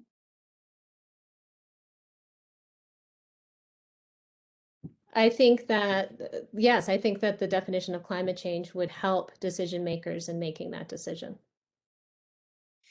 Will the adoption of a climate change objective and definition give new authority to the Wqcc that it does not already have to adopt water quality standards to mitigate the impacts of climate change? No, I think, as I mentioned before, that this doesn't give new authority. It focuses the attention. Thank you. Those are all the questions I have.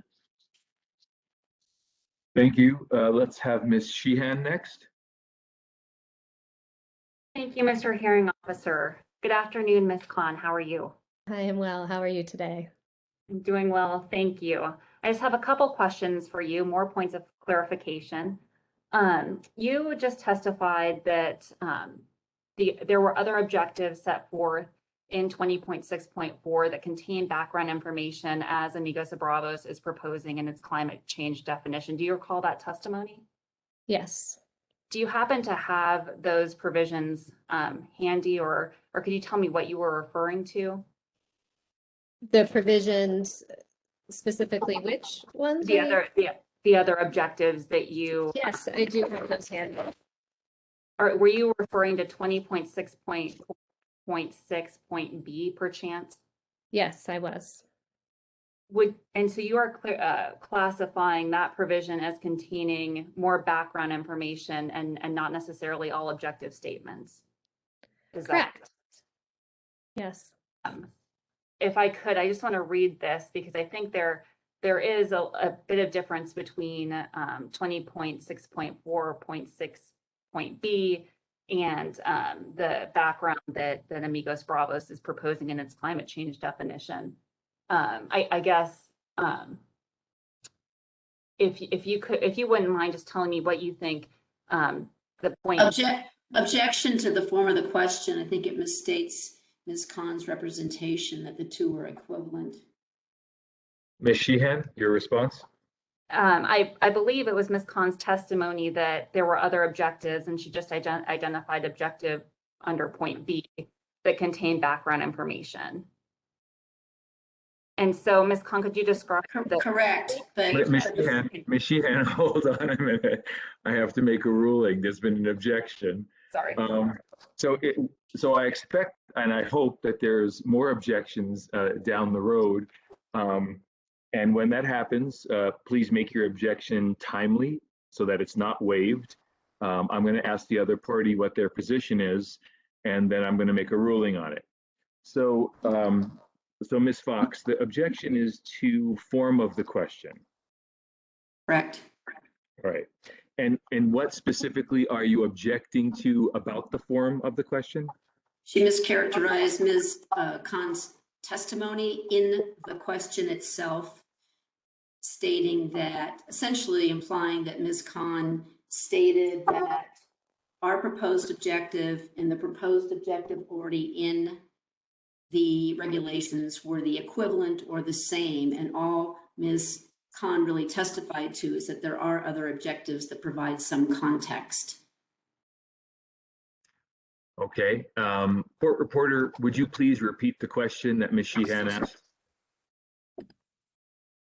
Yes, 1 second.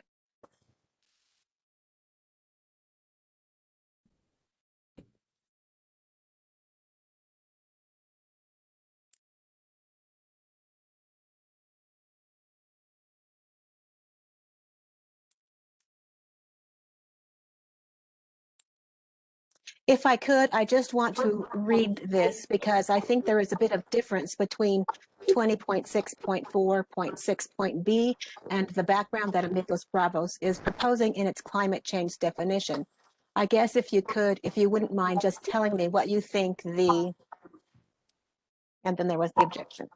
So Ms. Fox, what I heard the court reporter say is that there was a difference, and that Ms. Sheehan is asking the witness to elaborate on the difference. I didn't hear a judgment or a quality matter. Did I miss something? I can't hear you, Ms. Fox. Apologize, Mr. Hearing Officer. When I heard the question, I heard the implication that Ms. Khan had testified that there was no difference. Okay, so hearing the question again, do you withdraw your objection? I will. Okay, thank you. Ms. Sheehan, please proceed. Well, the question has been read to the witness. And does the witness feel like she can answer the question? Has she been directed to where she needs to go for this answer? Mr. Hearing Officer, members of the commission, my understanding is the question is where is there context provided in 20.6.4.6b? Is that correct? That's correct, where there is context without an objective. Okay, thank you, Ms. Sheehan. So I think that if you read the language that's provided in B, which is the state of New Mexico is required under the New Mexico Water Quality Act and the Federal Clean Water Act as amended in 33 USC section 1251 to adopt water quality standards that protect the public health or welfare, enhance the quality of water, and are consistent with and serve the purposes of the New Mexico Water Quality Act and the Federal Clean Water Act. It is the objective of the Federal Clean Water Act to restore and maintain the chemical, physical, and biological integrity of the nation's waters, including those in New Mexico. This part is consistent with Section 101A2 of the Federal Clean Water Act, which declares that it's the national goal that wherever attainable, an interim goal of water quality that provides for the protection and propagation of fish, shellfish, and wildlife, and provides for recreation in and on the water be achieved by July 1st, 1983. Agricultural, municipal, domestic, and industrial water supply are other essential uses of New Mexico's surface water. So that's providing some context right there that there's other uses, essential uses of New Mexico's surface waters. However, water contaminants resulting from these activities will not be permitted to lower the quality of surface waters of the state below that required for protection and propagation of fish, shellfish, and wildlife and recreation in and on the water where practicable. End of the section. Thank you, Ms. Khan. I have one other question for you. Were you present when Commissioner Thompson and Commissioner Dominguez asked Ms. Lemon about the reasoning behind adopting a definition and objective for climate change? Yes. And so given Ms. Lemon's testimony, what is the consequence of creating, as you opine and testified, a false equivalency between man-made and natural causes to climate change? So the definition itself, if I could pull it up, or it's been read several times, it has the or statements, as was testified and I think highlighted by Mr. DeSalen in his cross-examination, that you could have climate change as a result of natural causes or human causes or a combination of both. To me, that implies that you would have a situation where there is just natural causes, which, as we've seen and we heard from Ms. Lemon's testimony, is not the case, that human caused factors are causing climate change now. We could have a situation where we'd have natural causes also added to that. But the way that the definition is presented by NMED and as also shown in the testimony by Ms. Lemon, it's not actually reflective of what is happening now, which is that humans are causing climate change and are a primary driver of climate change. Thank you, Ms. Is it your opinion that the regulations would require something different based on the nature of the climate change as currently drafted and proposed by NMED? That which regulate that this anything contained in 20.6.4 would need to be different? Any approach set forth therein would be different based on the nature of the climate change. Based on the climate change, the proposed objective or the definition? Could you restate the question? Sure. So if I heard Ms. Lemon's testimony correctly, it was that there's no affirmative requirements based on climate change set forth in these regulations currently. So my question is, what is the consequence then of adopting what you have testified as a false equivalency between man-made climate change and naturally occurring climate change in these regulations? I think that it makes it more difficult to apply, to take the climate change impacts into account when developing standards, because if you're not adequately identifying the problem, it's harder to address them in the regulations. Thank you, Ms. Further questions? Thank you, Ms. Sheehan. I'm not aware of any other party wanting to ask this witness cross-examination, so I'm going to move to the commissioners. Are there commissioners?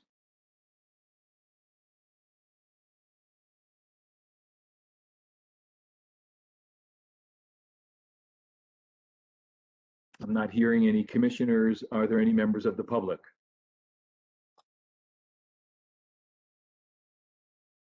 Mr. Hearing Officer, there is one member of the public. And can we hear and see that member? It is Catherine Shera. Please unmute yourself, Ms. Shera, and turn your camera on. Hi, good afternoon. This is Catherine Shera. I'm afraid I'm not able to turn my camera on. May I proceed? It's a little button at the bottom of the screen that says start and stop video. I'm afraid it's a technical issue on my end. Okay. What is your question for this witness? Hi, my question for Ms. Khan is this. In earlier cross-examination, the person from San Juan Water Quality wondered whether there was a difference between anthropogenic and natural climate change. Ms. Khan, is there any evidence that anthropogenic climate change is either more rapid, chaotic, or unpredictable than the natural? And so that in order to protect water quality in our state, regulators might, for example, want to increase the frequency with which they review water quality standards. If this is so, this might constitute a motive for asserting a definition of human-caused climate change. Thank you for your question, Mr. Hearing Officer, Madam Chair, members of the Commission, and members of the public. I do think that many of the sources that are quoted in my testimony identify how that human-caused climate change is occurring at a pace that is very rapid and more rapid than we've typically seen from other sources.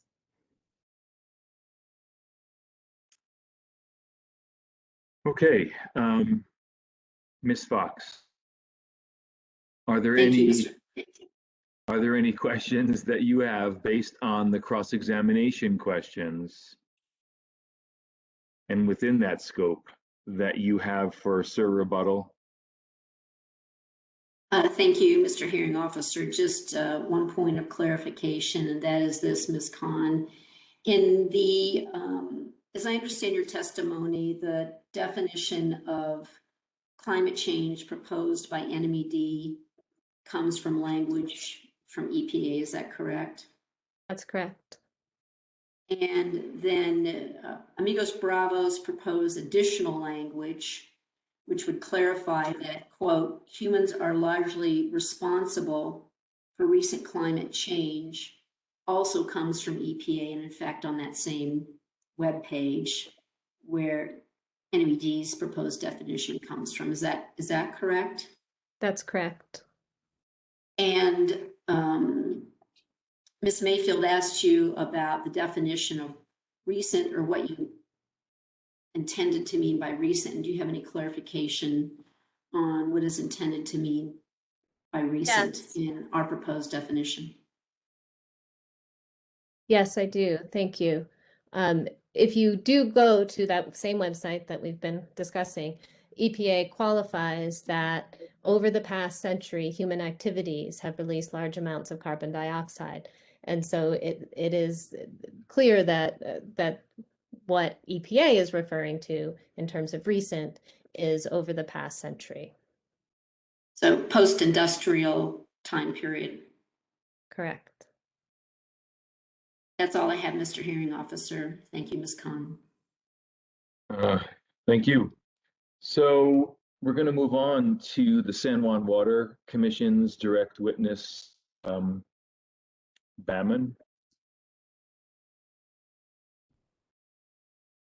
Thank you, Mr. Hearing Officer.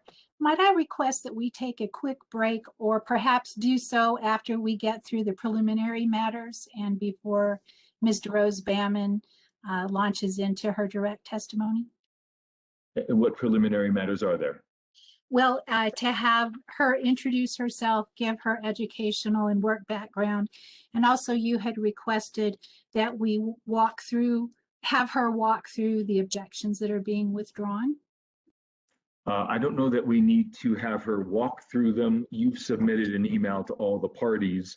If she will stipulate to that email that was sent by you after she has read it. So if you ask her a question such as, have you seen the email, and are those the ones you are withdrawing, I think that'll be enough. But if you'd like to take a break, I think that's fine. 15-minute break. It is 5 minutes to 3. 10 after 3, we will return. Thank you. Thank you very much, Mr. Hearing Officer.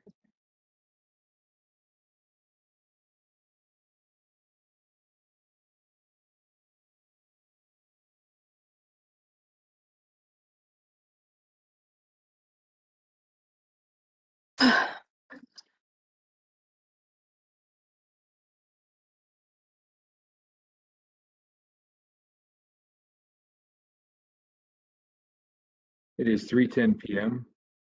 on July 13th. Ms. McCaleb, is your witness ready to go? Yes, Mr. Hearing Officer. The San Juan Water. Was she sworn in? Yes, sir, she was. Please proceed. San Juan Water Commission calls Ms. Jane DeRose Bamman. Good afternoon, Ms. DeRose Bamman. Good afternoon. Would you please introduce yourself to the Commission and briefly describe your educational background and your relevant professional experience? My name is Jane DeRose Bamman. I earned a Bachelor of Science degree in Chemical Engineering from the University of Notre Dame.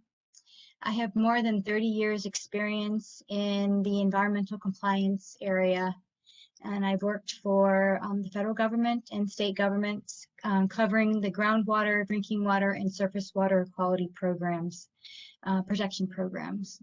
I've worked in the roles of both regulator and permittee. Would you please provide some detail about your experience as a regulator? I started my career with the US EPA, and for about 10 years, I was responsible for reviewing and overseeing state NPDES permits and pretreatment programs. I then worked at the Arizona Department of Environmental Quality I worked there for more than 7 years, where part of my responsibilities included their aquifer protection permitting program, as well as developing the Arizona Pollutant Discharge Elimination System program.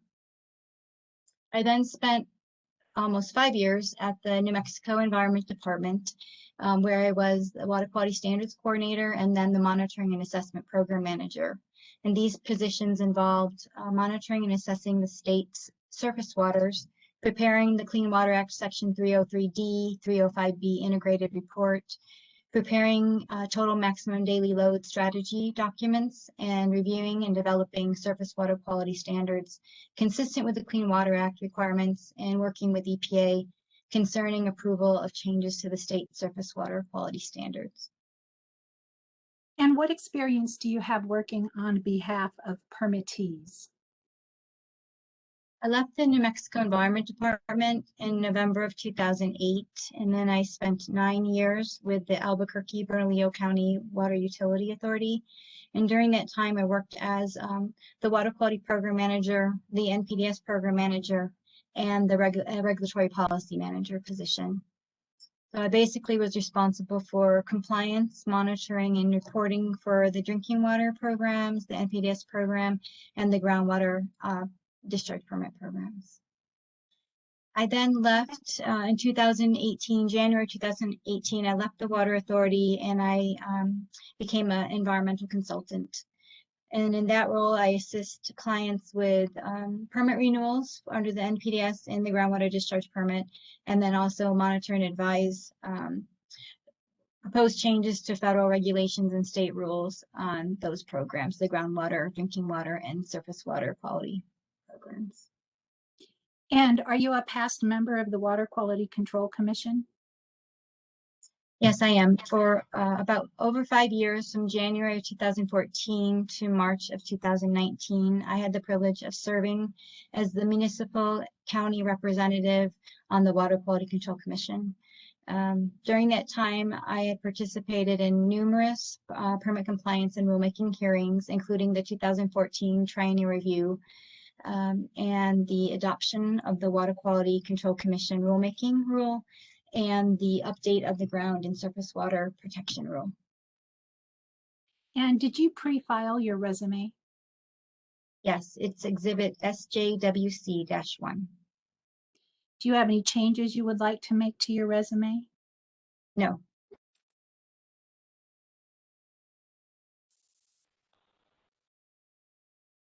Mr. Rose-Bamman, did you prepare and pre-file any written direct technical testimony on behalf of the San Juan Water Commission? Yes, I did. And would that be found in exhibits SJWC2 and the attachments to that exhibit, which are exhibits SJWC2A through 2M, as in Mary? That's correct, yes. Do you have any corrections you would like to make to your written direct technical testimony? The objections we're withdrawing.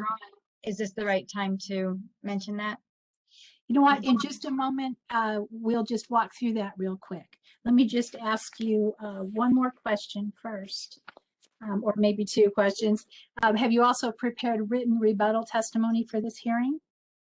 Yes.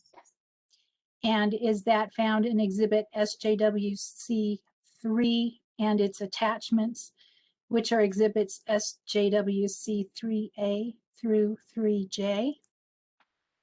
Yes.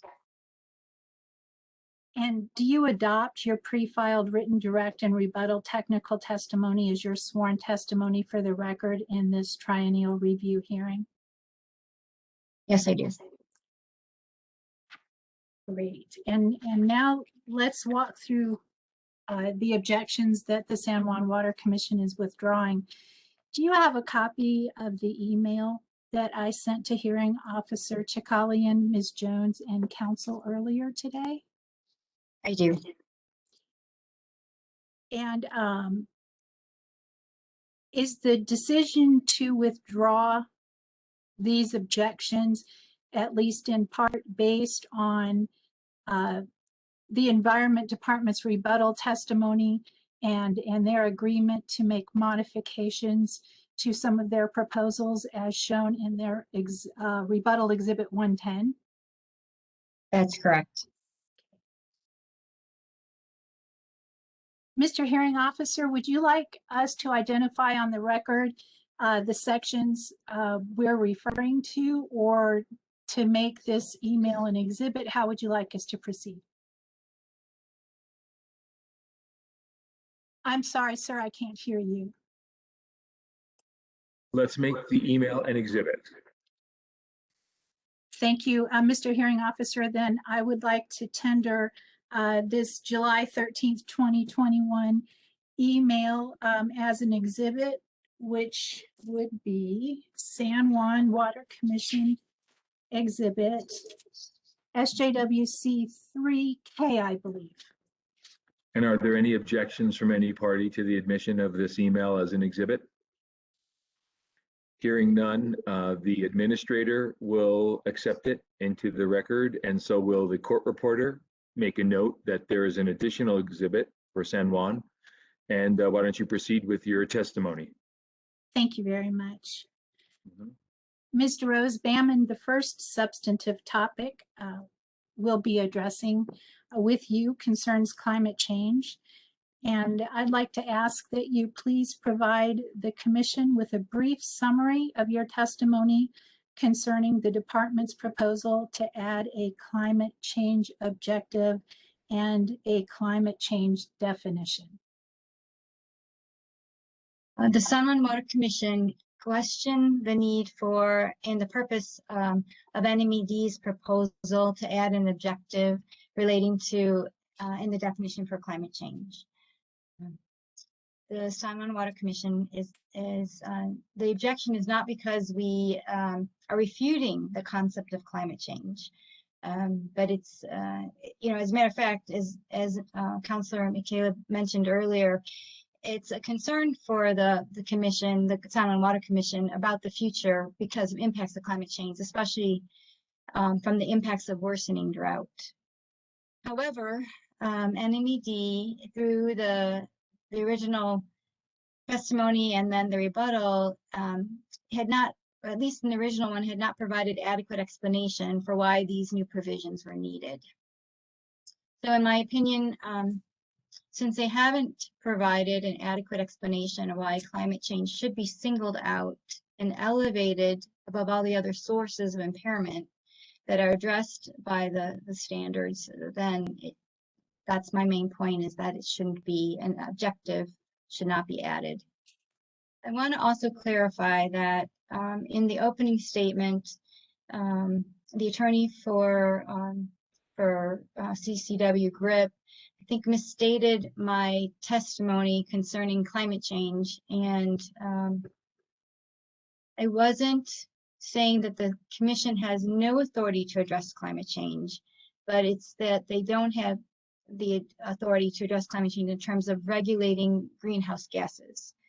And my original statement was made before I had the department's revised documentation. So obviously they've taken that out as their basis for the change. So again, the main concern is that there is so much that they're already doing to address climate change through the normal authority that it wasn't clear why the objective was needed. And that's it. Thank you. And Mr. Rose Bammon, what impact would the adoption of the proposed climate change objective have on Wqcc or department authority?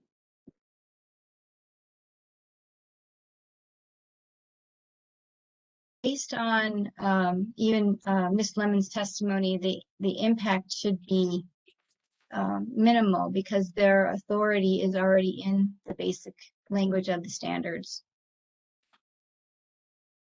And I think what the state has shown us over the last several years, they have addressed climate change through the many other documents that are involved with the water quality standards process, the integrated report, their comprehensive assessment and listing methodology. They address climate change in those documents, and those documents and that aspect of this program is where the meat is in terms of how they are going to be able to address climate change.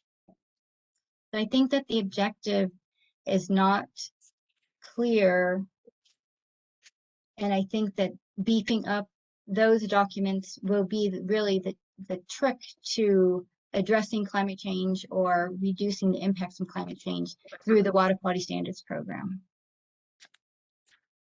So, Mr. Rose-Bammon, do you have an opinion about whether the existing water quality standards give the Commission the authority to address impacts from climate change? Yes, the existing water quality standards, the existing authority, even as Ms. Lemon said, is adequate to provide the authority they need. So if the water quality standards already protect against the impacts of climate change, why is the objective needed?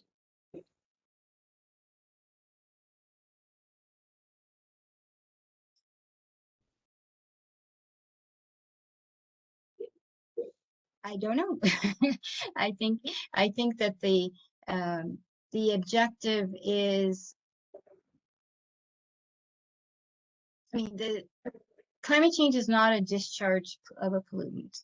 It's not a, it's a source of impairment. And so they are going to be able to address it as any other source. And so I think, again, this objective may not provide as much Ms. Lemon mentioned direction, and others had mentioned even the Communities for Clean Water, GRIP mentioned about permission, having a clear statement in the standard saying that there is a direction, a way to deal with it, and that this will be a priority. I don't think that is needed. They can still take action without having an objective adopted. Did you hear one of the questions earlier today from the Commission about what possible unintended consequence there could be from the adoption of this objective? I did. Have you given that any additional thought since you heard that question?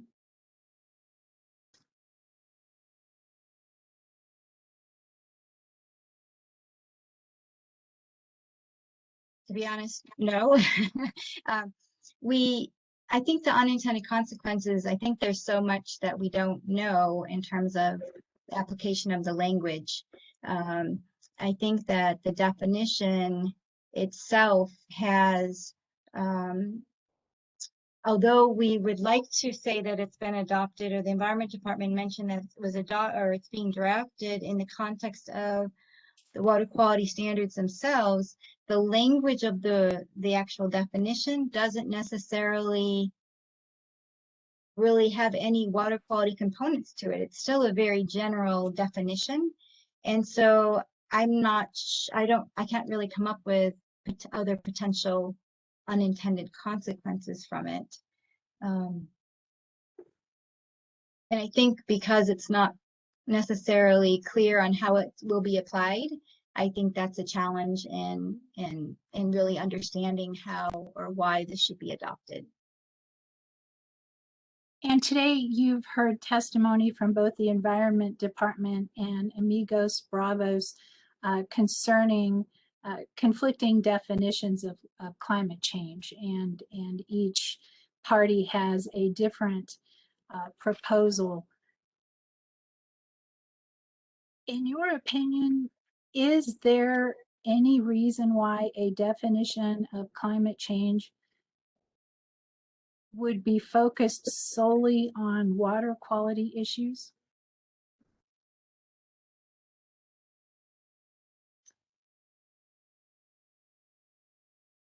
I'm sure such a definition could be defined, but I think as the parties who have testified so far, the focus, and even EPA's website, is that climate change is primarily caused by greenhouse gases emissions. And that's a huge, and Ms. Lemon mentioned this, it's a global threat. Communities can try and address things even within the stream segments themselves and even locally, but it's beyond just our community borders. And so I see the importance of trying to make sure that there's aspects, collaboration going on, just not beyond New Mexico, of course, but just to understand how there are things that we can do as a community to help, but that it is beyond this. So I think that the challenge is, I'm sorry, I got myself sidetracked. Will you repeat the question? Sorry. That's all right. Let me zero in on something. You just mentioned global impact versus local causes of impairment. In your opinion, is there any difference between the way the water quality standards would address impairment caused by local sources versus global sources of impairment? I don't think the standards would have a way to distinguish it. I think it's in the way an implementation plan is developed. And so, no, I don't think the standards would treat those differently. Ms. Rose-Bamman, do you have any additional testimony you would like to give concerning the definitions of climate change that have been proposed by the department, Amigos Bravos, or CCW GRIP? A definition, again, is not needed because the climate change objective shouldn't be adopted in the standard. We should be cautious about adopting a definition because as far as we've talked about, we haven't found that a true definition has been adopted. We've been referencing the EPA website, but that language is not a definition. It's just a description of what's going on. And again, not that it's not happening. The point is, it hasn't been adopted as a definition formally. And for us to do it first in the water quality rules, I applaud that the Environment Department is proposing to take action, and they have been trying to take action on climate change through their other documents for many years. We've seen the language there. I just don't think at this point the objective provides the teeth, and then the definition doesn't provide the as much of a clarity on how it would be approached. So, and Ms. Rose-Bamman, do you know whether any other regulatory body in the state of New Mexico has adopted a definition of climate change? I did search the New Mexico Administrative Code and tried to use their search engine to find whether there was a definition or even the term climate change used, and I did not find any other reference to that in the New Mexico Administrative Code at this point. Thank you. Those are all the questions I have. Okay, so that ends this witness's direct testimony in summary of her pre-filed testimony. So we'll go to cross-examination. May I see a show of which parties would like to cross-examine Ms. DeRose-Bamman? I see Ms. Maxfield.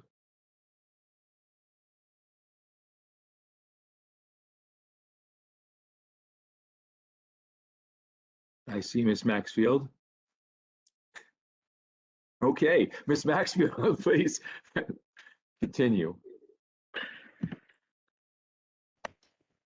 Thank you, Mr. Hearing Officer.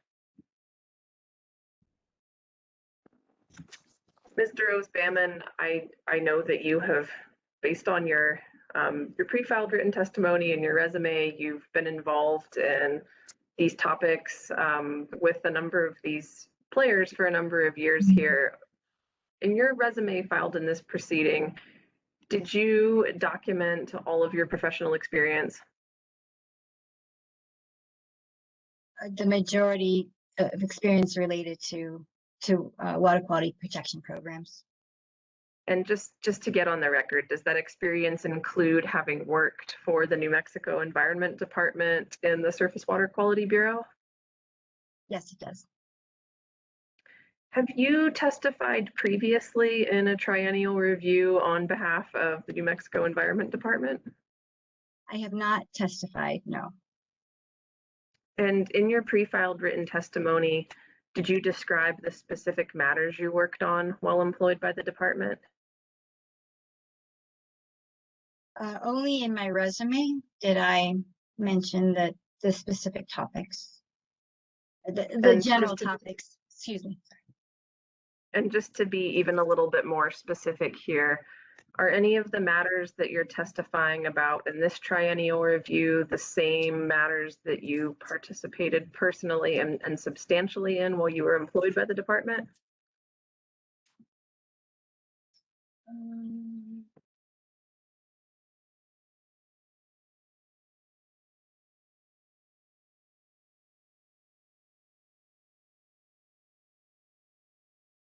I when I was the water quality standards coordinator, I may have, that was the end, I helped to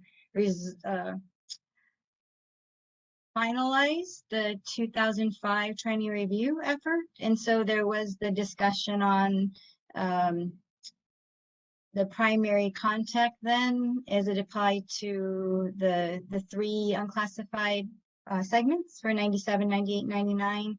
I guess that's probably the most appropriate thing that was related to that. Were you looking at something else?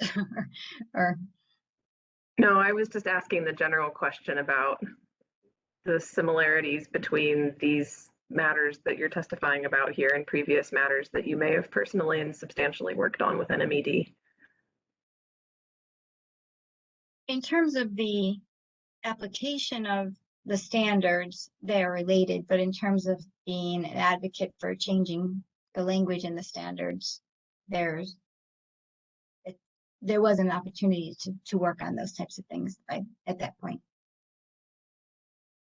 And then given this format and the fact that you're here answering questions today, are you receiving communications from any other people while you're testifying and answering questions? No. All right. So I'm understanding your position correctly. Is it your position that the Water Quality Control Commission already has the authority to take climate change into account? Yes, and that's based on Ms. Lemon's testimony and rebuttal testimony. And regarding the department's proposed objective related to climate change, is it your position that an objective may not state a goal?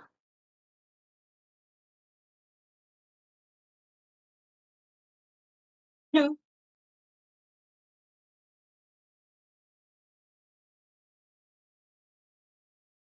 I mean, the other objective state a goal as well. Objective B, or the 20.6.4.6B also includes the goals of the Clean Water Act.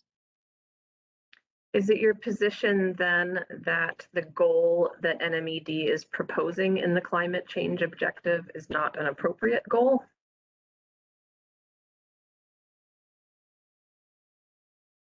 No, the point is that it's focusing in on one source of impairment, and there are many sources of impairment that that aren't included. And so it just seemed odd, or it didn't seem like there is the need to do that when you have the authority to address sources of impairment through the other mechanisms that are already part of the water quality standards program. Would you recognize that as a source of possible impairment, climate change is more wide-ranging in reach than other specific local conditions? I don't object to that, the fact that it's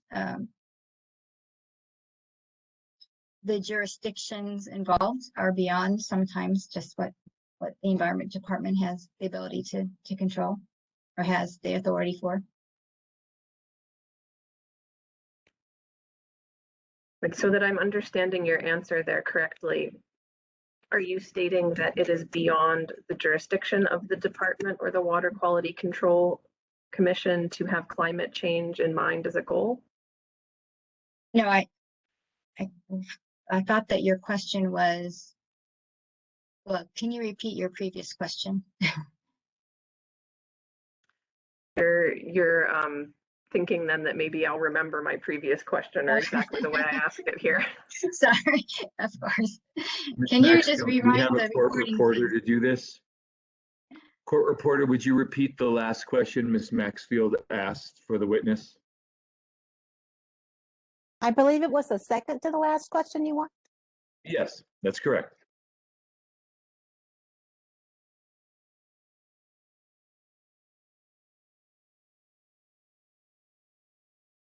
Would you recognize that as a source of possible impairment, climate change is more wide-ranging in reach than other specific local conditions?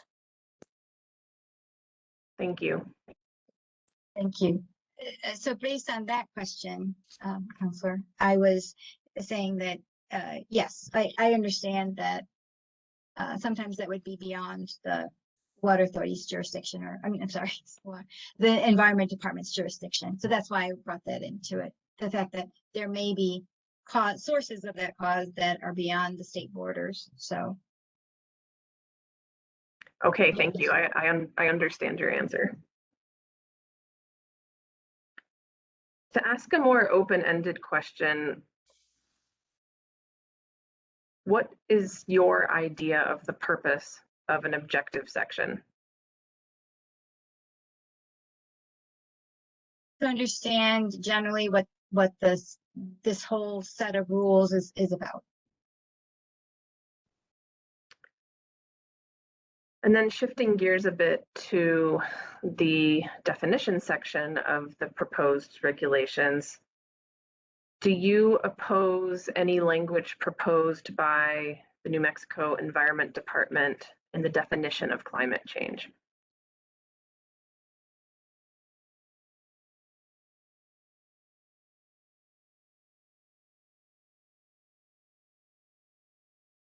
The definition provides, it's a very generic statement. I think that they've done the best to create a definition. I just don't think with the objective is needed, and therefore the definition would not be needed. And that's the basis for my objection.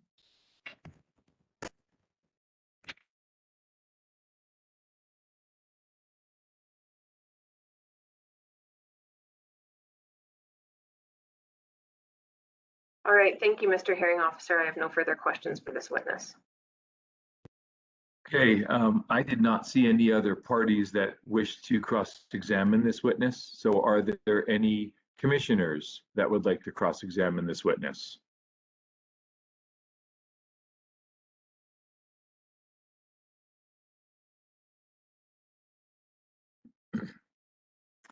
Are there any members of the public that would like to cross-examine this witness?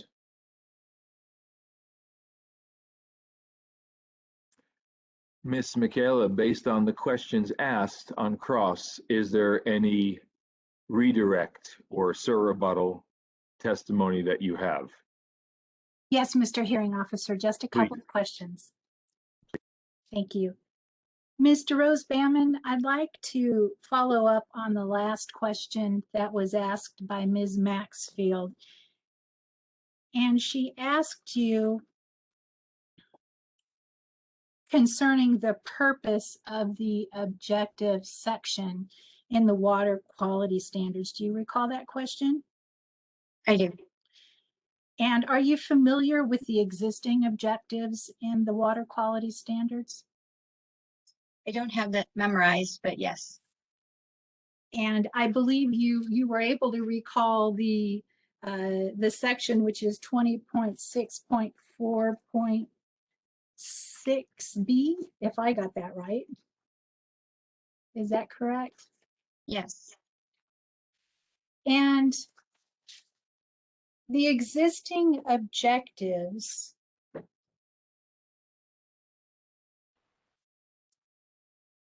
do you have the department's exhibit 110 or another copy of the water quality standards there available? I do. And so could you pull up 20.6.4.6b? Yes, I have it in front of me. And can you please describe what is contained in that objective?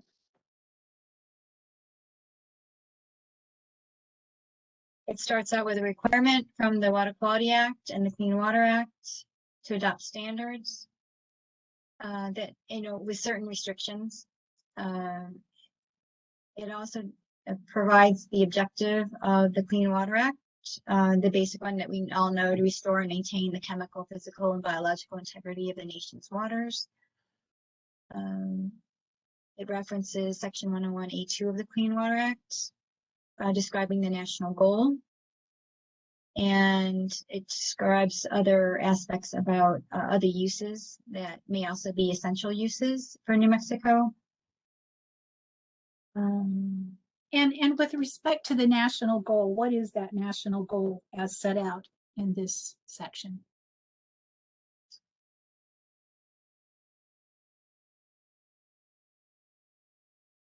Wherever attainable, an interim goal of water quality that provides for the protection and propagation of fish, shellfish, and wildlife, and provides for recreation in and on the water be achieved by July 1st, 1983. And you mentioned the New Mexico Water Quality Act goals. Could you please call out what those are?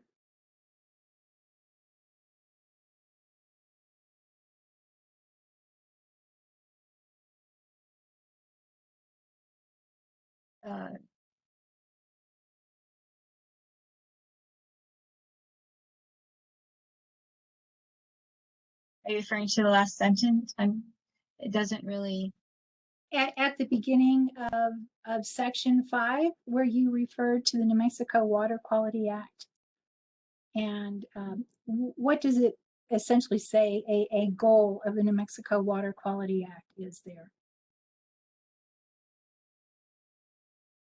The goal of the water quality standards is to they protect the public health or welfare, enhance the quality of water, and are consistent with and serve the purposes of the New Mexico Water Quality Act. And so the purposes of protecting the public health and welfare and moving on to maintaining the chemical, physical, and biological integrity of the water and protecting water quality in general, would the climate change objective that is being proposed be encompassed in Section B?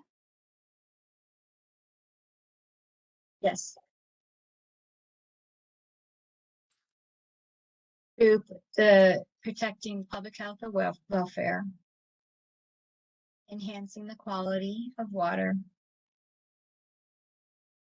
and restoring and maintaining the chemical, physical, and biological integrity. So from those points themselves, that would cover the need to be able to address climate change. Thank you. I have no other questions, Mr. Hearing Officer. Okay, may this witness be. Yes, sir. Okay, we're going to move on to It looks like Triad DOE has a rebuttal witness of Gallegos on this topic and issue. Is that correct, Mr. Rose?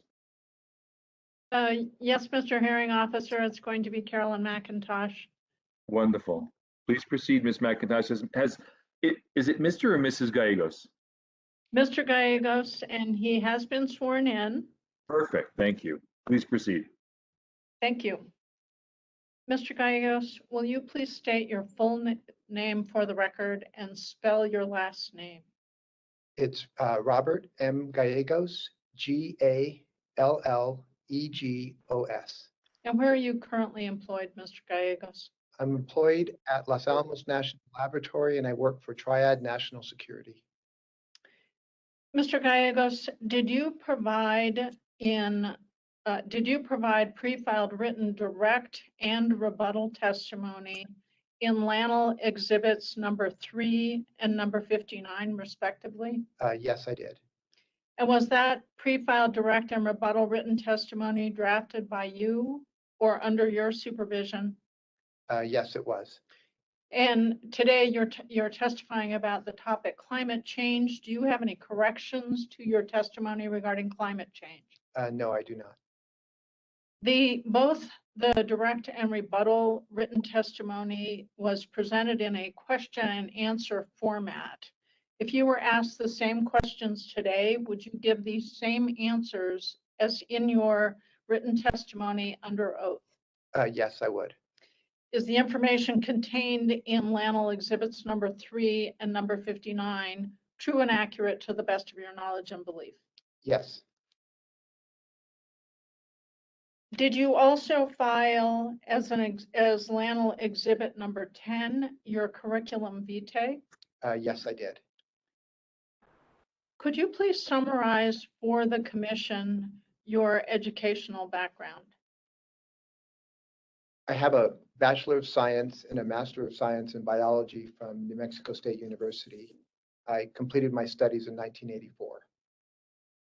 Thank you. And could you also advise the commissioners of your professional experience?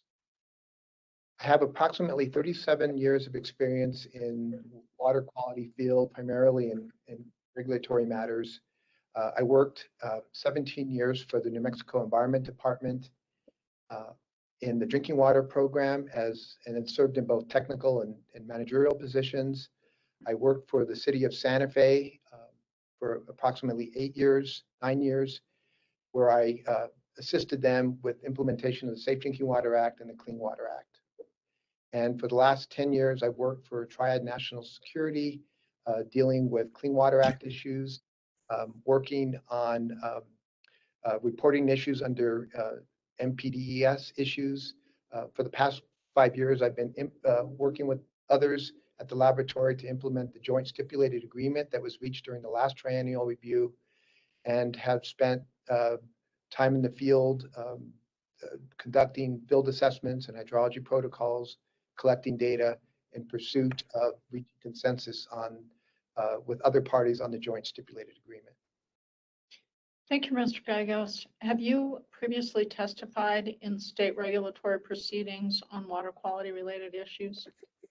During my time with the Environment Department's Drinking Water Bureau, I appeared before the Environmental Improvement Board on a number of occasions to adopt regulations pursuant to the Safe Drinking Water Act. And I've also provided public comment on regulatory matters with concern to the city of Santa Fe, to the commission, the Water Quality Control Commission. Thank you, Mr. Gallegos. At this time, could you summarize, please, the LANL's position and testimony regarding the climate change objective and definition?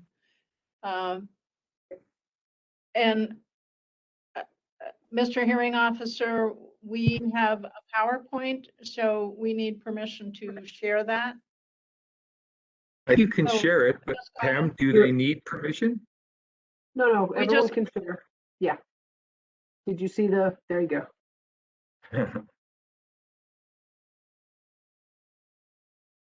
Please proceed. Thank you. Thank you. Appreciate the time to comment. Can I have the next slide, please? And the next slide also, please. So LANL shares NMED's concern that climate change could have a significant impact on surface waters and hydrology for New Mexico's streams and rivers. However, climate change is not a pollutant, a criteria, a use, or a hydrology. And we understand that the standards may require future modifications to deal with the impacts of climate change, but the standards cannot address climate change. NMED has not provided enough detail in its testimony to understand the additional changes to 20.6.4 Nmac. And what additional changes would need to be adopted to meet the standards objectives if these objectives and definitions are adopted. LANL recommends that the Commission not adopt the objective and the definition with regards to climate change. Mr. Gallegos, did you have the opportunity to review Amigos Bravos proposed amendments and revised amendments, as well as the Communities for Clean Water Gila Resources amended Exhibit 1 with regard to climate change? Yes, I did. And what is LANL's position regarding those respective proposed amendments? LANL recommends that the Commission also reject those that you stated amendments regarding the climate change objective. And for rebuttal purposes, did you have an opportunity to review NMED's amended objective as reflected in NMED's rebuttal exhibit 110? Yes, I did. And did LANL modify its position or recommendations based on the amendments reflected in Exhibit 1, NMED Exhibit 110? Well, we appreciated NMED's modification. We do not change our ultimate recommendation that the Commission adopt this objective and definitions. Just as a point of clarification, you said that the Commission adopt? Apologize. We recommend, LANL recommends that the Commission not adopt the objectives and the definition for climate change that NMED has proposed. Mr. Gallegos, at this time, do you have any additional comments regarding the proposed amendments 20.6.46D Nmac, the objective, or 20.6.4.7 C4 Nmac for the definition? I do not at this time. Thank you, Mr. Hearing Officer. We offer Mr. Gallegos for cross-examination. Thank you. May I see a show of hands who would like to cross-examine Mr. Gallegos?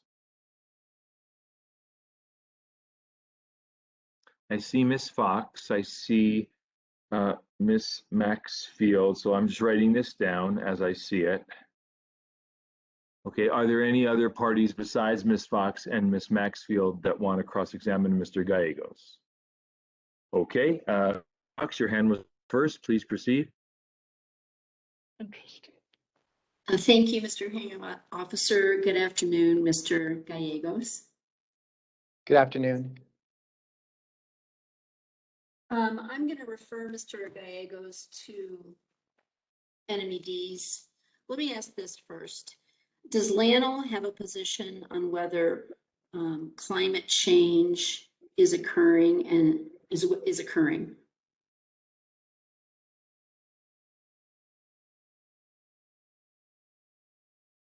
LANL's position, or my statement on this matter, is that climate change is occurring. It's a clear and present danger to the environment and to the globe, and the impacts that climate change is going to have or potentially is having on New Mexico streams and rivers is going to be a real issue. That will ultimately will require certain modifications to New Mexico water quality standards. Would you agree that climate change is primarily human caused? Yes, I would. And looking at the definition for climate change that the department has proposed, do you have that in front of you by any chance? I'm going to get it in front of me in just a minute.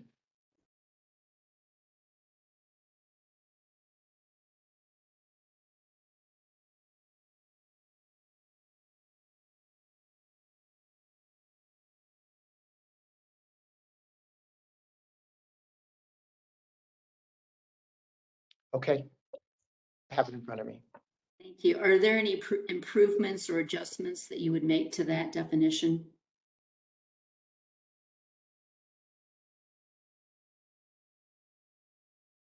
I haven't thought about myself writing a definition for climate change, but as in Mrs. Lemon's testimony and in the definition here, it seems adequate to me and covers the bases. And if you could take a look at, if you have it before you, if not, I can bring it up. The language that Amigos Bravos is proposing to be added in the objectives section related to climate change. Would you like me to bring that up? We're looking for it, or I'll bring that up. I think it'd be helpful. if you could find it, that would be okay too, if it's not too much trouble. Otherwise, if we don't have.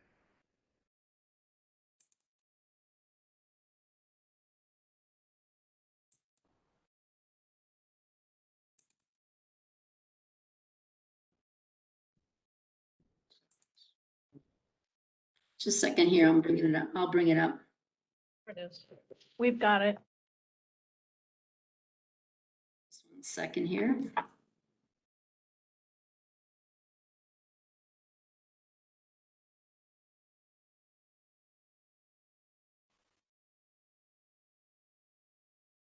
Let's see. There we go. Can you see it, Mr. Gallegos? Maybe I should make it a little smaller. Is that workable? Can everybody see that? Yes, and I have it in front of me as well. Okay, thank you. You talked a little, Mr. Gallegos, about the impacts of climate change on surface waters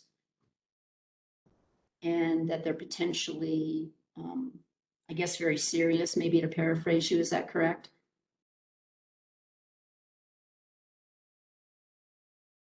The impacts that climate change is going to have on surface waters will be significant. And looking over the description and Amigos Bravos proposed language for the objective, is there anything in the language that we're proposing to be added that you find is inaccurate from a scientific standpoint?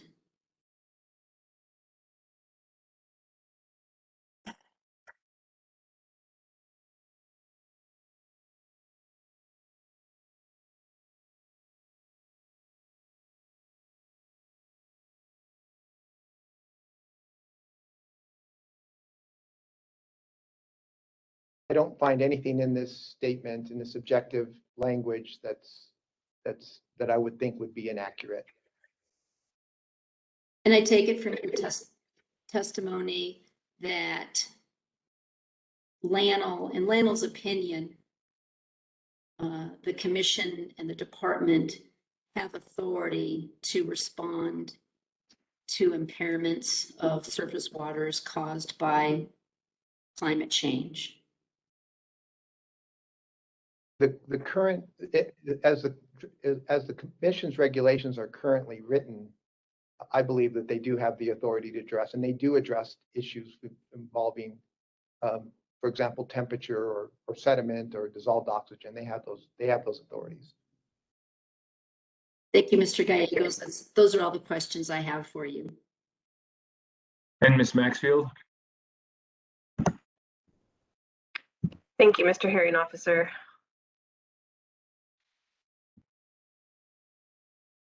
So, Mr. Gallegos, you've also filed a resume that detailed your professional experience, right? That's correct. And as we heard, that experience also included having worked for the New Mexico Environment Department in the past, right? That's correct. And you mentioned that you had previously worked with the Drinking Water Bureau. Have you ever testified previously in a triennial review on behalf of the New Mexico Environment Department? No. And did you describe in the matters that you pre-filed the specific matters that you did work on while employed by the department?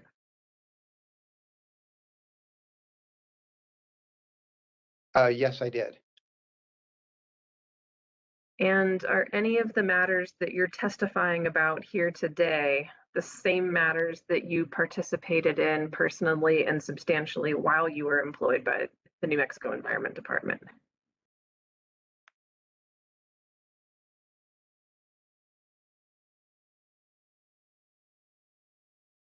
No, I don't believe I ever worked on any kind of climate change issues when I was with the Drinking Water Bureau.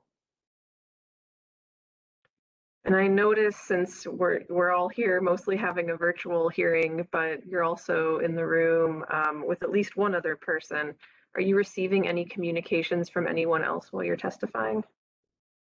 No, I'm not. Okay, thank you.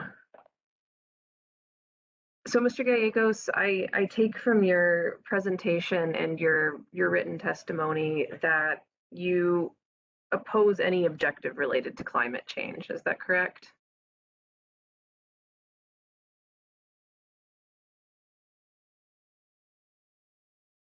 My concern is, and what I tried to say is that there's not enough really information in the objective or in the definition that would help the laboratory determine how the water quality standards are going to apply to them once these objectives and definition are adopted by the commission.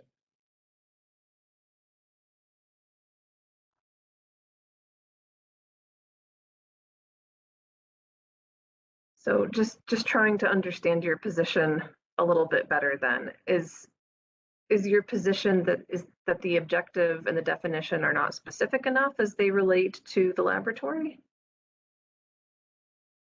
I imagine as an objective and as a definition, they're adequate. But what I don't understand is that how are they going to be applied in the standards?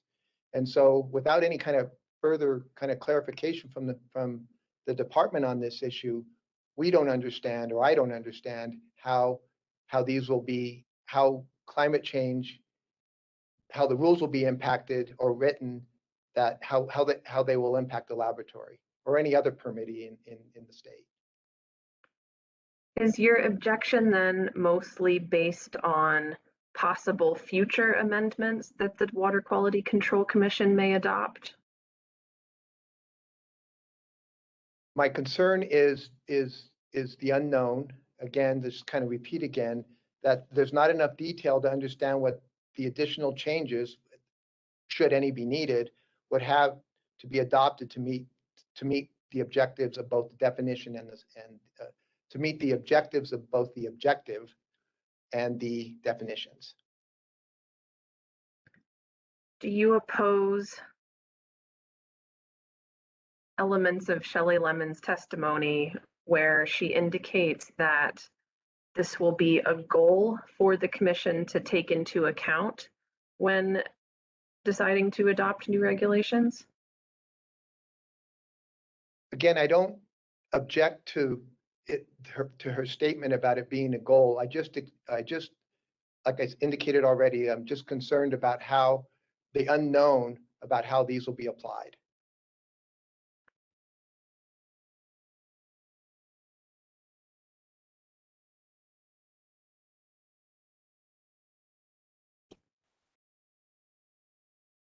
Would you agree that climate change makes it harder to predict the future as it pertains to environmental and water quality issues?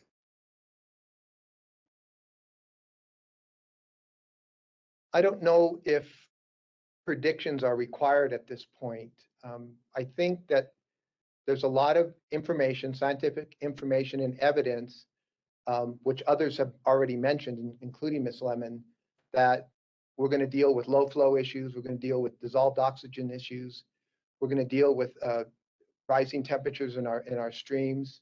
Those are all things that we, whether or not if it's, you might call it a prediction, or we know that these things are going to occur. And so, and again, as others have indicated, the commission, without this definition, and without the objectives, have the authority to move forward in addressing these issues.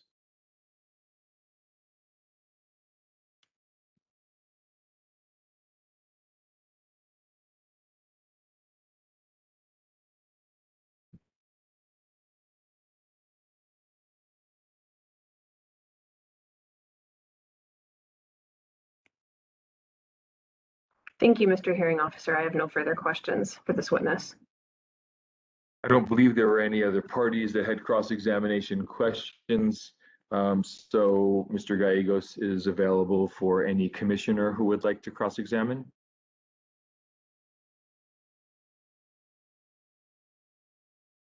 Any member of the public who would like to cross-examine?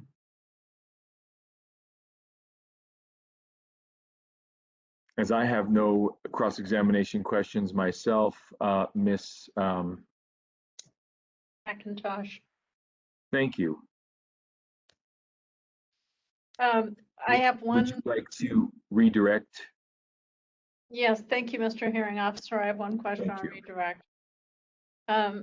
Just to clarify, Mr. Gallegos, is your testimony that the Water Quality Control Commission already has sufficient authority under the standards to address issues related to climate change, such that the proposed objective and definition is not necessary? Yes, that's my testimony. We have nothing further, Mr. Hearing Officer. Thank you. This witness may be excused on this issue. We proceed, excuse me. We proceed to, on the spreadsheet, I have AB rebuttal, but I'm not sure, Ms. Fox, if your witness has already testified to this issue on rebuttal. Mr. Hearing Officer, she has in rebuttal. Yeah, thank you thank you for asking. Just wanted to make sure. Thank you. Ms. McCaleb, is it the same situation with your witness on rebuttal on this issue? Yes, Mr. Hearing Officer, it is. Wonderful, wonderful. So now we go to CCW rebuttal with the name of Homer.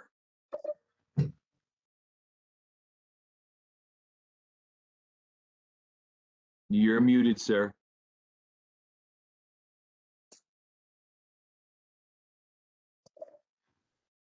Thank you, Mr. Hearing Officer. At this point, we will call Ms. Pamela Homer.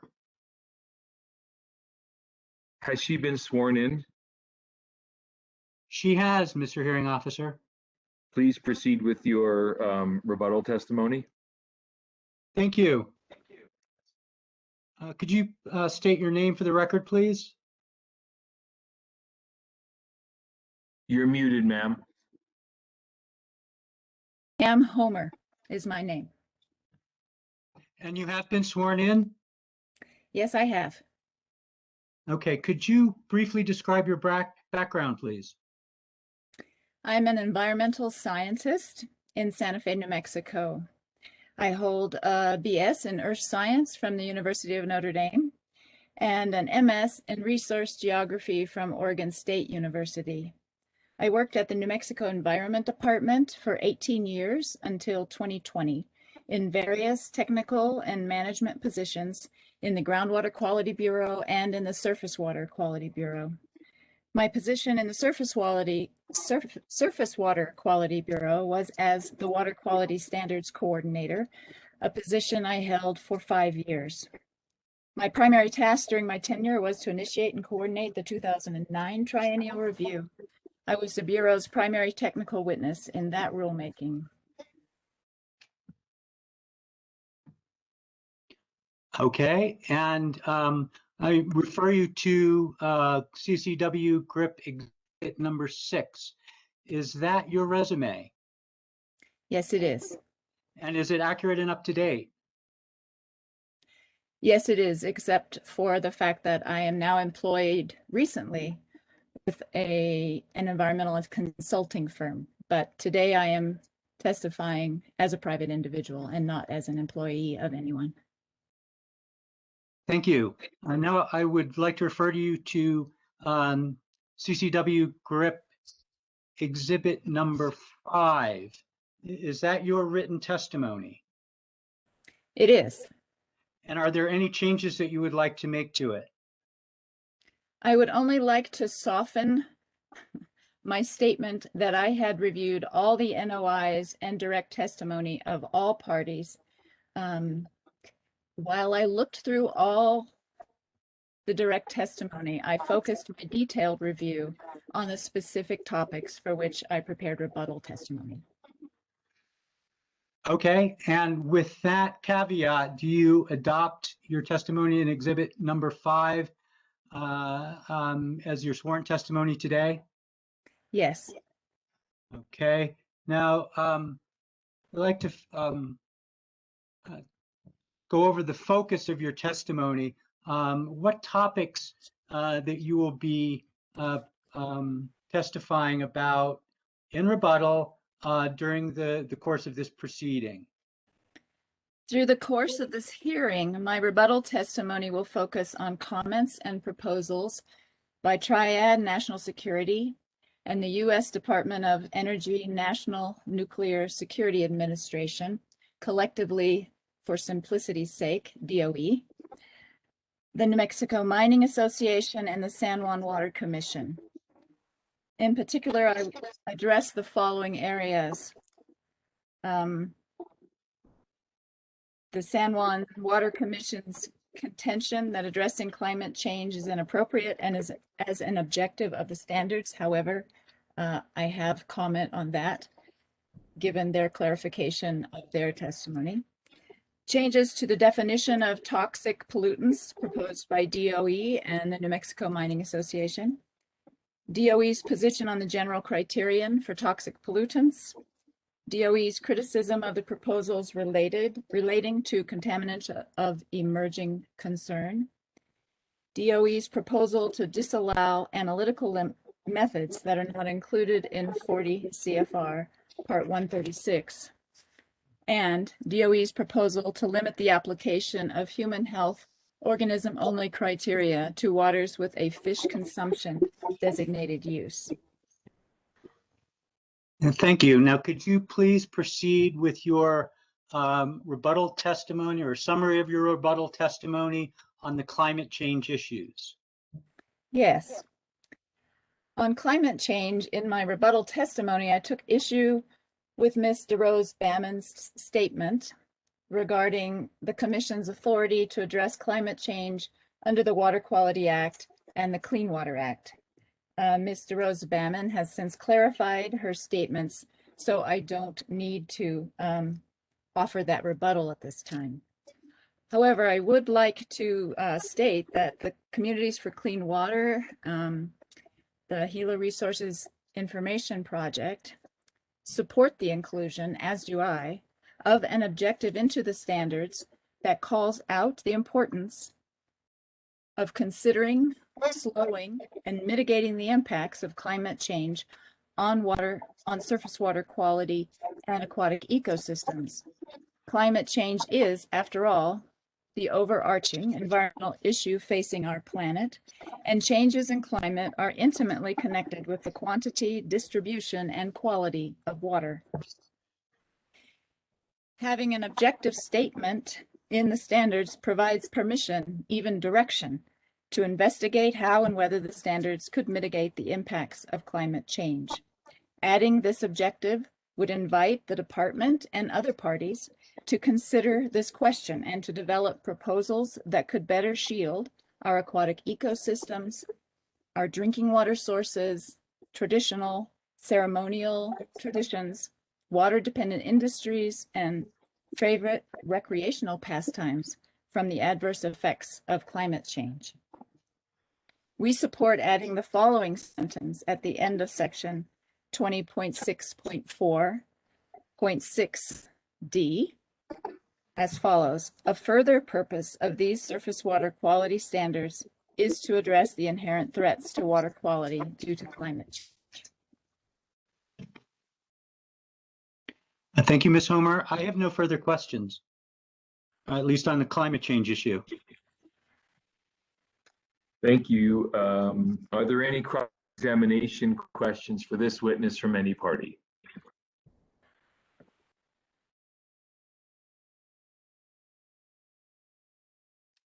Ms. Maxfield, please proceed. Thank you, Mr. Hearing Officer.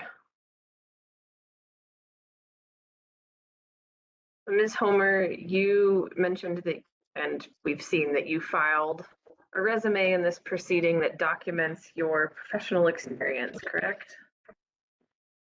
Yes. And you mentioned that you had previously worked for NMED's Surface Water Quality Bureau and had previously testified in a triennial review, I think 2009, correct? Yes.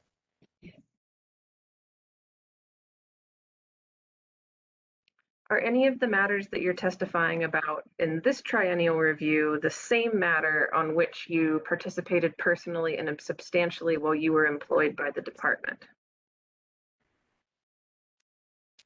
No, I consult counsel about this question, and this is a different matter than the matters that I worked on. I don't know if this triennial review had begun when I left the department. It might have begun, but I have not worked on this matter. I did not work on this matter. I was employed there. And given our virtual nature here of holding this hearing, are you receiving any communications from anyone else while you're testifying? No.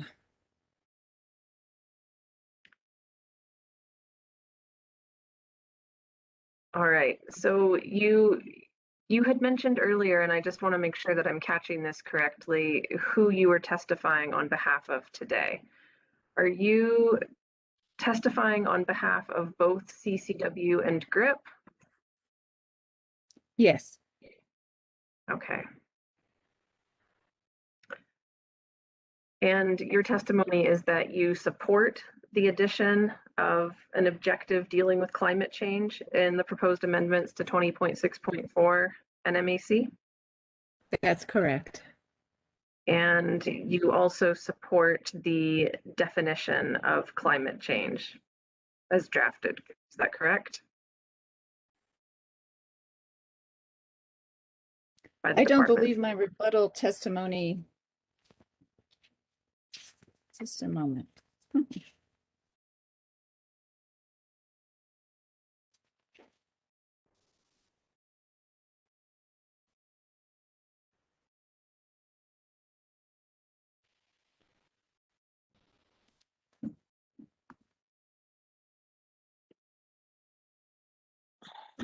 In my rebuttal, I did not testify on that definition.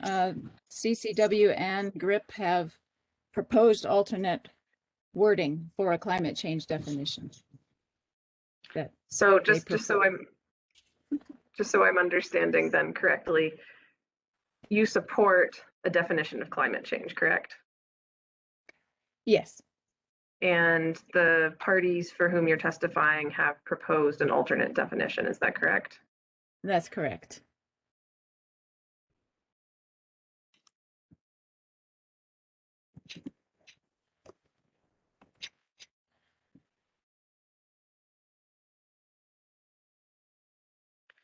Thank you, Mr. Hearing Officer. I don't have any more questions at this point for this witness.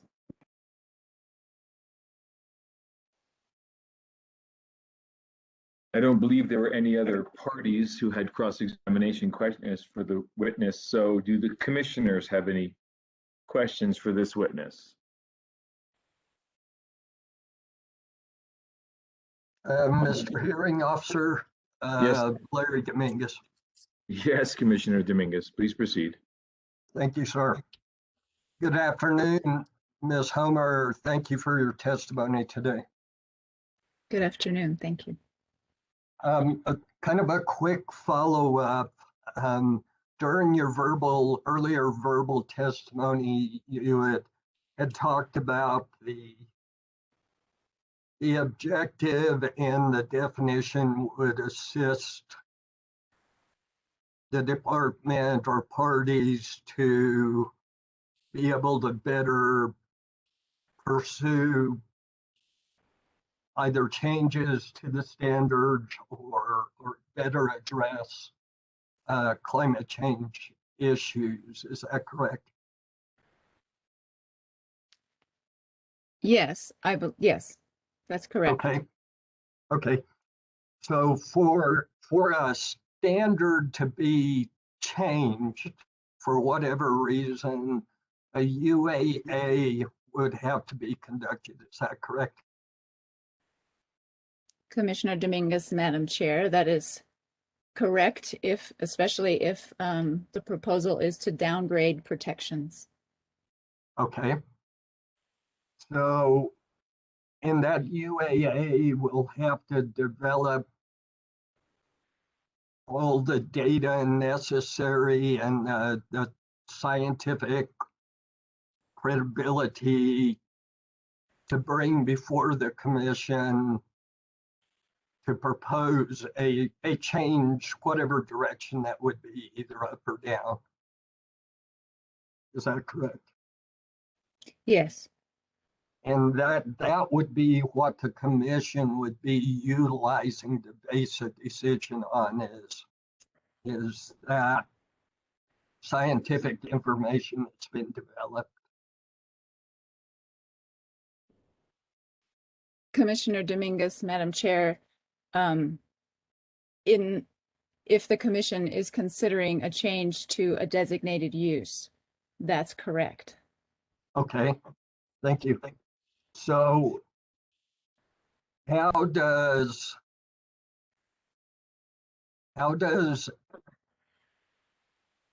a definition, regardless of which one we argue over, how does the proposed definition or a proposed objective change things for conducting a UAA?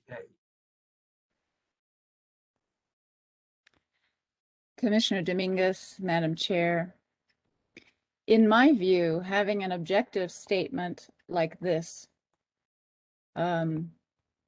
gives the commission a context, a backdrop for thinking about designated use changes that might be different if they didn't have that backdrop. It's possible that given the impacts of climate change on certain aquatic ecosystem, the commission might decide not to downgrade a stream's designated uses. Thinking about the resiliency of that segment, what little refuge habitats might it provide? And I think there are considerations that come to mind that don't or wouldn't have if we weren't thinking about the impacts of climate change over the long haul. I think with respect to future generations, for example, should we withdraw protections from a segment of stream right now based on a changing hydrology when we don't really know where it's going, when we don't know which species might benefit from a little extra help? Maybe the commission would think about those things as they consider downgrades to designated uses. Okay, thank you. And would that type of information be captured within the UAA? Commissioner Dominguez, Madam Chair, I don't know how that'll play out, I think, how this objective gets incorporated and implemented will evolve. So, how we decide over time where it's appropriate to make those arguments will evolve. Okay, let me ask it this direction.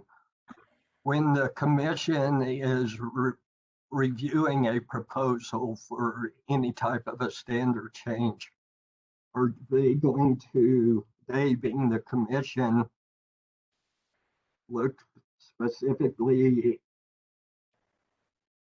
at the objective that's being proposed and base a decision off of that objective that it might be climate change?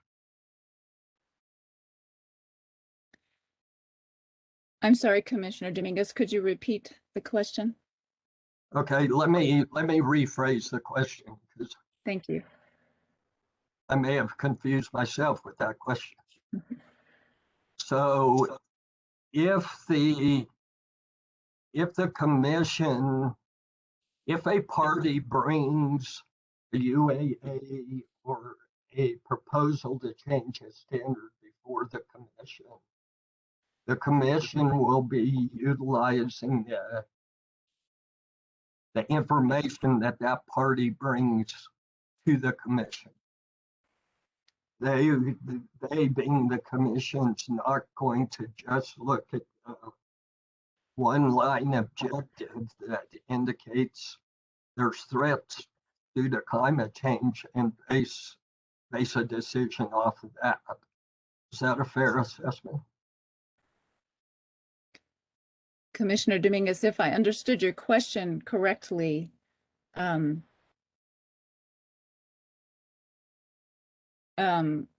commission would consider that sentence, the objective, but that's not the only consideration in making changes to the standards. Did I answer the question you intended? Probably as well as we're going to get there, so thank you. That's all the questions I have, Mr. Hearing Officer. Are there any other commissioners who would like to ask this witness any cross-examination? Are there any members of the public who would like to cross-examine this witness? Okay, this witness may be. Mr. Hearing Officer, this is Commissioner Thompson. I was just slow with my buttons here. I have a couple of questions. Please proceed, sir. Ms. Homer, thank you for your testimony. It's very helpful. Did you hear the testimony from Ms. Lemon earlier? Yes, I did. In response to a question from Commissioner Cipher, she said that one of the purposes of including consideration of climate change in the stream standards was to mitigate or help mitigate impacts of climate change, rather help mitigate causes of climate change, if I paraphrase her correctly. Now, your proposed language is somewhat different. It's to address the inherent threats to water quality due to climate change. So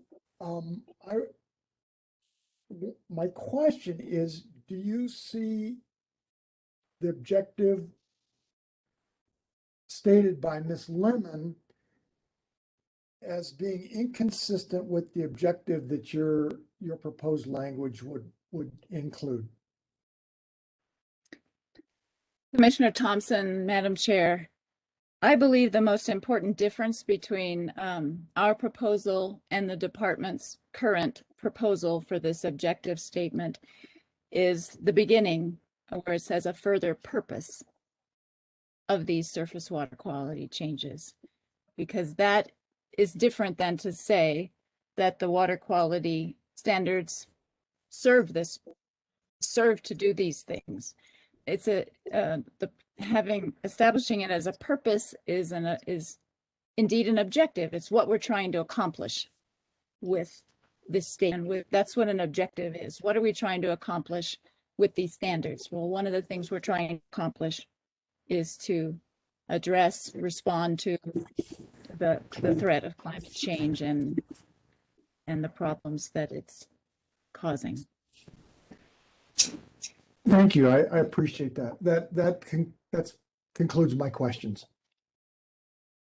Thank you. Are there any other members of the commission?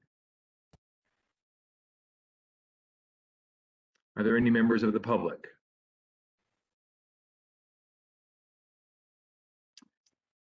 Okay, based on these cross-examination questions, Mr. DeSalin, are there any redirect or surrebuttal for this witness?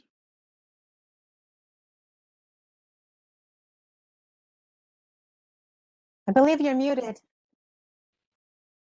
And yet I can read his lips. He said he had nothing further. Is that right, Mr. DeSalin? That is correct. I'm getting good at this.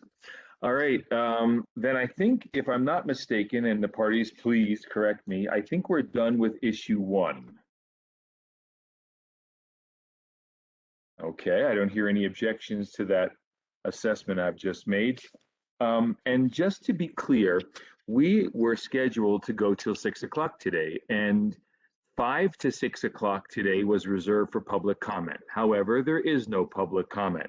But since we have made slow progress today, is what I will characterize it as, I would like to go until 5:30 and then call it quits for the day. Are there any objections to that from any of the parties or the commissioners? Okay, let's go to issue number 2. And we will start with the Bureau.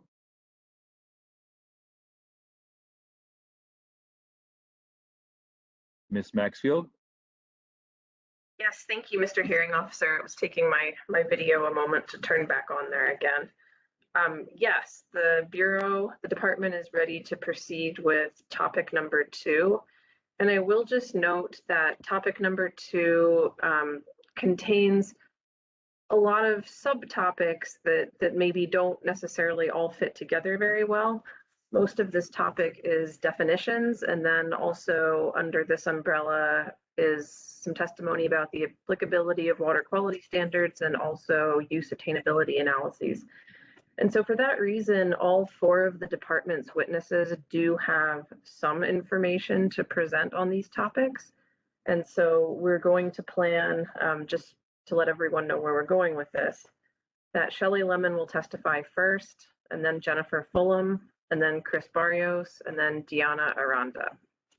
And just, and given that these subtopics are not necessarily all that related, although they are all, definitions, they're kind of related by their position in the regulations. We would recommend that rather than sit for cross-examination as a panel, that each witness sit for cross-examination individually, since that will be the most topically relevant, if it pleases the hearing officer and the commission. Okay, let's proceed with Ms. Lemon. All right, at this point in time, then, we call Shelley Lemon back to the stand. And Ms. Lemon, you're still under oath?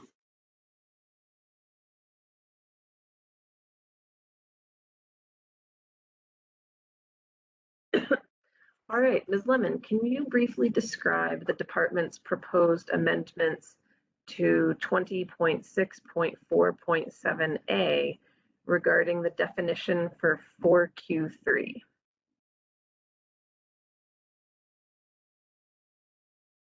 And Ms. Lemon, I think you're on mute.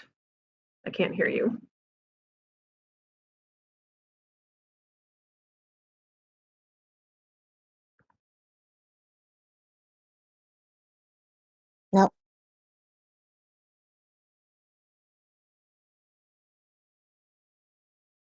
Can you hear me now? Yes. Yes.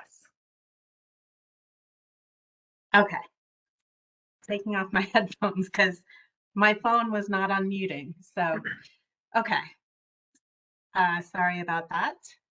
So the department is proposing to add the definition for the term 4Q3 that is currently located in 20.6.4.11 B2 NMAC to the definition section in 20.6.4.7 NMAC. Can you briefly describe the reasoning behind this proposed amendment? As provided in my direct, I'm having problems.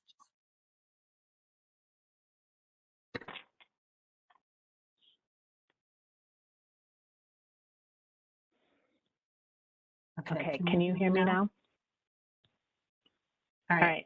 I'm I'm still getting an echo, but Yes, I'm that's gonna bad. trying to say this. Okay. Technology. Okay. So I believe the question was, can you briefly describe the reasoning behind those proposed amendments? Yes. As provided in my direct testimony, filed as NMED Exhibit 1, the term 4Q3 is used regularly in the implementation of water quality standards. The language defining the term is already codified in 20.6.4.11 B2 NMAC. Adding the term to the definition section in 20.6.4.7 NMAC allows easy, relevant access for consistent application of the standards without having to search for the definition elsewhere. Did any party object to that specific proposed amendment? No.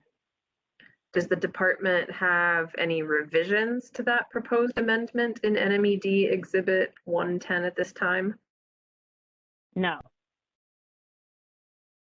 Okay, now I will turn your attention to a proposed definition in 20.6.4.7H NMAC.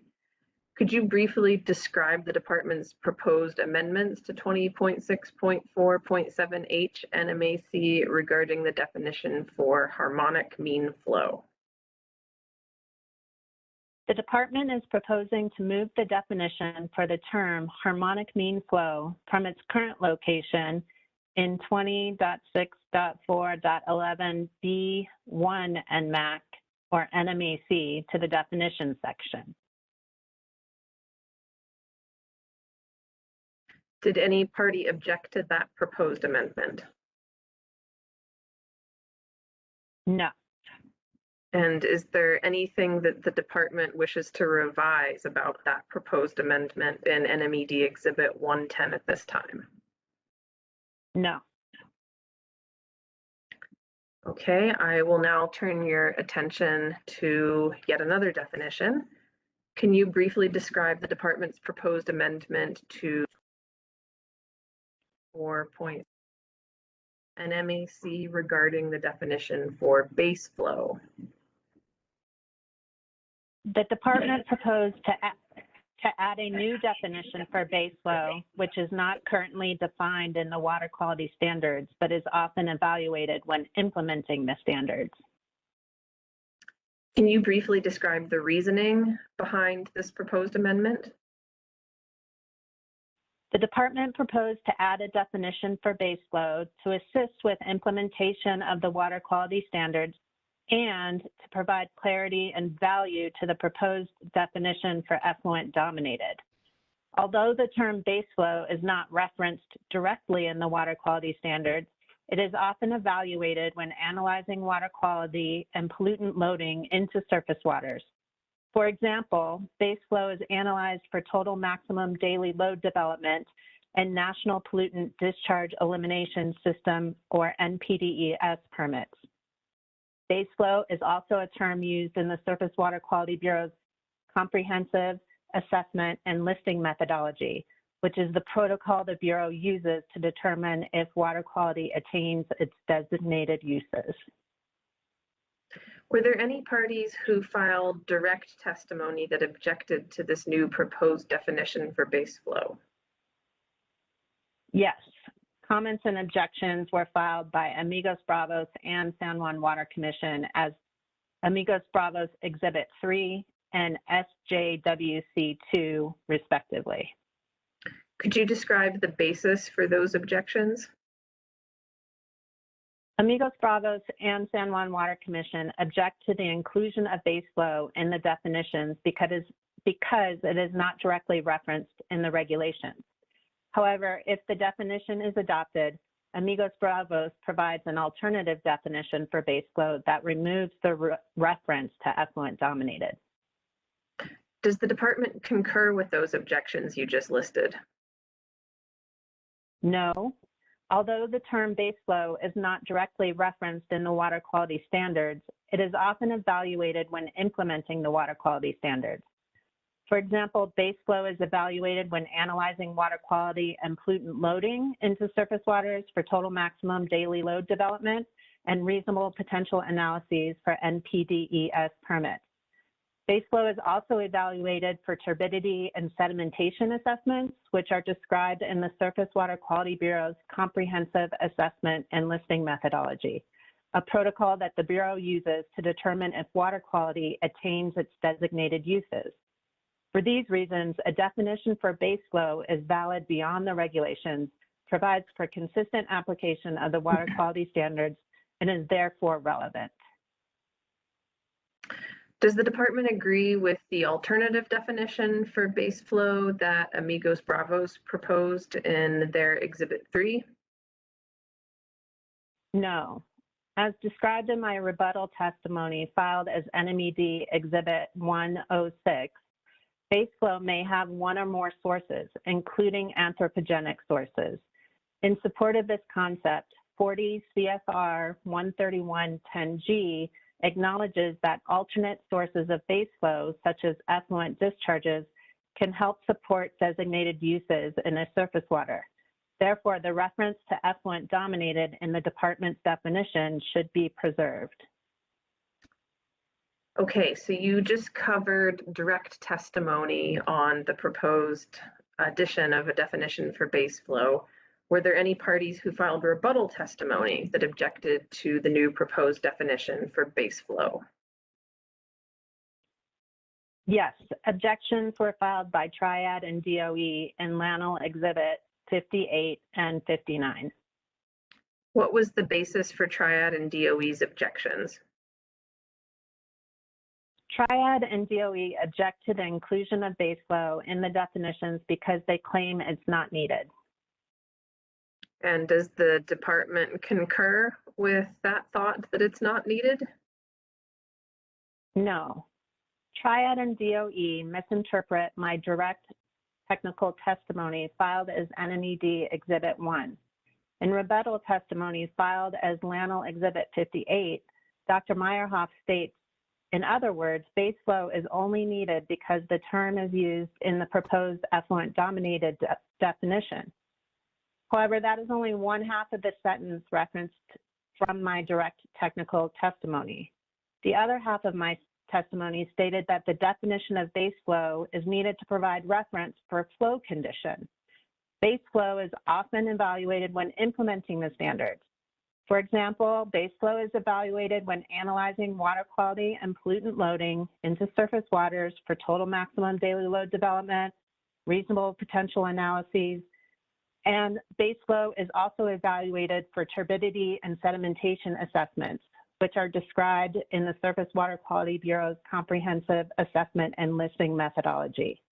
Therefore, a definition for base flow is applicable and relevant. And now can you briefly describe relevant portions of Amigos Bravos Exhibit 24, which was filed the evening of July 8th, as related to the topic of base flow? Amigos Bravos no longer proposes to reject the department's base flow definition, but they propose to swap effluent dominated with the word some in the definition. And does the department object to that proposed amendment by Amigos Bravos? No. Does the department then wish to revise any of the amendments as proposed in NMED Exhibit 110 at this time as it relates to the proposed definition for base flow? No. All right, now I will turn your attention to another proposed definition by the department. Can you briefly describe the department's proposed amendment to 20.6.4.7E NMAC regarding the definition of effluent dominated? The department proposed to add a new definition for the term effluent dominated, which is not currently defined in the water quality standards, but is often evaluated when implementing the standards. Can you briefly describe the department's reasoning behind this proposed amendment? As provided in my direct technical testimony filed as NMED Exhibit 1 and my rebuttal testimony filed as NMED Exhibit 106, regulations and their associated definitions are regularly used to implement the water quality standards, particularly related to TMDL development and NPDES permitting and state certification pursuant to Section 401 of the Clean Water Act. A regulatory reference for effluent dominated will aid in the implementation of the water quality standards.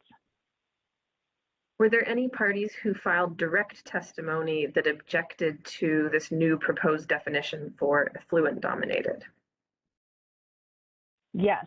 Comments and objections were filed by Amigos Bravos and San Juan Water Commission in Amigos Bravos Exhibit 3 and SJWC2.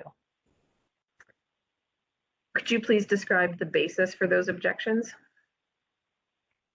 Both Amigos Bravos and the San Juan Water Commission assert that the department's proposed definition for effluent dominated serves no regulatory purpose because the term is not used elsewhere in the water quality standards.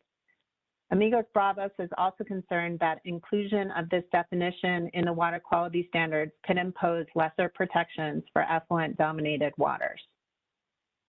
Does the department concur with those objections? Regarding the argument that there is no purpose for this definition, the department disagrees with Amigos Bravos and the San Juan Water Commission. As described in my direct technical testimony filed as NMED Exhibit 1, regulations and their associated definitions are regularly used to implement the water quality standards. For example, definitions can be used to help develop TMDL documents and provide consistency across state certifications pursuant to Section 401 of the Clean Water Act.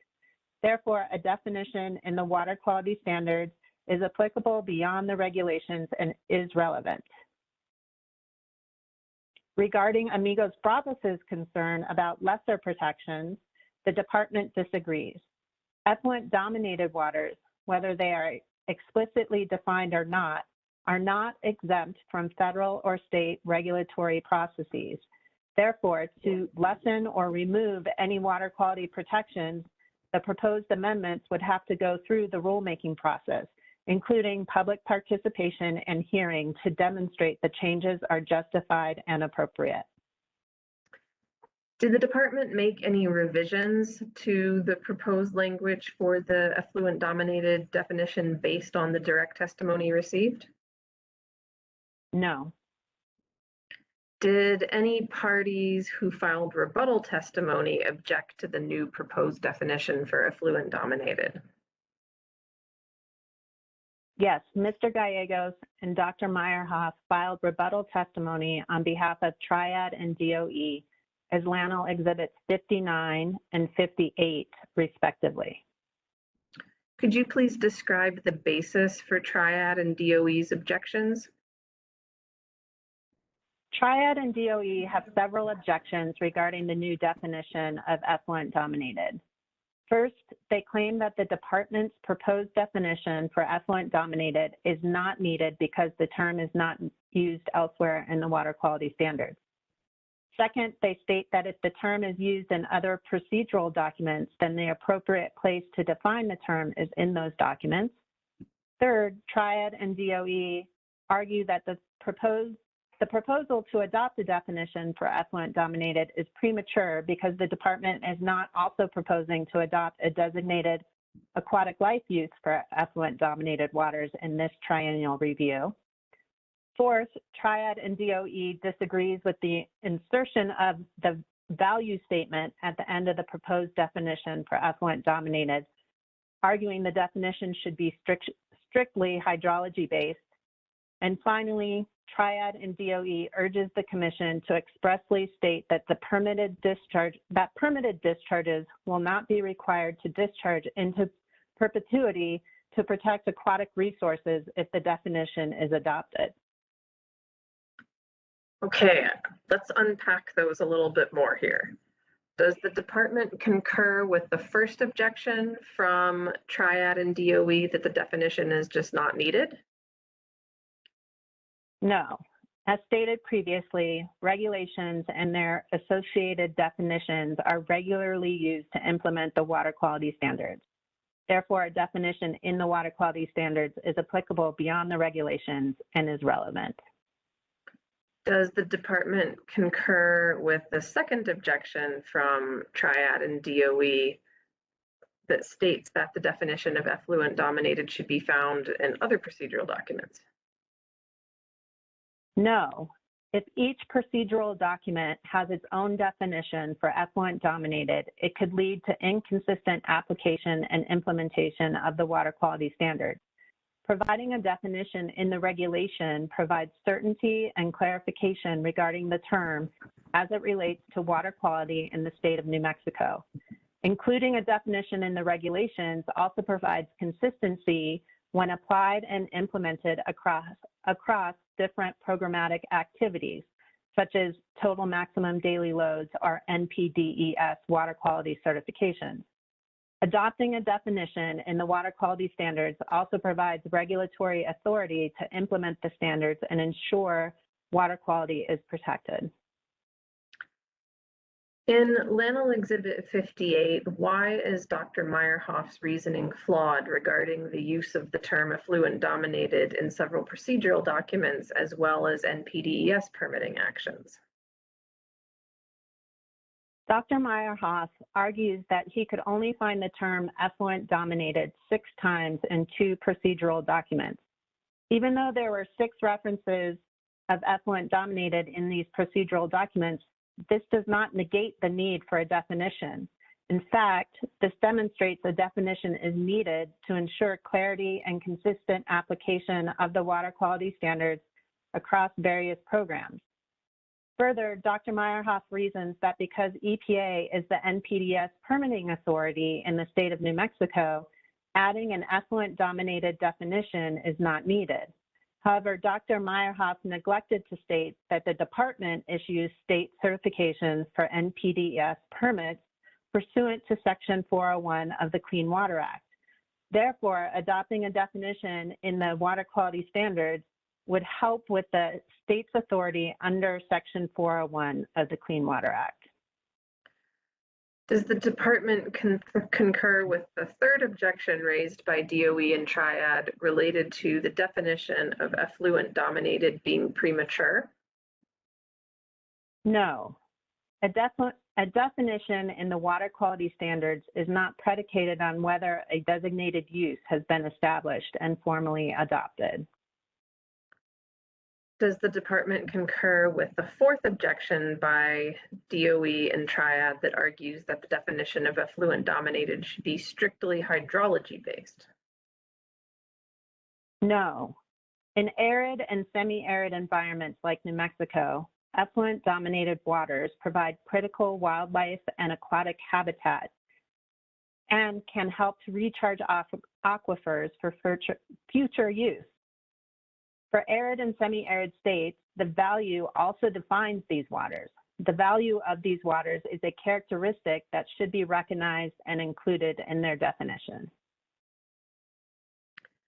And finally, does the department want to revise any of the proposed amendments that NMED has included in NMED Exhibit 110 at this time?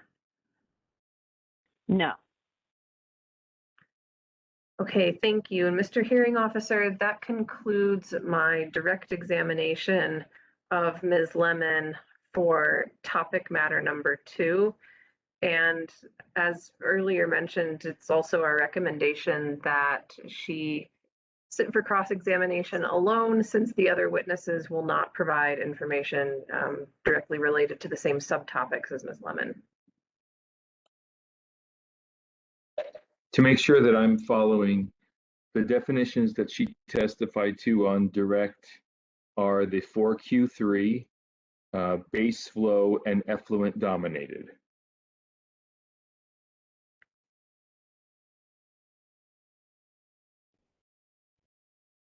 Yes, Mr. Hearing Officer. Harmonic. And harmonic mean flow. I knew that there was one we were missing there. Thank you. I caught that now. Thank you. Okay, so are there any cross-examination questions for Ms. Lemon on these 4 definitions from any of the parties? Okay, Mr. Rose, I see your hand. Are there any other parties besides Mr. Rose? Yes, Mr. Hearing Officer. Ms. San Juan Water. I understand your voice now. And Mr. Hearing Officer, Yes. this is Tanis Fox, and I don't have any cross-examination for Ms. Lemon, but I did want to alert you to the fact that even if members of the public have not signed up for public comment, there may be members of the public who are going to appear at 5 o'clock to give public comment, because people were not required to sign up. Okay, well, if anyone from the public is with us now, please send a chat message to the administrator. And I think she's called the host here. Yes, Pamela Jones, host. Please send a message to her and we will sign you up. And as soon as she alerts me through the chat that there is someone, then we will find a way to work them in before we call it a day. In the meantime, Mr. Rose, would you like to begin your cross-examination of Ms. Lemon? Thank you, Mr. Hearing Officer. Ms. Lemon, we'll try to make this short because it's getting late. So, and I wanted to question you about your. It seemed like it was your last comment with respect to effluent dominated. That is the role the definition might play in a 401 certification. It's my understanding that when the department certifies, they're exercising authority delegated from the commission pursuant to the commission's rules, which are not the subject of this hearing. It's 20.6.2 Nmac. I believe it's section 2001, but are you familiar with those rules, Ms. Lemon? I am. And what authority does the department have based on that delegation to add conditions to a 401 certification? The department uses the surface water regulations to ensure that the permit, the draft permit, will achieve those surface water quality regulations. So the process for 401 certifications is under 20.6.2 NMAC, but the surface water quality regulations are under 20.6.4 NMAC. Okay, and that goes to the question of, I think, your testimony on the definition of effluent dominated. And it's my understanding of that certification process that the department evaluates draft and PDS permits issued by EPA and determines whether the conditions in the draft permit are sufficient to assure compliance with both federal and state law. Is that your understanding of that process? Yes. And could you explain to us how a definition of effluent dominated, if it's not referenced in the substantive provisions, would affect the department's certification under 401? Effluent dominated helps to evaluate the conditions present in the stream where the discharge is located. And so it provides a reference point. We also use, essentially, we evaluate the reasonable potential to exceed water quality standards. So in an effluent dominated system, those standards, essentially the discharge will have to meet standards at end of pipe or where they're discharging into the stream. So it helps to qualify that evaluation and look at that discharge to see what the receiving stream is like. And I assume you do that analysis already today, correct? We do. And how would the definition that you're proposing change how you conduct that analysis? It provides a consistent application. It provides reference for the public on how we're doing things and transparency. And it provides a singular point of reference so that each individual person who's doing a 401 certification is using a similar definition. Okay, and I understand from your testimony, as you just stated, that in an effluent dominated stream, depending on the amount of flow that exists at the point of discharge, in essence, the standard could become an effluent limit at an end of the pipe. Is that what you just testified to? It's possible, yes. And in terms of application today, my understanding is that that same approach is already in effect in terms of the department's certification under 401, even today in the absence of a definition. We do use that process in absence of this definition, but again, it's not just 401 certifications that the department is doing. We're also assessing water quality. We're, developing standards. The term effluent dominated in the standards will help consistently apply that definition across our different programs. So what you're suggesting, I believe, is that by defining effluent dominated in these rules, the commission will have established criteria, if you were, for the department's application of these rules and others in the future, even if they're not directly related to the term, or the term effluent dominated is included in a specific water quality criteria. I'm sorry, can you repeat the question? Yeah, no, I almost got lost in my own question. What I was getting at is trying to understand more directly what direction you're going to give your staff and what the regulated community can understand merely by this definition in terms of what change, if any, the department is proposing here, or whether you're looking at codifying your current approach to this.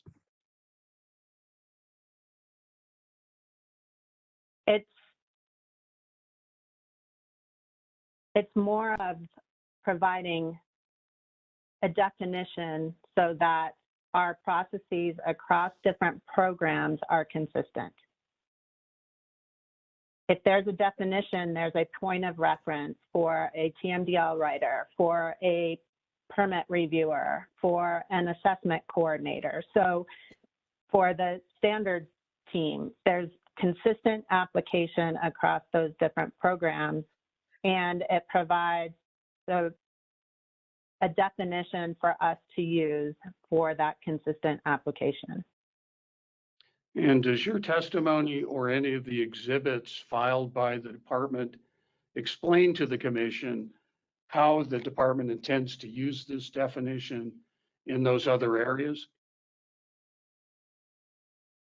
I believe, as I just stated today, my direct and rebuttal talks about the different programmatic areas where it will be used in the total maximum daily load development and 401 certifications, in assessment protocols.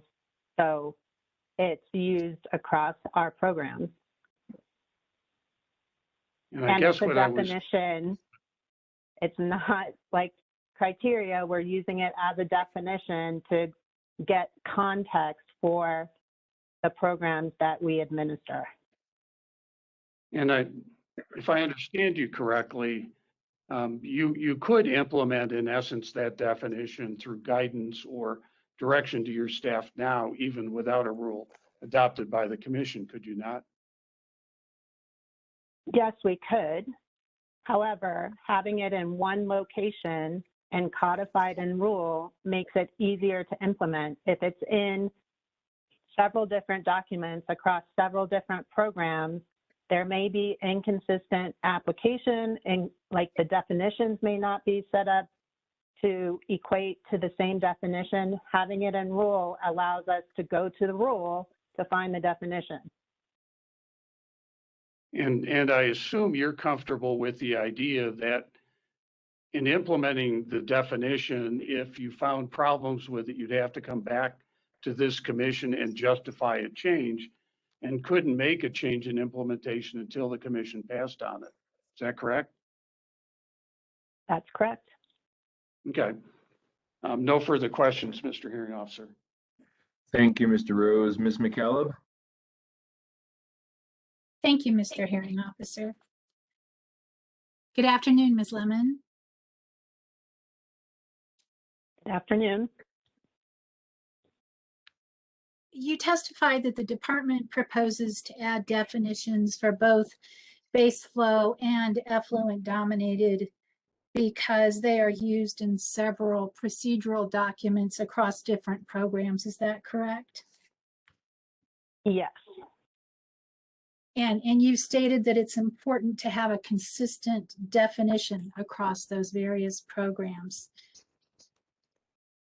Is there ever a situation you would foresee where the definition would need to be different depending on the rules or regulations being applied? No, I believe a singular definition gives us a point of reference to apply that definition to different programs. And so your answer to a question posed by Commissioner Dominguez earlier today with respect to the definition of climate change, where you responded that there was a potential for the term to need a different definition depending on the rules being implemented, that consideration does not apply here? I do not think I said that. I was talking about different environmental media, so going from air to soil to water, not in a water program, not across a water program. The definition should be consistent across the surface water quality programs. And you've indicated that these definitions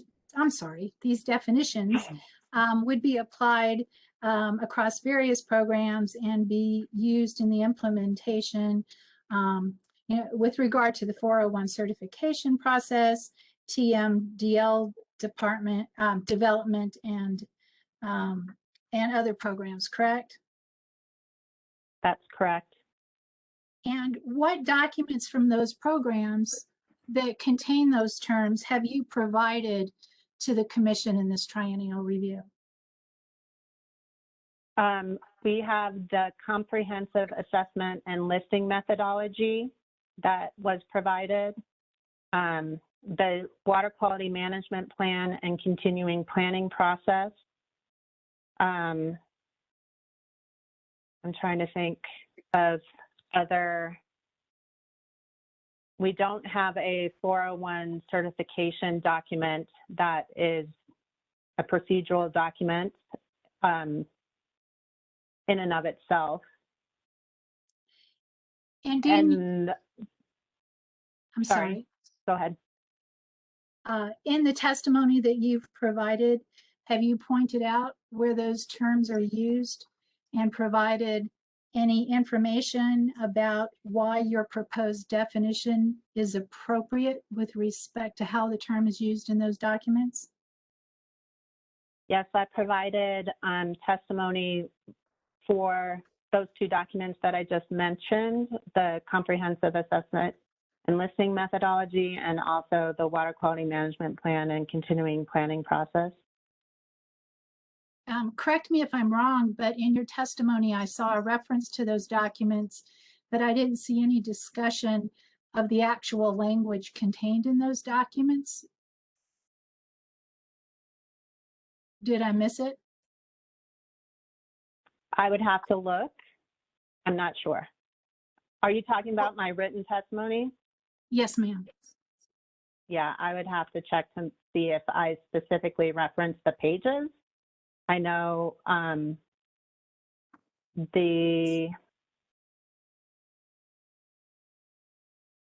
have to check.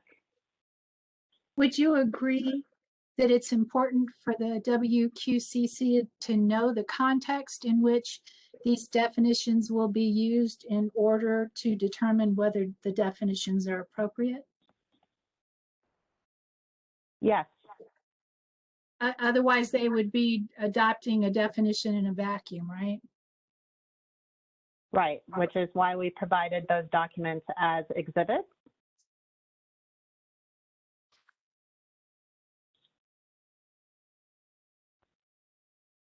And again, however, if you've provided those documents as exhibits, but not pointed to the use of those terms in those documents,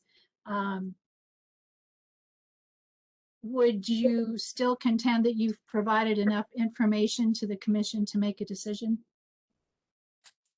I think we also provided documentation in the federal regulation on how it would be used under 40 CFR and other regulatory requirements through those. So it's not just the Bureau's procedural documents, but it's also within the regulation. Thank you. I don't have any other questions. Okay, are there any other parties that have cross-examination questions for Ms. Lemon on these 4 definitional issues? Are there any commissioners that have questions for Ms. Lemon?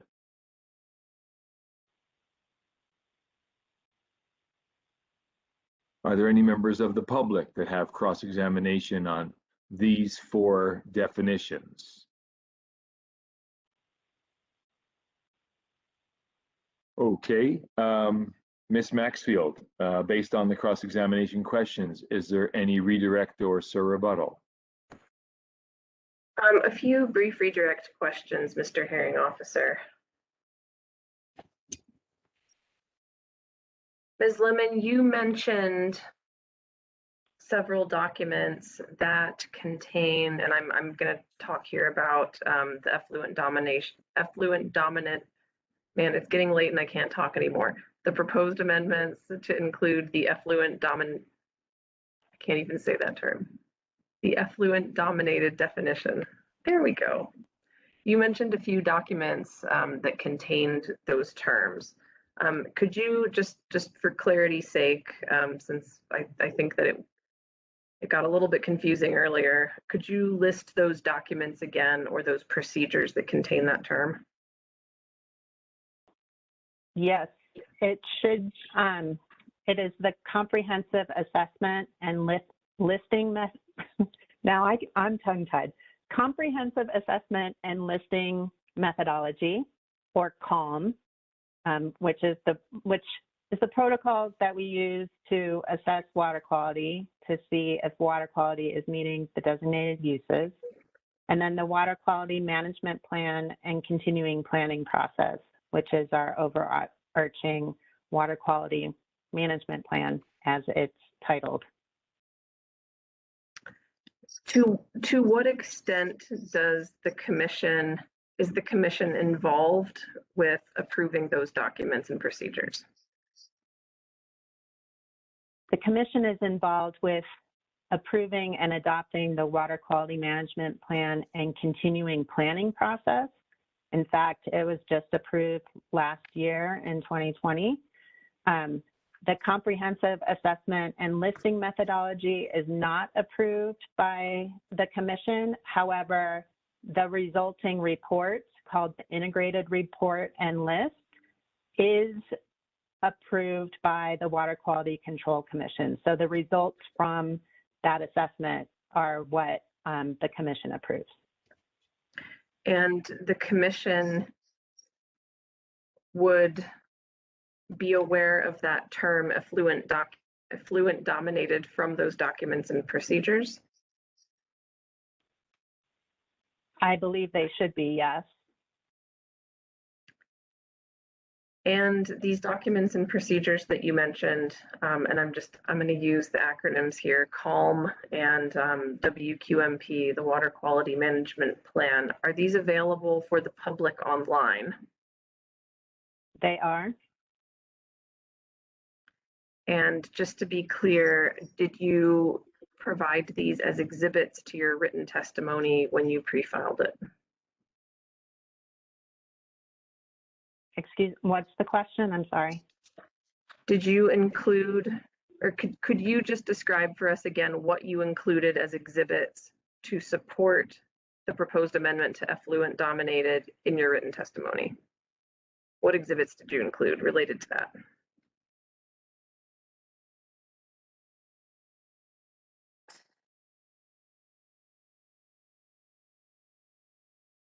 To effluent dominated?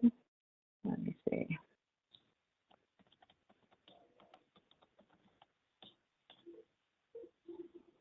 Where is my?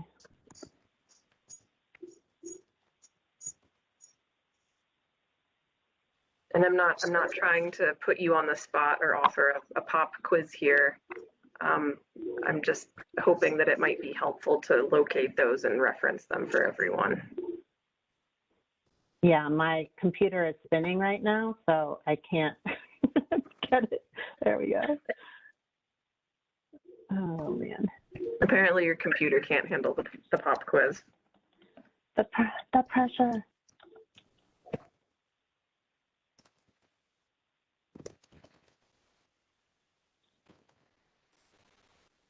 Let me see.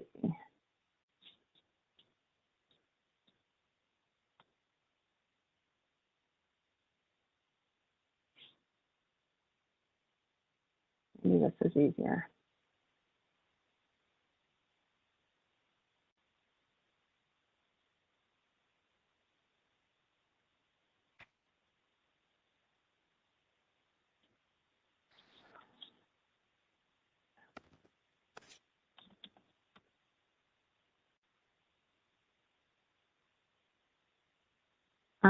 I have too much, like there's too much to process with everything that I have open right now. I can't find it immediately. So we can either wait while I try to locate it, or I can come back and provide those exhibit numbers. If you'd like, I think we'll probably have the opportunity to provide reference to the exhibit numbers later on. So I'll stop. Okay, thank you. And with that, Mr. Hearing Officer, that concludes my questions for this witness. Okay, it is 5:20 p.m. and I believe that any other witness that you will call will go past 5:30. There are no members of the public who have signed up for public comment according to the administrator. And so I believe we can call it a day, a little bit early. We will start tomorrow morning at 8 a.m. At 8 a.m. we will start with public comment. And then we will move right back into your witnesses, Ms. Maxfield, on the definitional issues that remain. What will be the order tomorrow of your witnesses for that issue?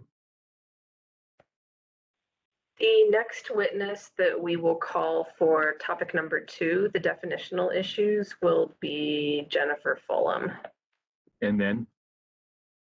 And then after that, Chris Barrios, and then Diana Aranda. Perfect. Okay. All right, then that will conclude today. We're going to go off the record now. I hope everyone has a good evening, and we'll see you all at 8 a.m. Thank you.